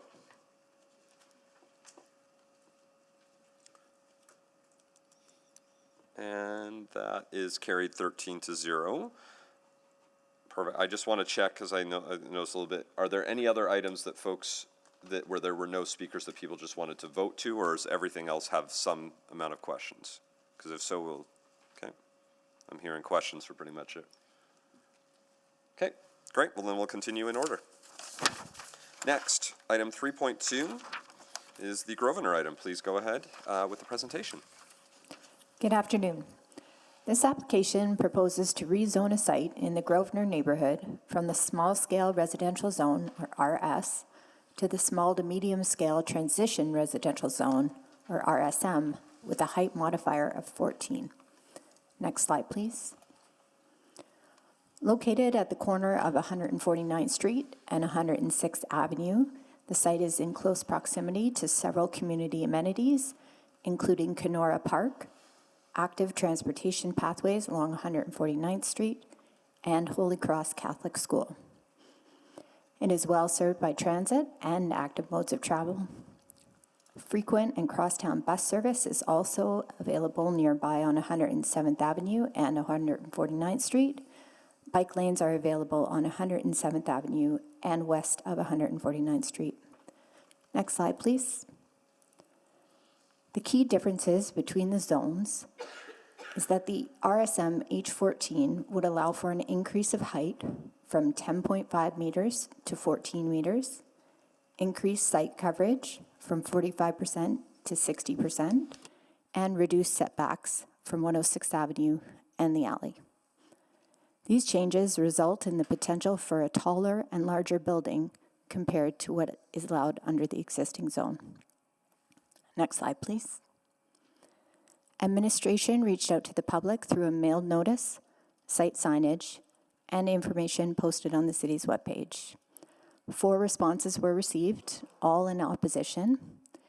The responses we received raised concerns about parking and traffic congestion, the number of infill developments in this part of Grosvenor, negative impact on neighborhood character, impact on privacy and increased crime, strain on the existing utility systems, and impact on property values.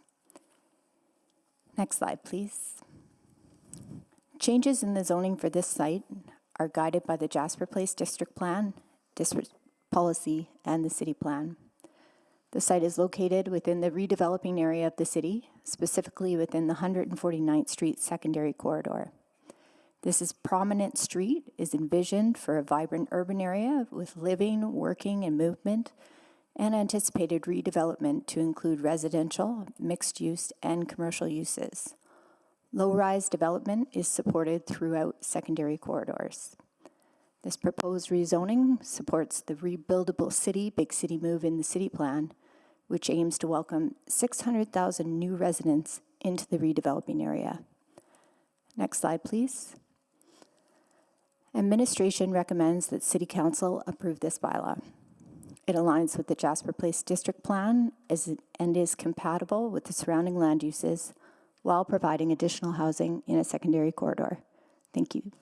Thank you very much. We will start with speakers in favor. We have, I think, so I'll go through the list. We have Jacob DeWong is still here, I think online, correct? Jacob, are you still here? Yeah, I'm Thank here. you. Allison Rosalind is here. Please come on, make your way down. Shanti Patel, are you here? Do I have Shanti Patel? No? And how about Andrew Kovalenko? I think Yes, I'm here. Yeah, Andrew Kovalenko is on here as well. So, as mentioned, each person will have 5 minutes, starting with Jacob DeWong. Please go ahead. So again, I'd just like to support this rezoning for the same reasons as for the first application. Edmonton is growing a lot. We need more homes for everyone. And this application is in a secondary corridor. That's a place where more homes are designated to be built. It's very close or relatively close to the future Valley Line West LRT, within a few blocks, close to amenities around the same area. You know, not everyone gets the privilege of living in a place that is close to an active transportation corridor, rapid transit. This is exactly where we should be looking to build out our housing. So please support this. I also want to make one other point. There's been a lot of thought recently about dialing back the RS zone and reducing the number of homes that we allow to be built there. But, you know, growth is not stopping. People need homes. So if council, and this is something for you to mull over the holidays, if council wants to dial back the RS zone, then where will people live? Are we going to expand the greenfield? Are we going to go south of 41 Ave? Because that's, you know, dialing back the RS zone is building the business case for that. Or are you going to go all in on nodes and corridors? But what does that mean really? Well, here we're seeing the RSM 14. Would you be willing to, in these areas in secondary corridors, would you be willing to approve 6 stories or 8 stories all throughout secondary corridors? Would you be willing to expand the secondary corridors? Or will you let housing become more unaffordable? So while today the application is only for RSM H14, I hope you'll think about what the consequences of saying no to more homes in certain areas of the city and how you make up for that, or how you don't make up for that, and what consequences that have on the everyday lives of Edmontonians who are just trying to make rent and get by. So I hope you think that over and what that means for the secondary corridors. Would you be willing to say yes to even more housing than is proposed today in this area? Thank you. Thank you. Allison Roslin, you're next. Please go ahead. Good afternoon, Mr. Mayor and members of council. My name is Allison Roslin from Situate, and I'm here on behalf of Glenora Homes, who is a small-scale home builder based in Edmonton, working to provide more housing options for Edmontonians. This application supports council's housing goals by enabling more homes in a secondary corridor, exactly where city plan and district plan anticipates and encourages additional housing. Next slide, please. The site is located in Grosvenor at 10471 149th Street in the 149th Street Secondary Corridor. The site is approximately 714 square meters long and narrow and currently zoned RS. Even though city policy encourages more housing in this area, the current zoning doesn't allow the site to meet that expectation, which is why we're bringing forward this rezoning application. This location is well suited for new ground-oriented housing. It's at the western edge of the neighborhood on 149th Street, which is an arterial road where council has consistently supported additional density.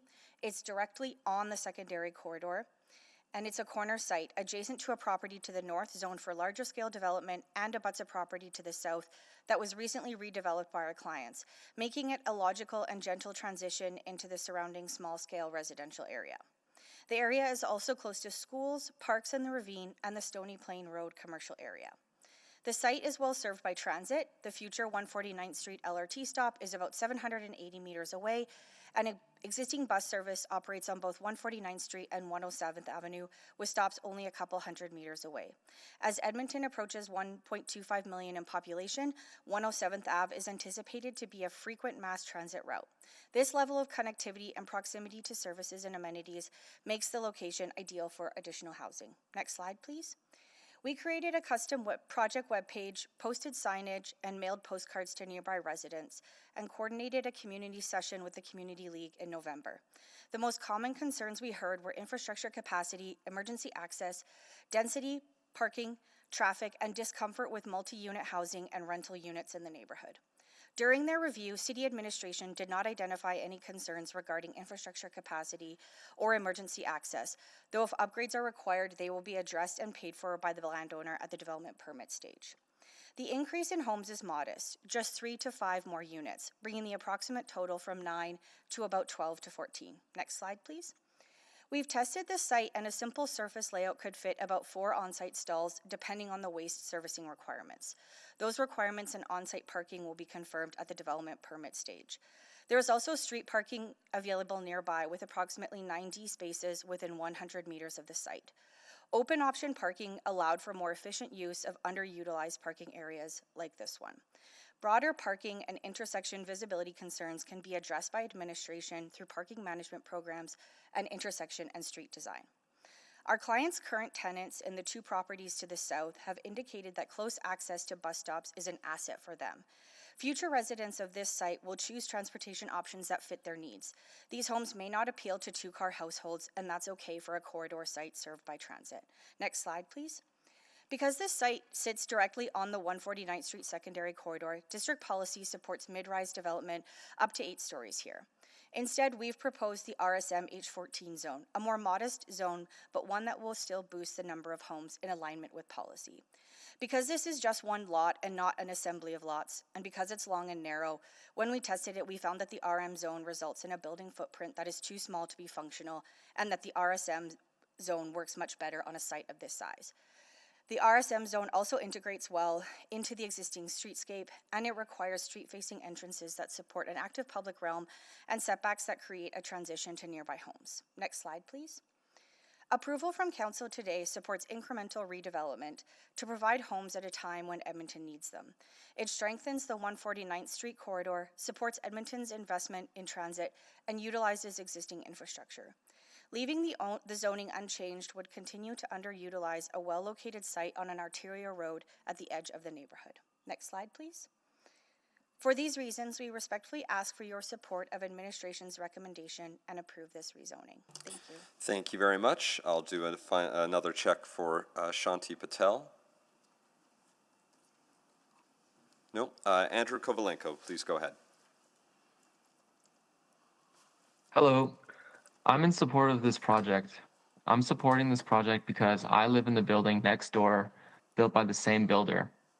Before I moved there, I was renting in one of the old bungalows in the university area. I ended up in the hospital with an acute respiratory condition. When I came back, we hired a licensed inspector to do an air quality test. The inspector said that the test showed a high concentration of mold. He said all these old houses have sagging insulation in the walls, which causes condensation to build up inside the walls and black mold to grow. The city should do something to get rid of these old houses full of mold and asbestos. The building I live in now is very well built and has air quality management. Even though it's facing the very busy 149th Street, the inside is quiet because the builder went above and beyond and installed triple pane windows, double drywall, and proprietary acoustic insulation. I hear the people are against the development and complain a lot about parking. I have never seen 106 Avenue full of cars. I personally use bus or Uber, and when I share a ride with other people, Uber is sometimes cheaper than bus. I hope when the new project is built, I'll have more opportunities for rideshare, and I'm definitely also looking forward to using the LRT when it's completed. I do not understand why people in old neighborhoods with garages in the back complain about a lack of parking. There are streets in the city which have only front attached garage houses and have no street parking whatsoever.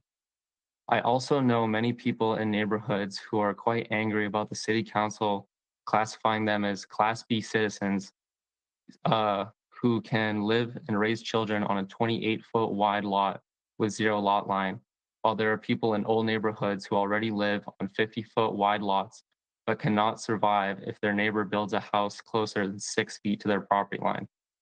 I think the only reason these people don't want new rental projects to be built is they do not like people who don't have $600,000 to buy a house to live next to them. Unfortunately, these people hijack the conversation and present themselves as the only representative of the neighborhood. The reality is there are way more people like me and my friends who live in Grosvenor and are in dire need of healthy and affordable housing than people who don't want us to live next to them. We're busy studying and working and don't have time to sit all day at council meetings to complain. I hope the city council keeps that in mind. Also, my understanding is that the rezoning will allow them to build more units than will build more units on that lot. We do need every unit of healthy, affordable, and sustainable housing to accommodate people in need.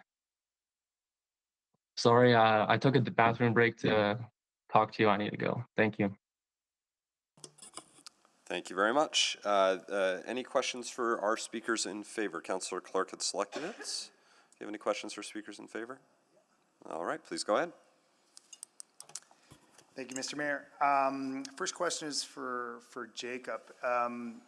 Is it fair to say, hearing kind of your statements, that you'd actually be in favor of a larger development on this site that would maybe more of an apartment complex with underground parking maybe involved? Is that a fair comment? I'm in favor of it as it comes now. I think my comments were more to, I mean, if it were larger, I'd also be in favor. So yeah.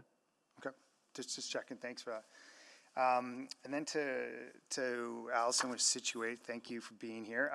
What is your client here today, or is it just you guys representing them? No, we're here representing him today. Okay. Second question, did I hear you correctly? Did you guys send out a mailer as well to? Yes, so when we started the project, we sent out a postcard to 64 properties within 60 meters of the site, which is the same the same notification radius that administration does. So that went out at the end of August.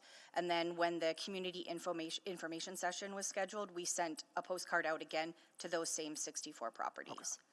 Okay. Was there a call to action on that? Was there?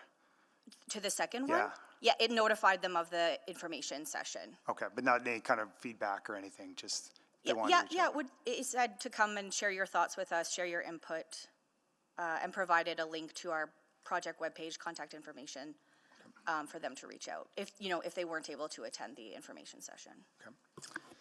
And I was just hoping you could elaborate a little bit more on your communication with your client, specific to this project. Have they been receptive to community involvement and feedback? Yeah, so after the community information session, I debriefed with them, particularly around communication. We did hear from community members that some of them haven't been able to get in touch, and they're committed to improving their communication processes, through construction, making sure that contact information is available if folks need to reach out, making sure that channel is available. If you could just touch on, I think you hosted a community engagement session. How did that go in your eyes with the community? We heard a fair bit of opposition. You were there, so I think you understand that as well. But that's pretty typical of what we hear in mature neighborhoods. And it's difficult to say whether there were folks that were supportive because not everyone spoke. Some people just listened. So, we heard from the folks that were comfortable speaking up, and most of it was opposition. Around those issues that I mentioned, that's when we compiled the feedback, consolidated the bulk of what we heard, and then that's what we identified as the key themes that came out of it. Okay, thank you. If I was going to say, so for your client, are they a community-minded builder, or is their main motivation, if you can speak to this, kind of more on profit-driven? And it's okay to be profit-driven. I might actually have to cut off that because again, we're debating land use, not necessarily who the applicant is or that. Sorry about that to cut you off, but yeah. Fair enough. And then with those engagement, I know with other examples with your company, and we just heard sometimes you propose, hey, here's what it's going to look like, or here's some models of what we're going to look at. But I don't see that with this application. Is there a reason for that? Yeah, so different applicants take different approaches. For this particular client, they're trying to get through the rezoning stage first before they start designing the building, and that's not unusual. The city doesn't require drawings as part of the rezoning process to a standard zone, so that's a lot of time and additional money and risk when you don't necessarily have a decision from council. But I will say we do know that they're planning to build row houses with secondary suites. So we do know generally what the building form will look like, but the detailed design will come later at the development permit stage. Okay, so if I'm hearing you correctly, they didn't think it was important right now or necessary right now to share that information. No, I wouldn't categorize it as not seeing it as important. It's if we don't have information to share, it's difficult to do so. And we have lots of clients that don't necessarily design their buildings at this stage of the process. So sometimes we can provide examples of what it might look like. And we try to, when we can provide detail, like in this case, we know what their intended housing form is, we try to share as much as we can. But when we don't have a design to share, we also don't want to show something that then the public thinks that's what's going to get built. And then if it doesn't look exactly like that, then that also creates confusion. Yep. Thank you very much. Thank you. There are no other questions. We'll let you jump back to your seats. And just a reminder to those online, if you have questions, you can email city.clerk@edmonton.ca. So please don't use the raise hand function. You're always welcome to reach out to the clerks if there are questions about where we're at in the process or anything like that. So we're next going to go to speakers in opposition. So speakers in favor can grab a seat. Speakers in opposition, we have three. Upinder Sarkar, number one, or just down there, Rick Tiedemann and Greg McDonald. Please head on down. The clerks will get you seated.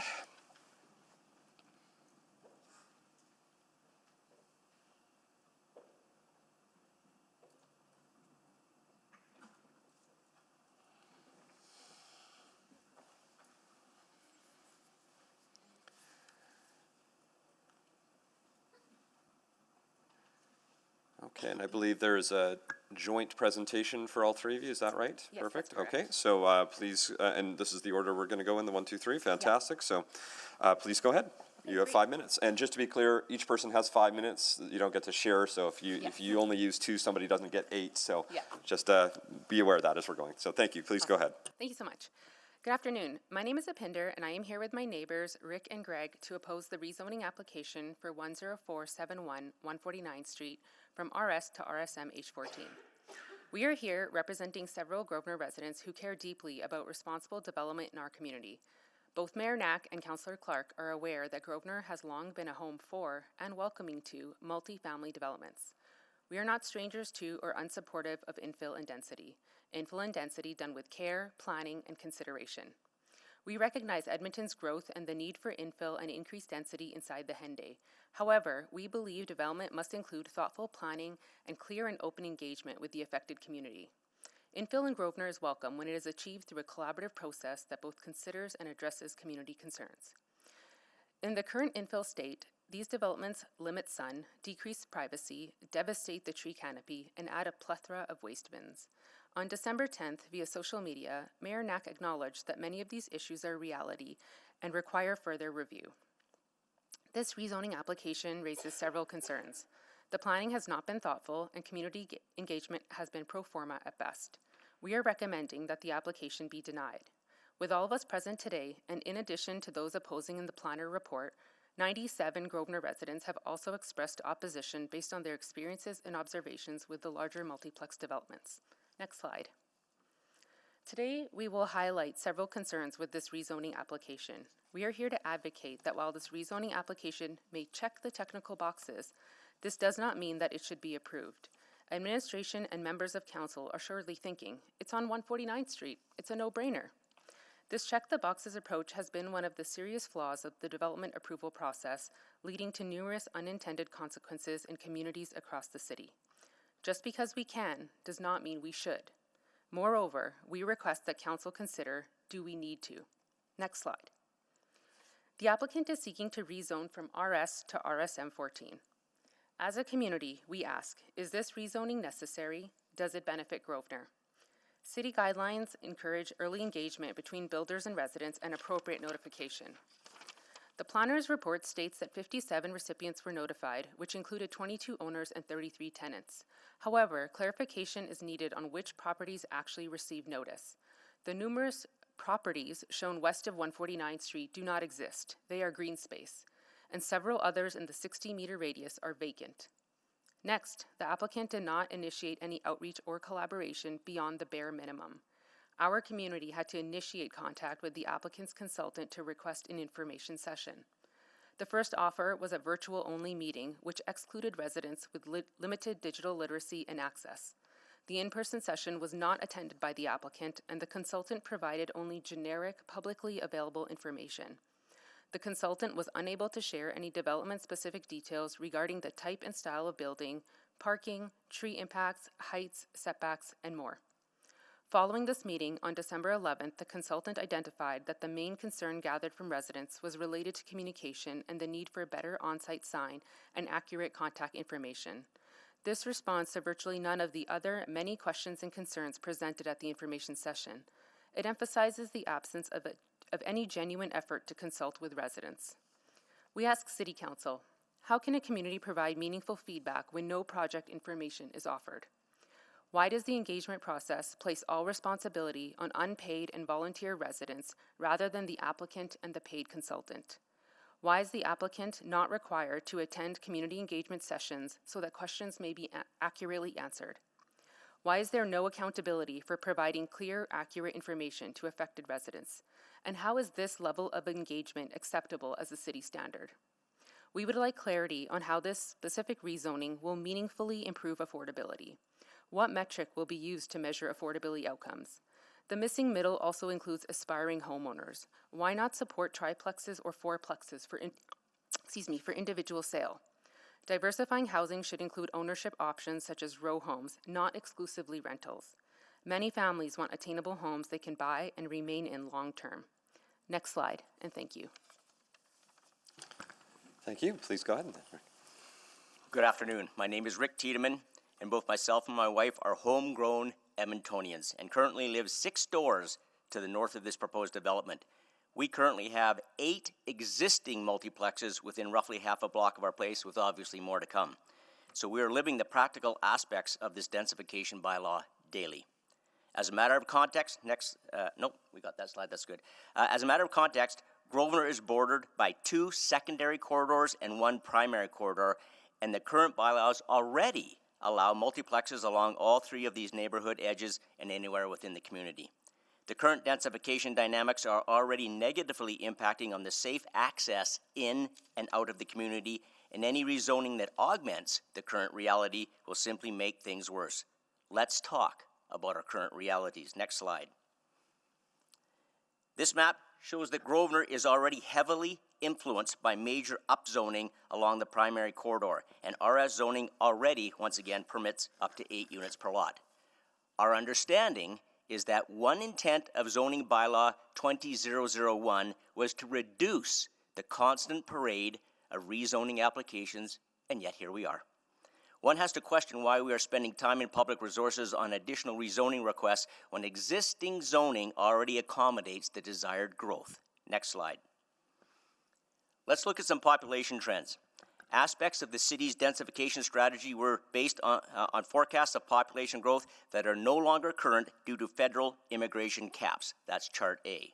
Chart B demonstrates that Alberta's annual population growth has slowed sharply, particularly with respect to international immigration. And Chart C, we can see that from Q2 2024 to Q2 2025, international, interprovincial, and net migration declined by more than 40%. And with Chart D, we can see that current projections now show a significant decline in Edmonton's expected population growth relative to the previously anticipated trend line. Recent reporting in the Edmonton Journal highlights both the slowdown in population growth and the associated need to reflect on the implications of this new reality as it relates to our densification-related bylaws. The city has already reached 40% of its goal for realizing 50% of new housing being within redeveloping areas. This has created some welcome breathing space where we can step back and reflect on how to modify the densification bylaws to ensure that unintended impacts are now addressed. A reflective and iterative process is a cornerstone for effective decision-making and leadership. Given these trends, is there a clear need to rezone the site beyond what the existing RS zone already permits? Just because it's on 149th Street is not sufficient reason to say yes. Next slide. Grosvenor residents are increasingly concerned about the traffic safety, especially when entering or exiting the community. It would seem to me that adding disproportionate density at a key entry or exit point conflicts with Edmonton's Vision Zero goals. Here's our reality, or my and my wife's reality anyhow. For all intents and purposes, you can't exit the south side of the community to go east due to the LRT, or enter the community on the south side if you are eastbound on Stony Plain Road. The LRT construction has caused a major shift in traffic to 107th Avenue, where there is only a single entry and exit road into the community. Exiting Grosvenor at this access point at high traffic times is a gong show. And when I was coming here this morning, I was 10th in line to get on 107th Avenue and waited just about 15 minutes before I could get on. To get onto 142nd Street and head north at certain times of the day means that I have to turn left across 2 lanes of traffic, and this creates a higher risk scenario. Therefore, more and more people like myself are choosing to leave or enter the community off of 149th Street. As a result of this, I'm witnessing that people are becoming more and more frustrated and are taking greater risks to enter and exit the community at 106th Avenue and 149th Street. A contributing factor is that new developments along 149th Street, both on 103rd Ave and 104th Ave, have caused poor visibility as you attempt to access 149th Street. Therefore, more people are now using 106th Avenue because visibility is still decent. One can easily predict that a larger footprint development with a reduced front setback on 106th Avenue and 149th Street will only increase congestion and replicate the sightline hazards already seen at 104th Ave and 103rd Ave. If we truly believe in Vision Zero program, as we do, we must not intentionally create higher risk intersections and decline the zoning request. Thank you. Next slide. Thank you. Now we are at our 3:30 break, so we're going to break for 15 minutes, and then we'll have the last piece of the presentation. So we'll be back at 3:45, everyone. Thank you very much.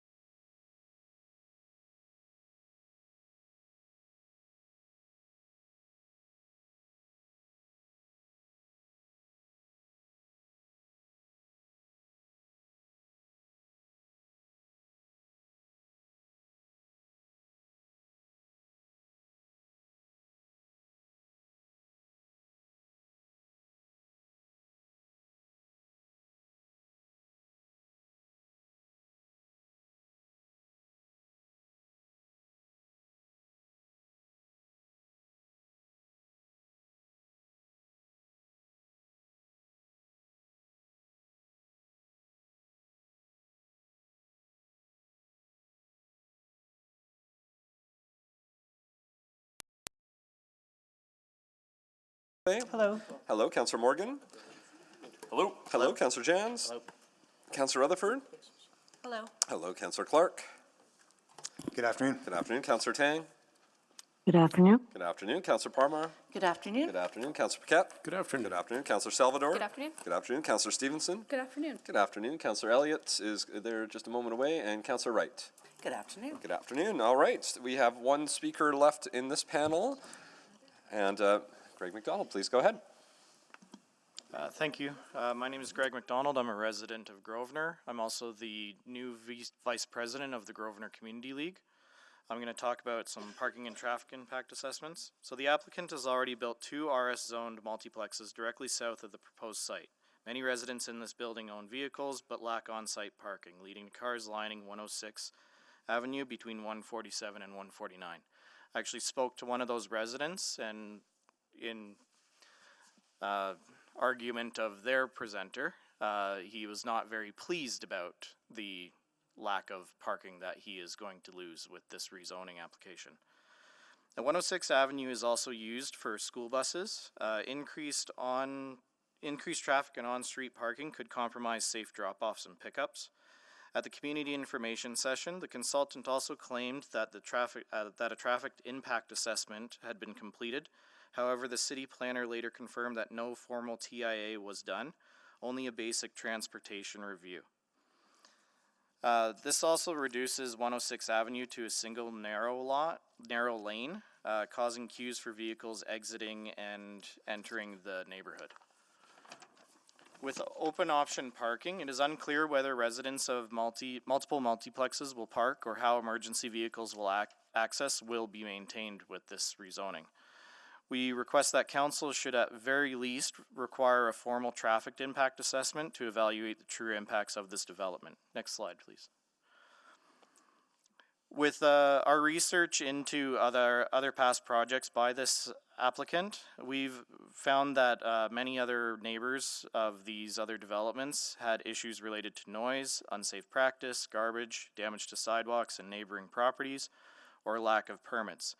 And some have many concerns the several community members have encountered with the applicant and other developers in our neighborhood.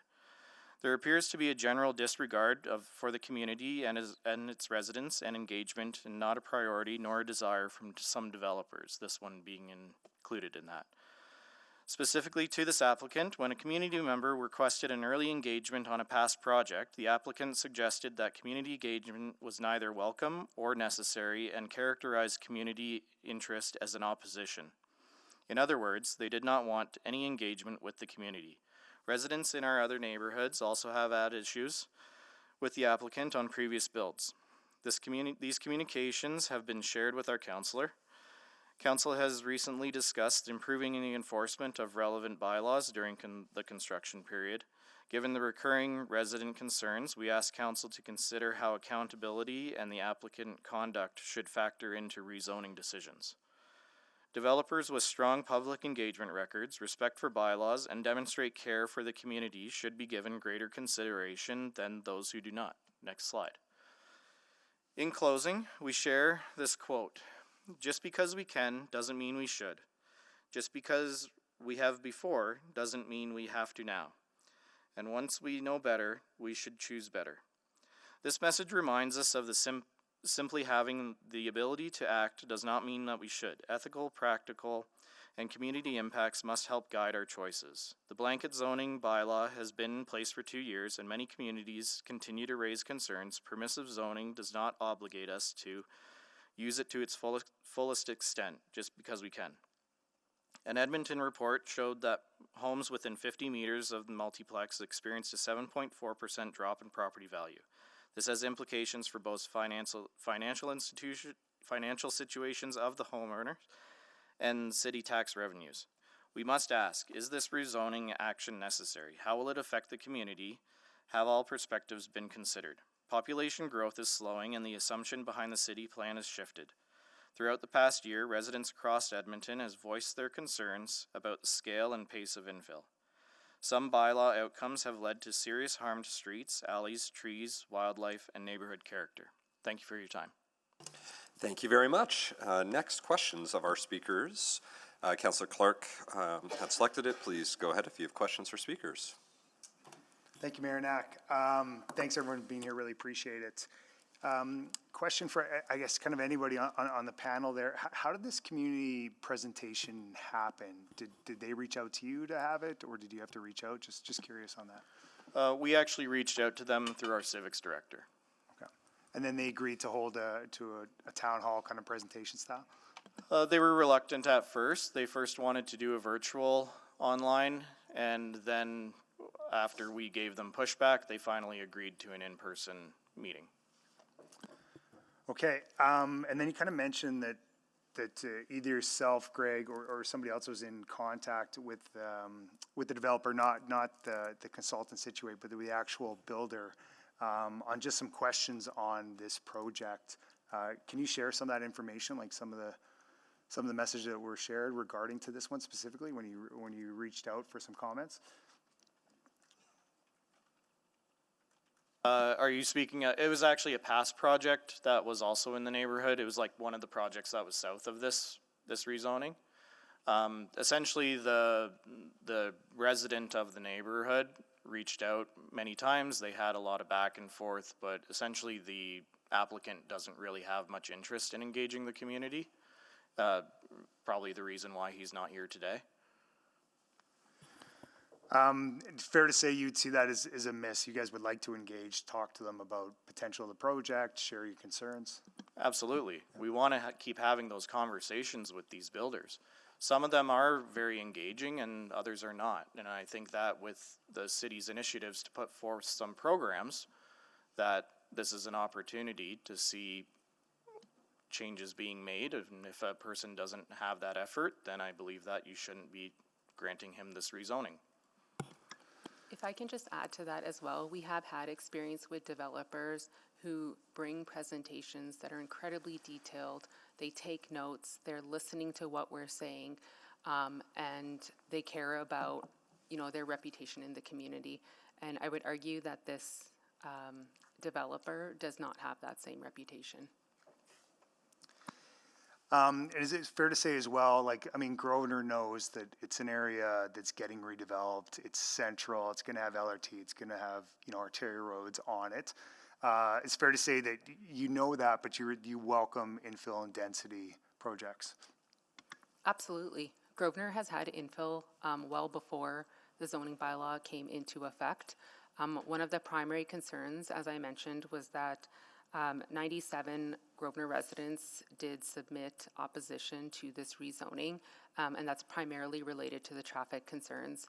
So on our map where we showed that there are 3 exit points in Grosvenor on the west side there, 2 of them have poor sight lines, and so many of us actually defer to 106th Avenue so that we can ensure we can exit safely. And so by putting a large building there, it really limits our abilities to get in and out of our neighborhoods safely. And especially with the LRT to the south, we are really advocating for a true traffic impact assessment, as we don't feel that the full picture has been taken into consideration. Yeah, thank you, appreciate that. Yeah, if I can add to that, Councilor Clark as well, is I'm a big booster of densification. We have to do it. We can't continue with the sprawl. But there's degrees of reasonableness. And I think what's happening in this one particular part of the community is, as I say, I live within 6 doors of where this proposal is, and we already have 8 multiplexes with 5 more on the books. And so any strength taken too far actually becomes a liability. And we're at the point now where I think we've created a dangerous situation here, and the behaviors that I'm seeing people exhibit because it's so hard to get in and out of the community during high traffic times is quite worrisome. Yeah, and that's where I want to go with next. Greg, I think you shared with me a while ago, actually turning on to 106 and kind of the issues they're having there. And I think you got rear-ended, or there's been a whole bunch of issues on there. Is that true? Yeah, I was rear-ended on the corner of 104 and 149. Essentially because there's a 6-plex there.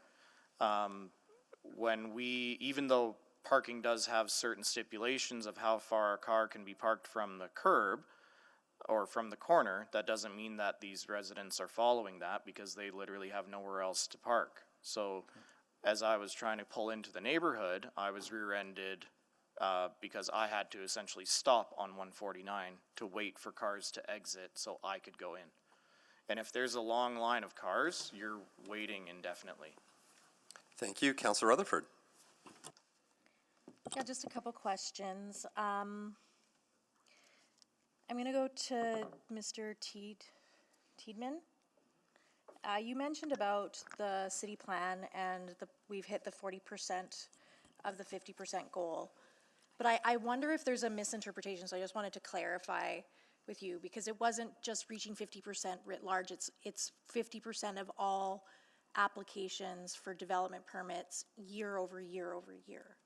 Being within that redevelopment zone. Yes. Right. So if we're developing 100, if there's 100 development permits pulled, 50% are from inside the Henday and 50% are Correct. Right. outside of the Henday. So we actually haven't hit that yet. So I was just trying to understand that in terms of saying that there was breathing room and space to ease off. No, my understanding was that you had achieved 40% of that goal. You hadn't hit the goal, but you were well on the way to achieving that.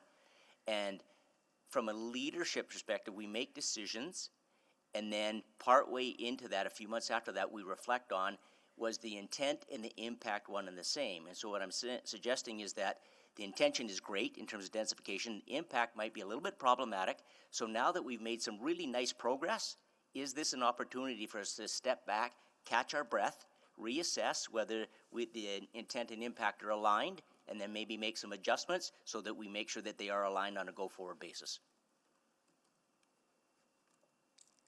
Okay, I'll consider that. The true impact assessment, the word true came up by a couple speakers, because there is in the report a bit of a assessment saying that the access to 149th Street would have to be closed, and then they'd have to access from the alley on 106th. But the concern isn't with that access, it's with the sightlines. Is my understanding correct? It's a little bit of everything. So Okay. I had personally emailed the planner who wrote the report because I wanted to know if that traffic impact assessment was done. And I was told that a full comprehensive traffic impact assessment had not been completed, and that the transportation body had only reviewed just anything in relation specific to that development. So some of the requirements that they asked the developer was that the access only be from the alley. Currently, I believe there's a driveway that faces onto 106th Avenue that would have to be removed, and the sidewalk would have to be replaced. It doesn't take any impacts of future LRT development and how that further impacts traffic in and out of our community into assessment at all. Or even reverse, what was in my mind is like understanding of what is maybe temporary construction pains versus long-term. Like we don't have, like I'm basically agreeing, like because we don't know that information, we don't know if this is just simply because of that. Well, no, I looked at the Valley Line overview, and all of our exits on the south will only be right turn only, except for one. Okay. And so 143rd Street, we're losing completely because of its proximity to the LRT tracks, so that one's being closed. And I think it's 145th Street, I think that was on the map. That's our only south point where we can go right or left, but we will be crossing one lane plus LRT tracks in order to go eastbound. Otherwise, from the south, we have lost, I believe, 5 out of our 6 exits. Okay, and then I know there was, like, one of the things I was hearing is about this accountability, and I'm going to ask administration when we get to questions of administration, because one of the things that we as a council approved was the development of and implementation of the construction accountability program. So I wanted to ask if you were aware of that work. I am aware of that work, and I know Greg has some comments to say on this as well. Sure. I think that the enactment of this plan or this policy and then actual follow through of it are two very distant pieces. Even now with inspections of what gets passed versus the reality of what actually happens, I feel that there is a disconnect.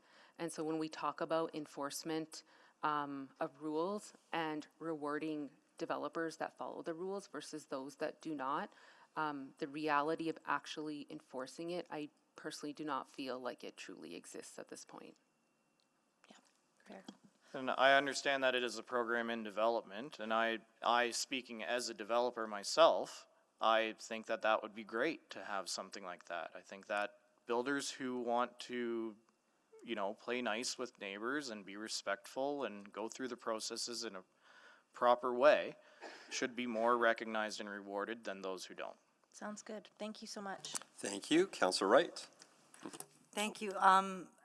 Just speaking of the traffic concerns and that, so you say most people now try to exit off out of at 106th Ave, is that right? Is there lights or traffic light, or sorry, stop signs or traffic lights or anything there? There's not, but it's the one place where there's a service road next to it. Right. And then because that current property on there is so far set back, it's a really clear sight line all the way south on 149th Street. On 104th Avenue, the new row housing that went up, plus a fence, you literally have to inch into traffic in order to see if you can even go. And 103rd Ave is very similar. It's not a brand new development, but there's a house and there's other obstructions in the way that do not allow you to feel safe when you're turning there. So there's already existing problems. You're just concerned this is going to exacerbate them. Yeah, I'm just wondering. I'll add to that as Yeah. well. The interesting thing is, of course, we're only one block south of 107th Avenue. And at high traffic times, the traffic is literally backed up from 107th Avenue almost to Stony Plain Road. And so people that are trying to exit onto 149th Street and turn right have to somehow squeeze in. Okay. Those people that want to exit get onto 149th and go south, it's literally almost impossible. So already in the morning time, when I go to leave, I have to now strategically decide how I'm going to leave our neighborhood. So I'm just wondering, have you or any of your neighbors gone to 311 to request traffic, like a traffic assessment or of that intersection? We haven't, to be honest with you. We just, each time we decide where are we heading, what part of the community can we get out the fastest and the easiest? And I've never in my whole life, being a native Edmontonian, never had to think strategically about getting out of a neighborhood safely, but now I do. Yeah, and I mean, there's lots of intersections, I mean, even, in some of the newer and developing neighborhoods as well. So that is something, and that's what I tell my constituents too, is 301. I am concerned that there's been no traffic impact assessment, so I will ask administration about that as well. Okay, thank you. Thank you very much. Councillor Paquette is your name. I can speak clearly. Can you take the chair? I have the chair. Thank you very much. Thanks to everyone for being here. And so I guess I have a few questions, because I think, and you referenced the video I did a couple days ago, and that's in relation to a change I had heard pretty loud and clear for folks about looking at reconsidering the scope and the scale of what we're doing on an interior lot in the middle of communities. And oftentimes when I talk to people about that, they said, why aren't you doing more on the main roads? Give us a little less interior, do more on the main roads, because, and I don't want it to be an oversimplification, but generally speaking, over the, many decades, the arterial roads is where we've done larger density. I mean, you go further south on 149th Street, there's Tegeler Terrace, there's numerous apartment buildings. Those are the locations where we should target higher scale of density. And so the feedback I heard is, can you scale down a little bit interior and scale up on the main roads so that there's a bit of quote unquote relief there and you're still getting the same amount? So I guess that's the question I want to, I hear the traffic concerns, and there's a part of why we did Street Labs a couple of years ago was based off the feedback, and that work had been done. I think there does have to be a conversation on what's the tipping point for a full traffic light at a location. I think that's a conversation that should happen now. I guess what I wanted to get a sense of, if it's a bit of an oversimplification question, but if you're not going to do higher density like we've done on arterial roads for decades in a location like this, where do we do it then? I do believe you're actually already covering that in our neighborhood. Everything that's south of 103 has already been rezoned, because that's right north of the LRT. Yep. So I think our approach here is to just hopefully protect those other access points into the neighborhood. Mm-hmm. And right now, with the RS zoning on that corner lot, he can build up to, was it 9? 8 or 9 units. So that not only starts to achieve our goals for densification, but we're also just kind of pulling like, we're hoping that you just don't approve this rezoning to kind of pull it back in this area, because there's already rezoned properties nearby, and there's a whole plethora of rezoned properties on the south side of our neighborhood. So if, I think, sorry, go ahead, please. Mayor Knack, is higher densification is one thing, excessive and dangerous densification is something different. Sure. And so what you have there right now, if this one goes through this lot, and then if you go 1, 2, 3, 4, 5, 6, 7, within 7 lots, you'll have 5 multis right on 149th Street. Mm-hmm. And then the property north of this one is designated for significant development as well. The 2 lots beside that have already been sold, and the next one. So at some point, this is going to become such a major choke point that it's going to be too much. And it's going to stop. And there's going to be downstream ramifications of that now we're going to have to deal with. So if we try to cover a bad decision with a bad decision, it means that we're just moving in the wrong direction. Yeah, because I'm hearing, like, I think traffic I'm hearing is a major piece, and I guess part of the tension we run into is, like, and again, a little bit of an oversimplification, but the more we, and you even touched on it, the more we grow out, there's a financial cost, but there's also a major traffic cost, right? Most of the new neighborhoods that get built, because they often don't have transit service, means that the vast majority of folks moving into a new neighborhood have more vehicles than those of us living in the older neighborhoods. And it's not exclusive, but it's you look at that and the data's pretty clear. And so the less we're able to work on that thoughtful way of doing it in our older neighborhoods, the more cars that are likely going to end up coming by, because they're coming from Seacourt, they're coming from Rosenthal.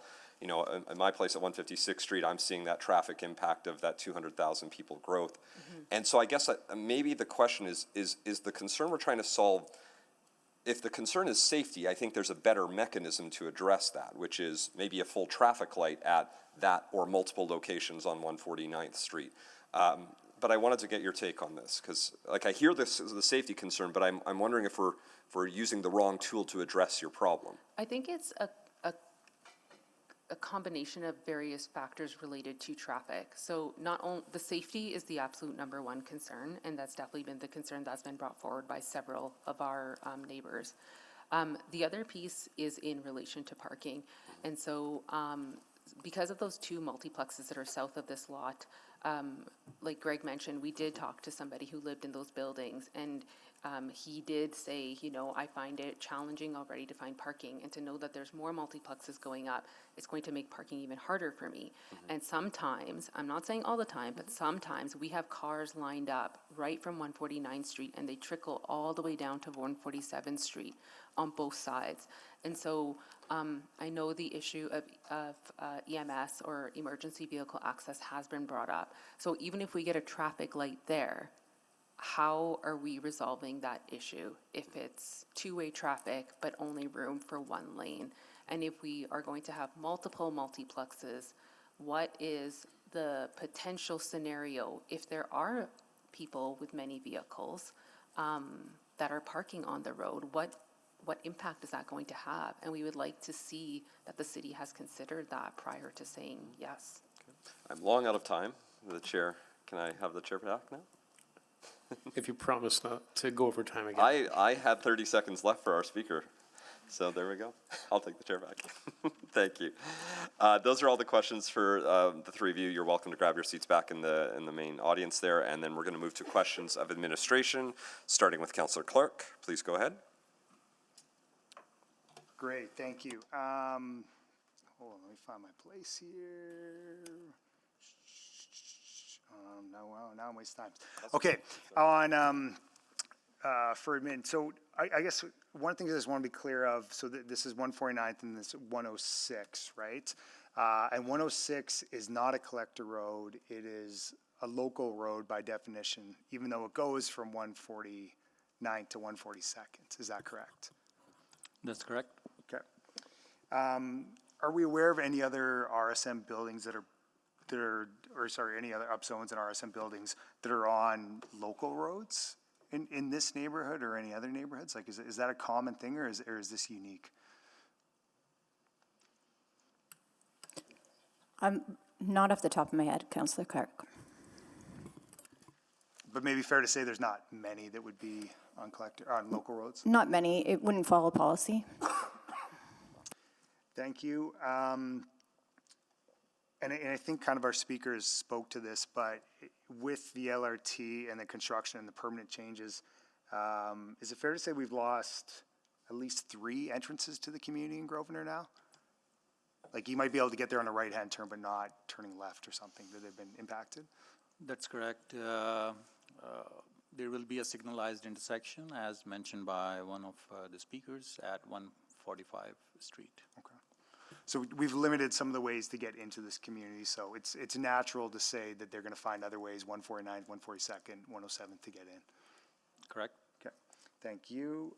And then another comment just on the roads in Grosvenor. It's an old neighborhood, mature neighborhood, but would you say that the roads are probably some of the most narrow in the city? Would that be a correct statement? I wouldn't say that because these are local roads which are meant to function in a manner where the speed is low, and there is expectation that if the cars are parked on either side, there is one travel lane, and the opposing vehicle will need to the driver need to just make sure that they give way to the opposing vehicle and maneuver accordingly.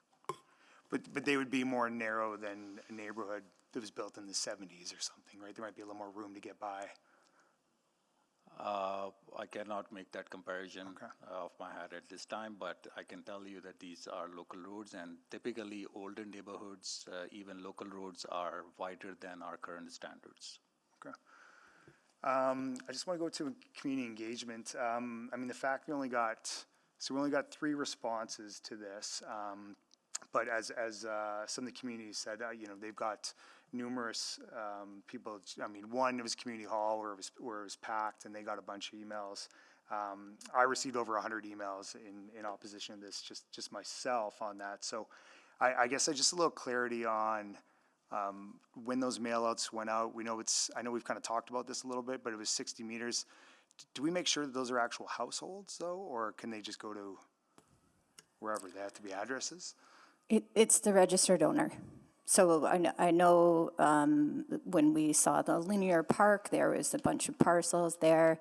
It looks like it might be contributing to the count, but all of those parcels are registered to one owner, so that equates to one postcard. Okay. So it's not, you're not seeing 7 of the 57 are sent to that park. That okay. Isn't how it works. Fair enough, just checking. And then one more question for admin. Do we ever take into respect, you know, the developer and their previous projects, and if there's been any concerns with that? Do we take that into account with this one, or is it just a brand new slate and we go forward with it? I think that, again, is going to the use versus the user, so the decision should be based on what is the application for, not who's making the application. Okay, fair enough. Thank you. Thank you. Councillor Stevenson. Yeah, thank you. I just wanted to pick up on a question and concern from our speakers around the tree canopy. So this site, there do seem to be a number of trees along the north edge. There's not a sidewalk, but I believe those fall outside of the property line. Are they considered boulevard trees? I'll just double check, Councillor Stevenson. It looks like they would be on 106 Avenue. Yeah, sorry. Yeah. We'll just check it. If they are required to be protected. To be protected. That's right. Okay. Great. Yeah, I think just some clarification on that would be helpful. But maybe I'll just leave it there. It's a bit of a funny configuration, but just want to confirm that those are boulevard trees. Thank you. Thank you. Councillor Elliott. Thank you. For the administration, I know a couple of speakers brought up a couple aspects to this. Want to know if you can provide clarification. A photo was provided in regards to photos of garbage from previous developers and other locations. What mechanisms do we have in place to, I guess, for inspections? I guess is probably the best question to ask for when builders are developing, that the sites are maintained. Yeah, that would be through our development permit inspection process as well as through 311. So if there are concerns that residents are noticing, they can report those through 311. We would send someone out and deal with the situation. Okay, thank you.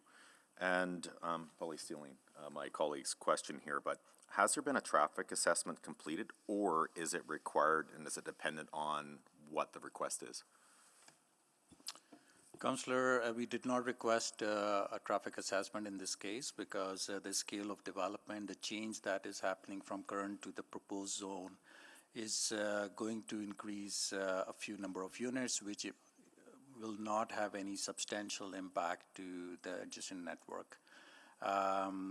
So we do the internal reviews. We reach out to our partners in safe mobility, traffic operations, and seek their input if there is any feedback, any pressing issue in the area, and then provide a response to the applicant.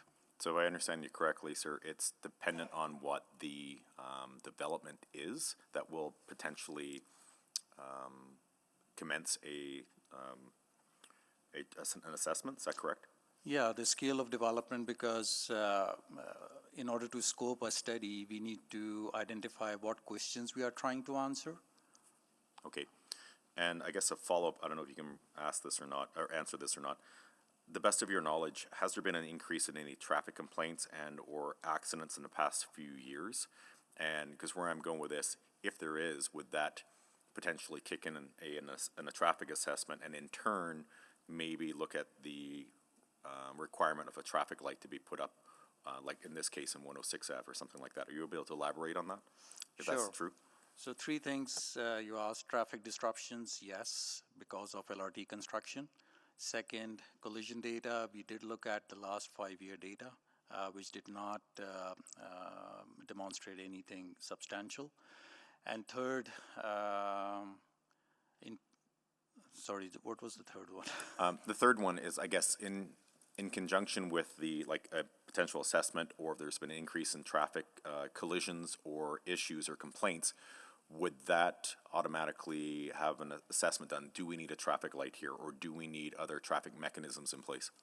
Yes, traffic light assessment, that is something that is definitely, once we receive complaints or depending on the context, traffic operations do go out and conduct traffic surveys, queuing surveys, safety surveys. We have to be mindful that this is the area that is currently undergoing a substantial change. So anything that we do at this time is not reflecting of the longer term traffic patterns that will be there when LRT is done and in operation. An example of that is for Grosvenor, Street Labs program got initiated back in 2021, 2022. It did qualify, but we could not move forward with further on that program just because of the fact that the travel patterns, the traffic patterns in the area were constantly changing due to the disruption of LRT construction. Thank you for that. I'm out of time. Thank you. Just before we go to Councillor Wright, I think just to, it's at this point we're at 4:18, safe to assume that everything else on the agenda, even in a perfect world, maybe we could get to starting 3.3, but I doubt it at this point. So I think it'd be appropriate to make a motion to send the remaining selected items to the next public hearing. So moved. Second. So we've got that moved and seconded as we have a 5 p.m. end time. So we'll save that list. I'm going to write it down just in case there's any questions. Okay. Are there any questions on moving those items? Okay, nobody on the board. Oh, Councillor Wright, you do have questions on the movement? I'm just wondering, how many do we already have scheduled for the January public A lot. hearing? So So should we consider dates for? we'll have to talk about that. We'll take it to Agenda Review Committee and talk about that. Thank you. Councillor Salvador, questions on the movement of? Just for clarity for folks who might be listening, where would these items be placed on that agenda? It's now been our practice to have anything that's moving from one hearing to another. Those ones will be the first up. Yes. And then everything else would come Great, after. great, So, thanks. yeah. Any other questions on this? No. Please vote on sending those to the next public hearing.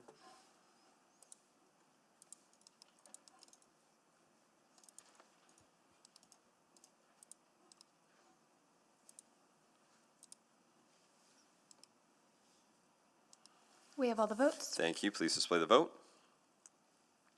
And that is carried 13-0. So we'll continue and work to finish the Grosvenor item, but for everyone else here in person or online, if you were here for any other item, we will hit the 5 p.m. deadline before we get to your items. So you're welcome to go up. And the way it will work is all of these items that are remaining, which are the Highlands, Queen Alexandra, McKernan, Kendall, Windsor Park, Wellington, and Place LaRue. Those will all be the first items in that order on the agenda coming up in January. So, and then we'll see about adding time to make sure we can go through those. So we'll continue on with this item. Councillor Wright, questions? Yes, thank you. Okay, so just further follow-up for the TIA. You said that it's based on the project being applied for. Do we ever look at sort of the cumulative effect of multiple projects over time? Yes, and so in the mature neighborhood context, we have got a major project as LRT in this area. As part of that project, long-term modeling was done through our regional travel model, which basically looks at if the redevelopment within Anthony and the Acres up to 50% in different neighborhoods, then what is the impact on the road network? We do have that information, but when you look at this scale of development, the number of trips that you are adding with the change are 4 to 5 trips in an hour. So to quantify that from a really large scale to this point is not practical. So we rely on the long-term projects. If there is an arterial rehab happening or any larger project happening, to then take a deeper dive on those cumulative impact and capitalize on that so that we proactively enhance our road networks in mature neighborhoods. So even if there was like 5 or 6 of these multi plexes or whatever being built, I don't know, 6 times 5 is 30, so 30 an hour still wouldn't prompt a review to be done? At some point, if it is getting to the stage where a traffic warrant analysis is needed, we will ask the applicant to do that, and if the outcome is traffic signal, then we'll approach that. Okay. And then my colleague was asking about the width of the roads and that. Are you familiar with Laurel? Would the roads there be similar to the ones in Grosvenor? Off the bat, like that will be hard Because to. you said that they changed. So what's the standard width now for a local road? 9 meters. 9 carriageway. meters? Yeah. And is that similar to what's in Grosvenor? Anybody know? We'll get out a measuring tape later. Okay. Because I get the same concerns, and I've driven through those roads myself, and they are narrow. So I was just wondering what for comparison was. And then I just had one other question. Oh, those lots there, which is the park. You said it's one owner. So, like, is it parkland? Like, does the city own it? The city owns it. That's correct. Okay. I just wanted to clarify that. But they are shown as different lots, and so those lots could be sold individually, or is it maintained as parkland? It's maintained as parkland. Okay, thanks. Thank you. Councillor Salvador. Yeah, thank you. I just wanted to come back once again to the construction enforcement and accountability issues that speakers have raised. I know earlier in today's discussion we were talking about the construction accountability program and CAP. I actually just wanted to dig in a little bit on that because one of our speakers said or asked a question, is there an opportunity for if a bad builder is a repeat offender, can that be factored into rezoning decisions? And the answer is no to that, correct? The answer is no. Just past behavior of an applicant can't be considered. And that's on a rezoning. On a rezoning. But when it comes to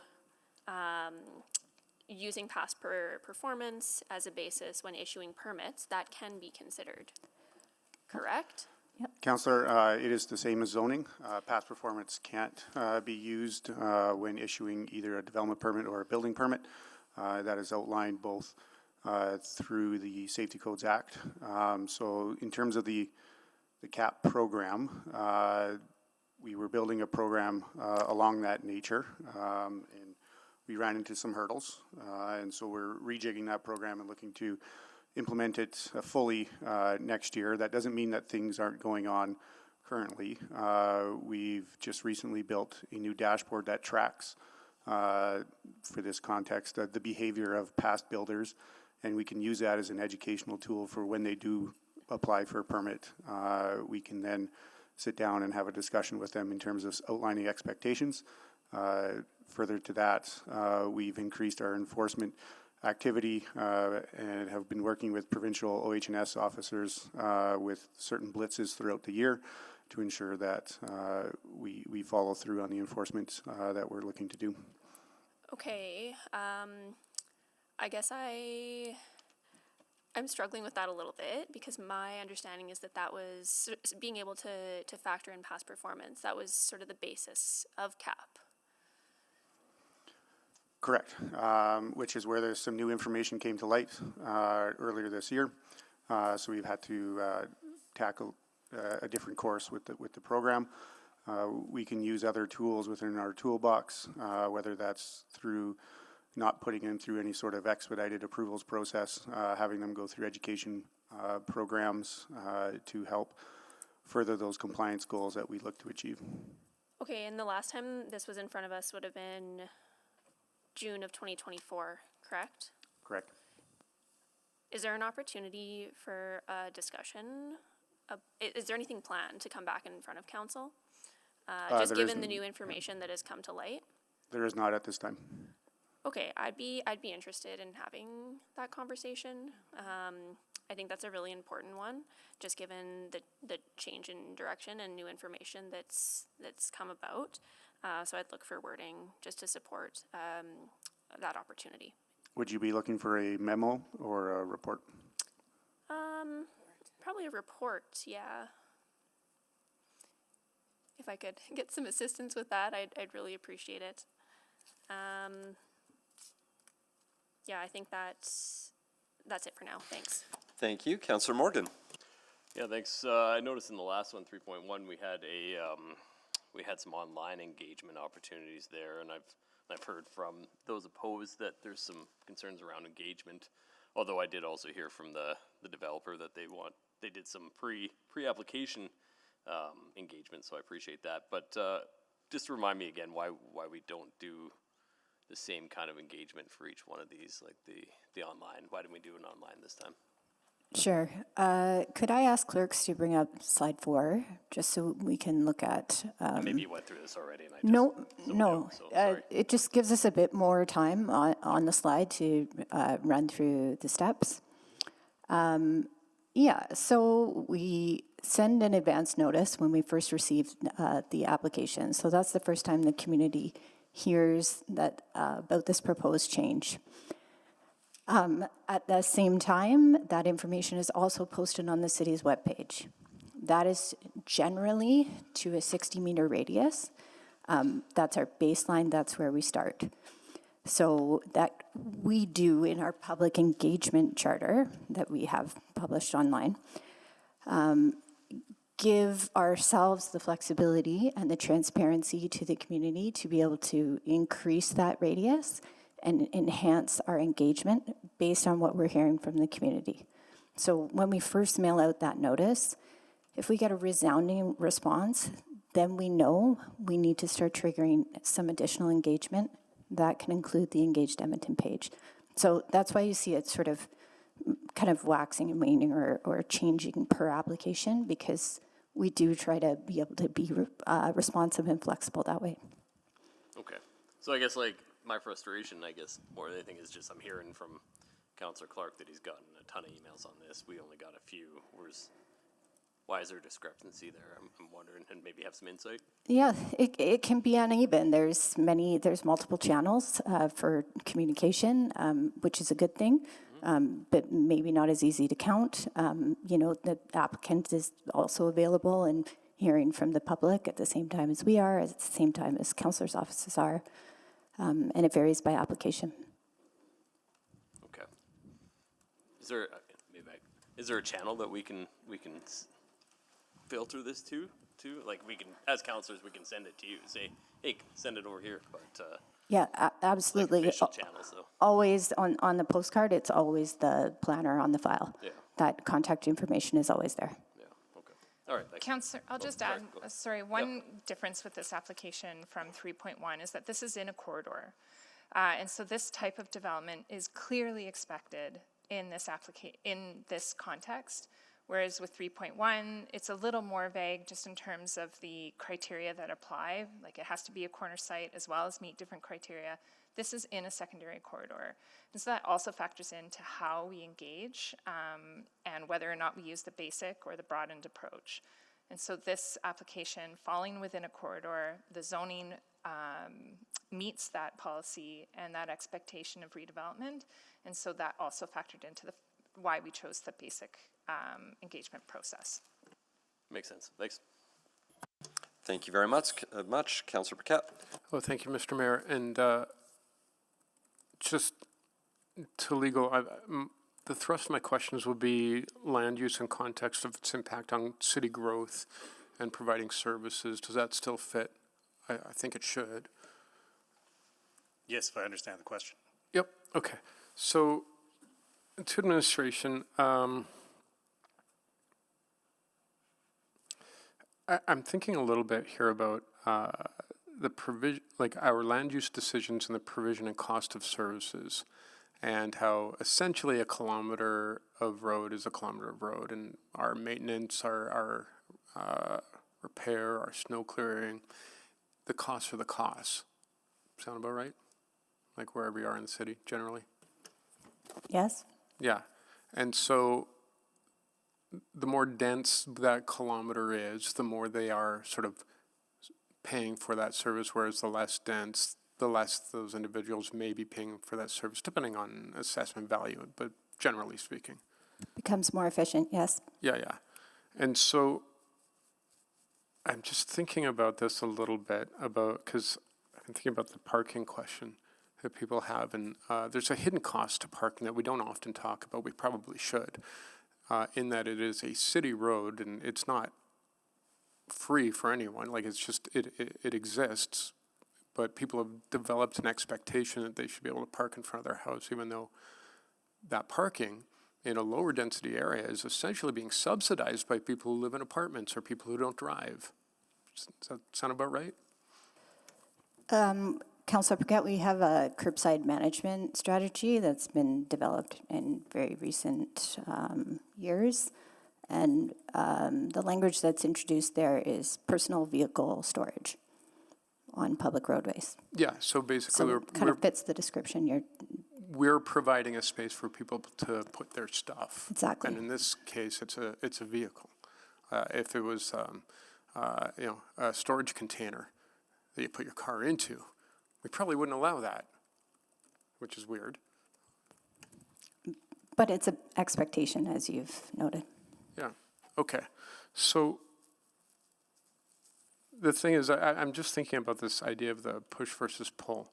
You know, when we're building density, or a proposal like this creates more density on a main corridor where there's lots of transit, the expectation is probably there will be less people living in that spot who feel the need to have a car, but are we providing the service that would allow them to make that choice? And the argument then is that on a corridor like that, you've got ample transit, so it's a little bit easier to make that choice. Yes, correct. Yeah, but when you go further into a community, the further away from a transit stop or a main corridor, that's where it starts. That's why we start to have the conversations that we do about what's appropriate or not in further away. Yes, and our policies about intensification and where intensification should happen follow that logic as well. Right. So on a main corridor, because people can have that option of not driving and not having storage on the street, it's less subsidization for the rest of the city, or the people who don't drive or live in more dense areas for the less dense areas, and therefore it's a little bit more equitable, and city resources can be used more efficiently. That's sort of the concept, I would assume? Yes, generally speaking. Generally speaking, yeah. I mean, there's always outliers to everything. Yeah, okay, so that's sort of like the question I have about this when we start talking about the traffic impacts. So the next stage then would be, if there really are some serious traffic considerations, then we would go in and we would make the alterations to the traffic signals and patterns to adjust for that. That's correct, keeping in mind the alternative modes, the overall corridor, and other considerations. Yeah, of course. Okay, so, and how proactive are we on that? In terms of being proactive, like I was mentioning earlier, we do have programs, initiatives such as sorry, it just skipped my mind. It's okay. You don't have to name specifically, just, are we proactive, yes or no? We do have. We can be That's your time. That's your program. time. Thank you very much. Street Labs is one of them. Yes, thank you. Councillor Paquette, can you take the chair? I have the chair. Thank you very much. Probably to you, Mr. Saeed, I guess I wanted to just ask a little bit more about the sort of entrances and exits and sort of what the trigger point would be, whether it be here at 106. Now, 106 does have the greater visibility because of the service road.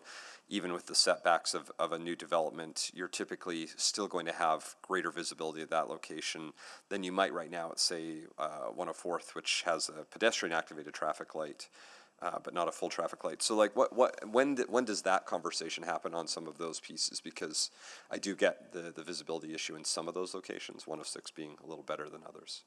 Correct. So that conversation likely happened as part of Street Labs when it was happening back in 2022, 23. And just earlier what I said, it was a little bit of just a correction there. There were some measures that got implemented in Grosvenor, but then there was a lot of additional feedback that community provided, such as these measures, which were first outside of the mandate of that program, but also due to continuous changes due to the traffic disruption, we did not make any decisions on that. Now, specific to that location, 106 and 149, the next logical step is we go out, do traffic survey. We have got criteria such as main street, side street volumes, delays, and things like that to quantify. And so interesting, I'm probably a little less concerned about 106 because the setback, whether you're on the RS zone or the zone being proposed is 4.5 meters away from 149th Street, which is the same as the two new developments that were built. So you have a buffer zone. There's a tree right on the corner, of course, but you have a bit of a buffer zone that provides visibility there. Correct? That's right, setbacks? That's right, setbacks. So, but I hear that there's the cumulative impact, so I am going to pick on a spot like 149th, which while, or 104th, where you have a single-family home but with a fence, and so, that's an intersection where you actually, in order to be able to have enough visibility to make the turn, you're not entering the road right of way, but you are entering the sidewalk right of way to have the visibility of traffic in either directions. And so, is there a trigger point as the development's coming up? This one's 2 blocks away, but does that trigger a conversation at any of these other points for residents there? Because I think the issue exists. I'm not sure this, because of an extra 5 units, is going to materially make a difference one way or another, but I get the bigger question. Short answer, yes. Okay. If tomorrow we see another rezoning happening at that corner, sightline and appropriate setbacks is one of the considerations that will be built in the development permit process. What about even if not at that corner, further down the block, you have a new development permit on a corner lot that allows for new row housing development? That would start to then factor into your decision-making, correct? Absolutely, Okay. that those corner cuts are needed, whatever zoning regulations tell us, plus any additional traffic analysis that is needed for those sight lines is conducted. Yeah, because on the south side on Stony Plain Road, while obviously there are numerous access points currently today where you would have been able to turn left, none of them have a traffic light, the full traffic light on those. So the Valley Line is actually creating a traffic light that didn't exist before for folks to be able to turn left onto Stony Plain Road, correct? Correct. Okay. Which one potential benefit of that, but I hear some of the tension of the overall body of work there. So, okay, those are probably all. Oh, I guess. No, those are all my questions. I'll take the chair back. And I'm assuming it's been returned. There we go. Return the chair. Thank you. Fantastic. Are there any other, I don't see anyone else on the board for questions of administration. So next step will be questions of new information. That is new information that has arisen during the public hearing. Does anyone want to click on for any questions of new information? I'm not seeing anyone. Okay. Great. No other questions of new information. Therefore, this would be an appropriate time to take a motion to close the public hearing. So moved. Moved by Councillor Jans. Second. Seconded by Councillor Elliott. Please vote on closure of the public hearing, please.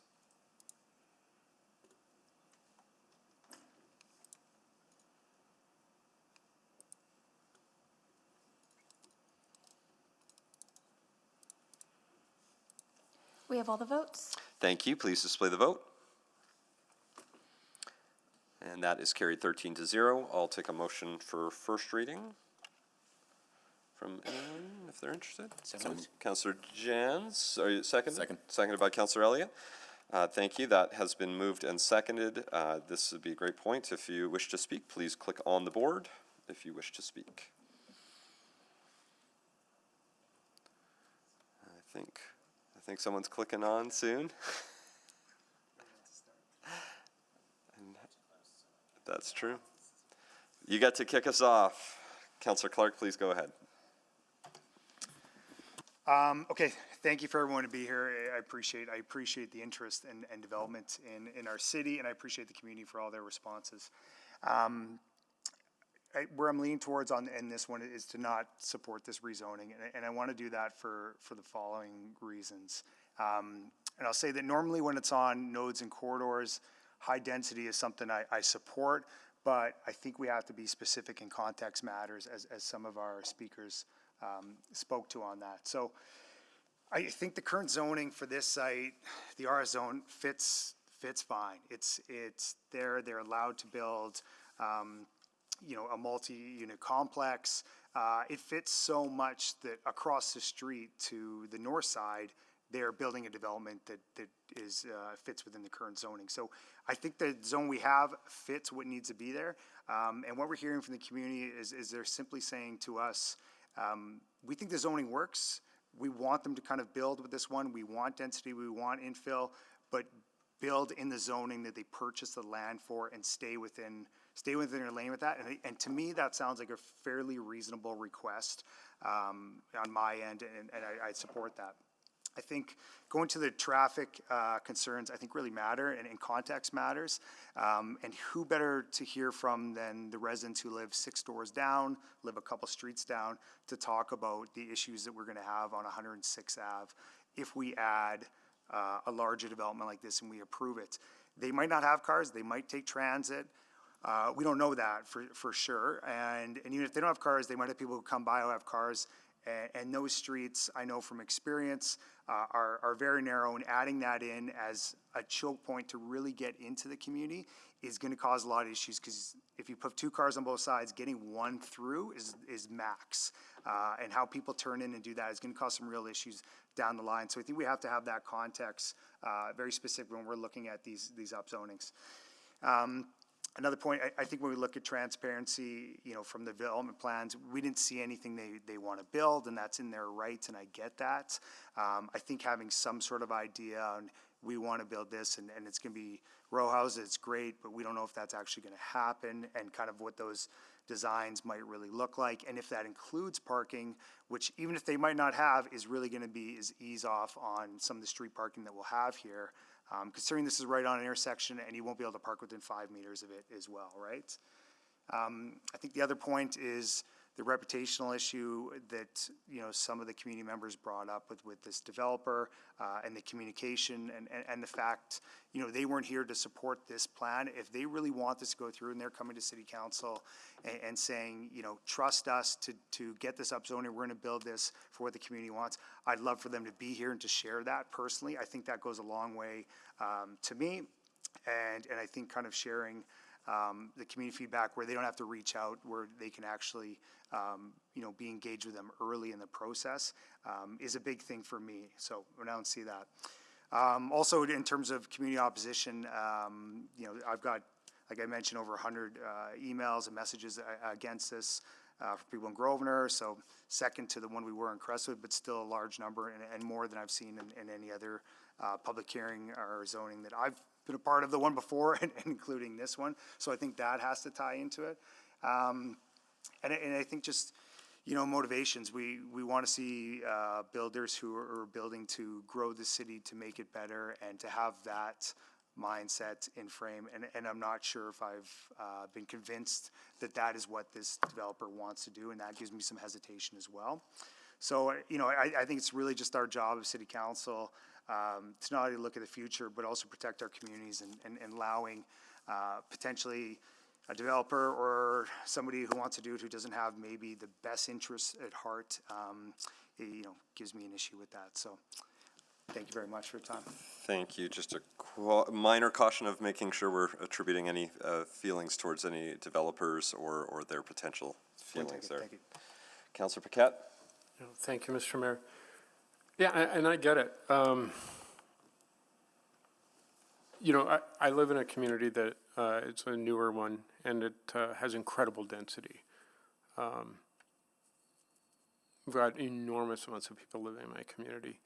And so because that was the situation I was, in, and nothing changed from that, it's my norm.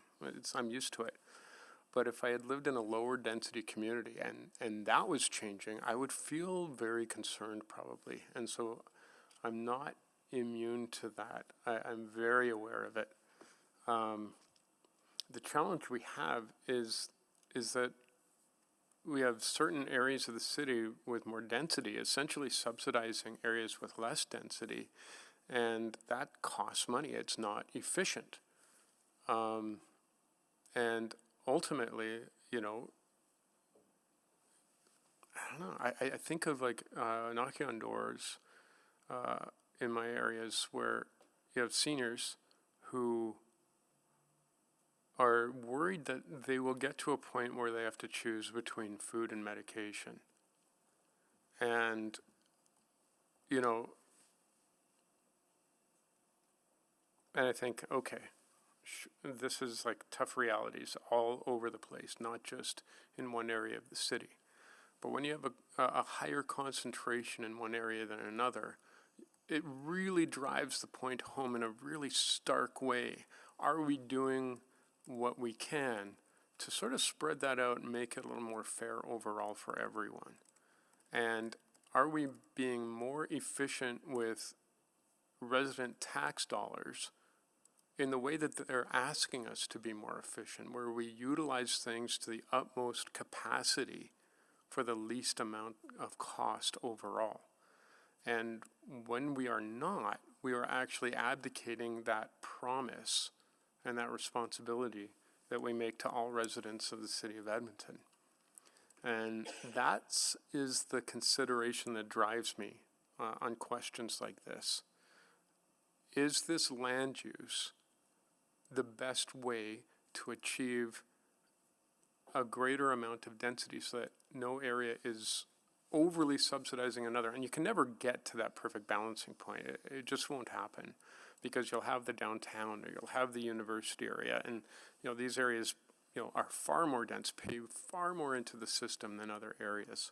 But if we can at least equalize some of that and get rid of some of that disparity, I think it's incumbent on us to do that, especially when it's on nodes and corridors that will also encourage people to take transit or other modes of transportation that take cars off the road, even though there may be an increase in vehicles in that area. In the grand scheme of things, and overall, as the city grows, we really need to have folks living in areas where it's more, where it's easier to make the choice to not drive, to not get their car on the road. And so there is I understand that irony where there will be more cars, but overall less. But where there are more cars, where there didn't used to be, it can feel very overwhelming. So it is a tough situation. And, I totally empathize. I mean, I got friends who live in the area. And so I totally empathize on a very personal level. But at the same time, I have to look at my fiduciary duty to the city of Edmonton as a whole. And the issues of street parking and traffic, these are issues that affect everyone across the city. And the parking especially, the subsidization of that, we really have to start talking about in a real way.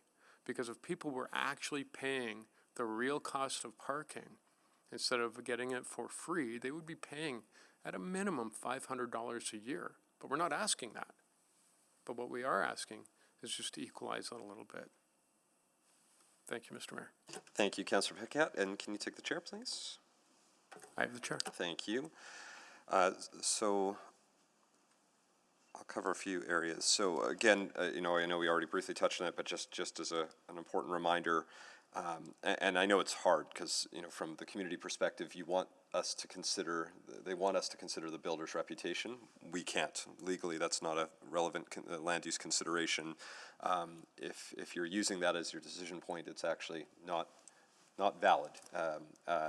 There is a separate body of work, and I hear we're going to have a subsequent motion to figure out how we make sure we're holding folks accountable based off some of the programs we approved, and I'm looking forward to that discussion. But for what's before us today, who owns the lot does not make a difference. What our decision point is the land use being asked for reasonable? And I'll cover a few things. So, and it's tough because, the number of speakers in opposition to something is always very daunting. It can make you feel like, you absolutely have to, go no matter what. I'm reminded of one at the end of my second term. It was a month and a half before the election in 2021. And there were 350 people who signed a petition in Glenwood to oppose a row housing development on a corner lot. And that's hard as a councillor, seeing that number of people in opposition to feel like I need to represent the community.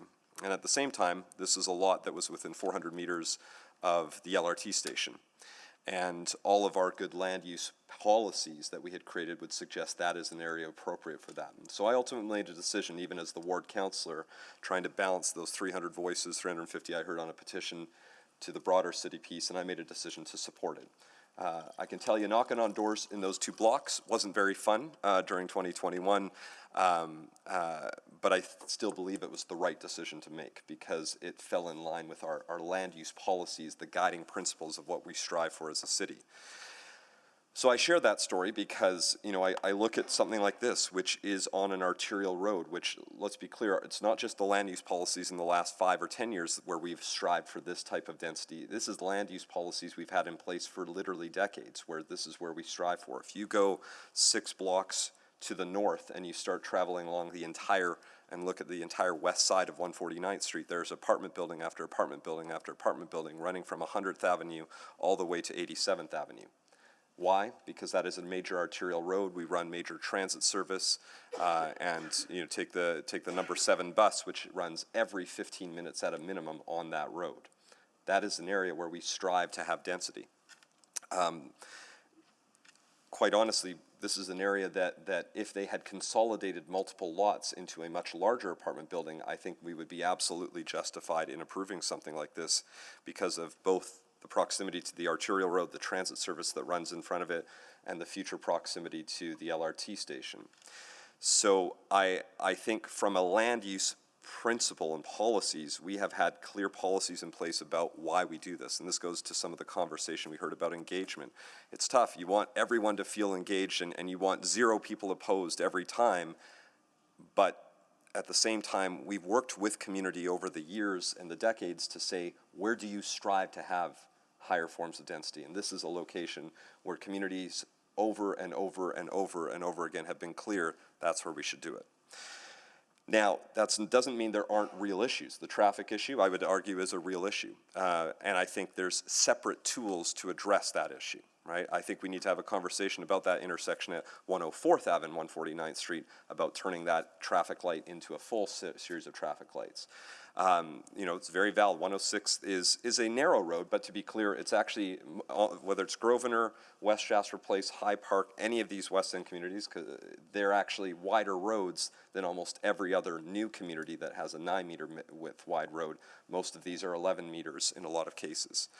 So these are all important things and important factors, but from a land use piece, what we're being asked for is an apartment building, albeit on a single lot, meaning we're only talking the difference of a 9 to a 14 unit development, appropriate on a major road with mass transit that runs every 15 minutes, that's 6 blocks away from LRT, major grocery stores, all of those things.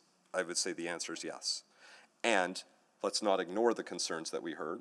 Let's make sure we take those concerns, and I know the ward councillor will do an incredible job of taking those additional concerns if this passes to go work on those issues using the other tools that I think we need to use. But if we are going to, as a council, look at reducing what we allow for in the middle of a block, in the middle of communities, then we absolutely need to be supporting development like this on major roads, major nodes and corridors in order to balance out what we might lose in those other areas. So I'll be supporting it. Councillor Paquette, I'll take the chair back. I return the chair. Thank you. Councillor Jans to close. Nothing further. Thank you. Please vote.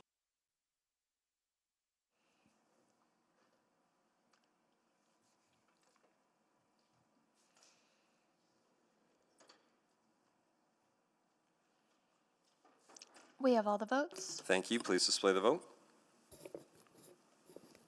And that is carried 10-3. I'll move second reading. Second reading moved. Do I have a seconder? Second. Seconded by Councillor Elliott. Please vote on second reading.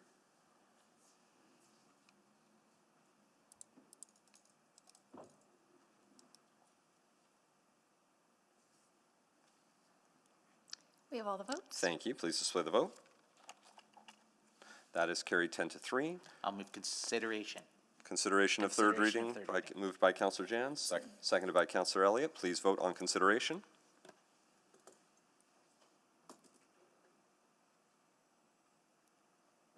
There it is.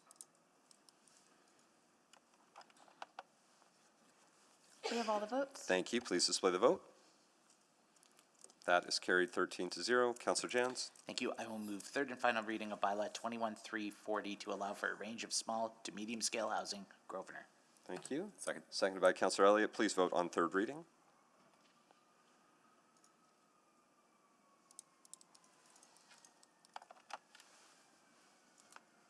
We have all the votes. Thank you. Please display the vote. That is carried 10-3. We have a subsequent ready to go. Councillor Salvador, can you move it? And Yes. I'll move that administration provide a report updating on the implementation status of the Construction Accountability Program due to Urban Planning Committee Q2 2026. Second. seconded by Councillor Rutherford. Are you okay without an introduction to keep us in time? Do you want to give a 30-second version? I think it's pretty clear. Okay, thank Based on you. Any discussion. questions on that? Councillor Stevenson, very quickly, if we hope to finish Just before wondering 5. if we could amend the due date to be Q1 of 2026? To administration. That doesn't give us sufficient time to actually write the report due to reviewing timelines. A memo would be able to give you the same information in shorter timelines. I think it's important we have a public conversation about it. I think I know it's very tight timelines, but this is just something that I think is very urgent. So I'll move to amend it to first quarter 2026. Okay, thank you. That's been moved. Second. Any questions on the amendment? Councillor Principe? Go ahead. So I'm really concerned that we're asking too much out of administration. It is urgent, but that's something that could have been brought forward 2 months ago then, or a month and a half ago. So. No, whoa. Councillor Principe is asking questions, everyone. Please go ahead. You may ask questions of admin. So or the mover. Just wondering if we're hearing from our administration that really it's hard for them to bring it back in Q1. I'm just concerned, and just to the mover, you're comfortable with, even though hearing from our administration that they're against. Yep, I am. I know that's tough on administration. I know review timelines are 13 to 16 weeks typically. I think that still lands us in Q1. And this has been, I mean, we approved this policy change 18 months ago, I believe. It's still not implemented. I'm hearing that there's very significant shifts to the program, which are concerning to me. Because I've already shared information with Edmontonians according to the information we had available to us previously, so. Yeah, I absolutely agree, and I'm very eager to see this as well, but I'm trying to be respectful of our administration here as well. So it's not that it's not important to me. It also is very important to me. But again, okay. Okay, any other questions? No? Can I get a motion to extend order by 5 minutes? So moved. Second, moved by Councillor Wright and seconded by Councillor Principe. Please vote to extend orders by 5 minutes. Yes. Yes. Thank you, Councillor Tang.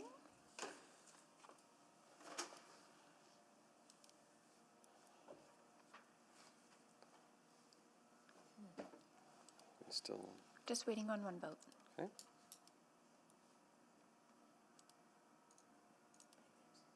We have all the votes. Thank you. Please display the vote. That's carried 13-0. I didn't see, but I will just double check. Any other questions on the amendment? No. Anyone wishing to speak to the amendment?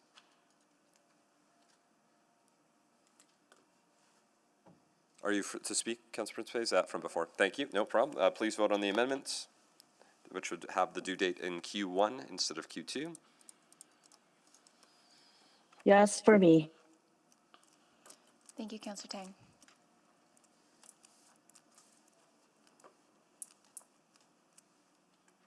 We have all the votes. Thank you. Please display the vote. That is carried 11-2. Any other questions? I'm just going to double check. I don't see anyone clicking on. Anyone wishing to speak to the motion? Councillor Rutherford. Yeah, I want to thank the mover. I know I was contemplating a subsequent on this as well. I've been asking about this program and the timelines of it for quite some time.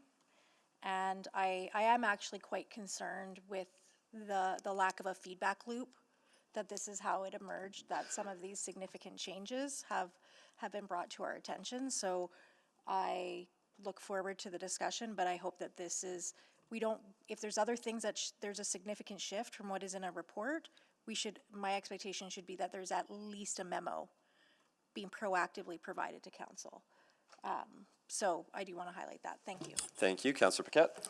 Yeah, and thank you. I take Councillor Principe's caution seriously, but I am aware that this is literally just an update on the implementation. It's not asking for the solution full cloth. It's just where are we at. So I'm in support. Thank you. Thank you. Any closing comments, Councillor Salvador? Please go Yeah, ahead. just to appreciate administration's caution around timelines here, but I share the urgency that's been expressed by my colleagues.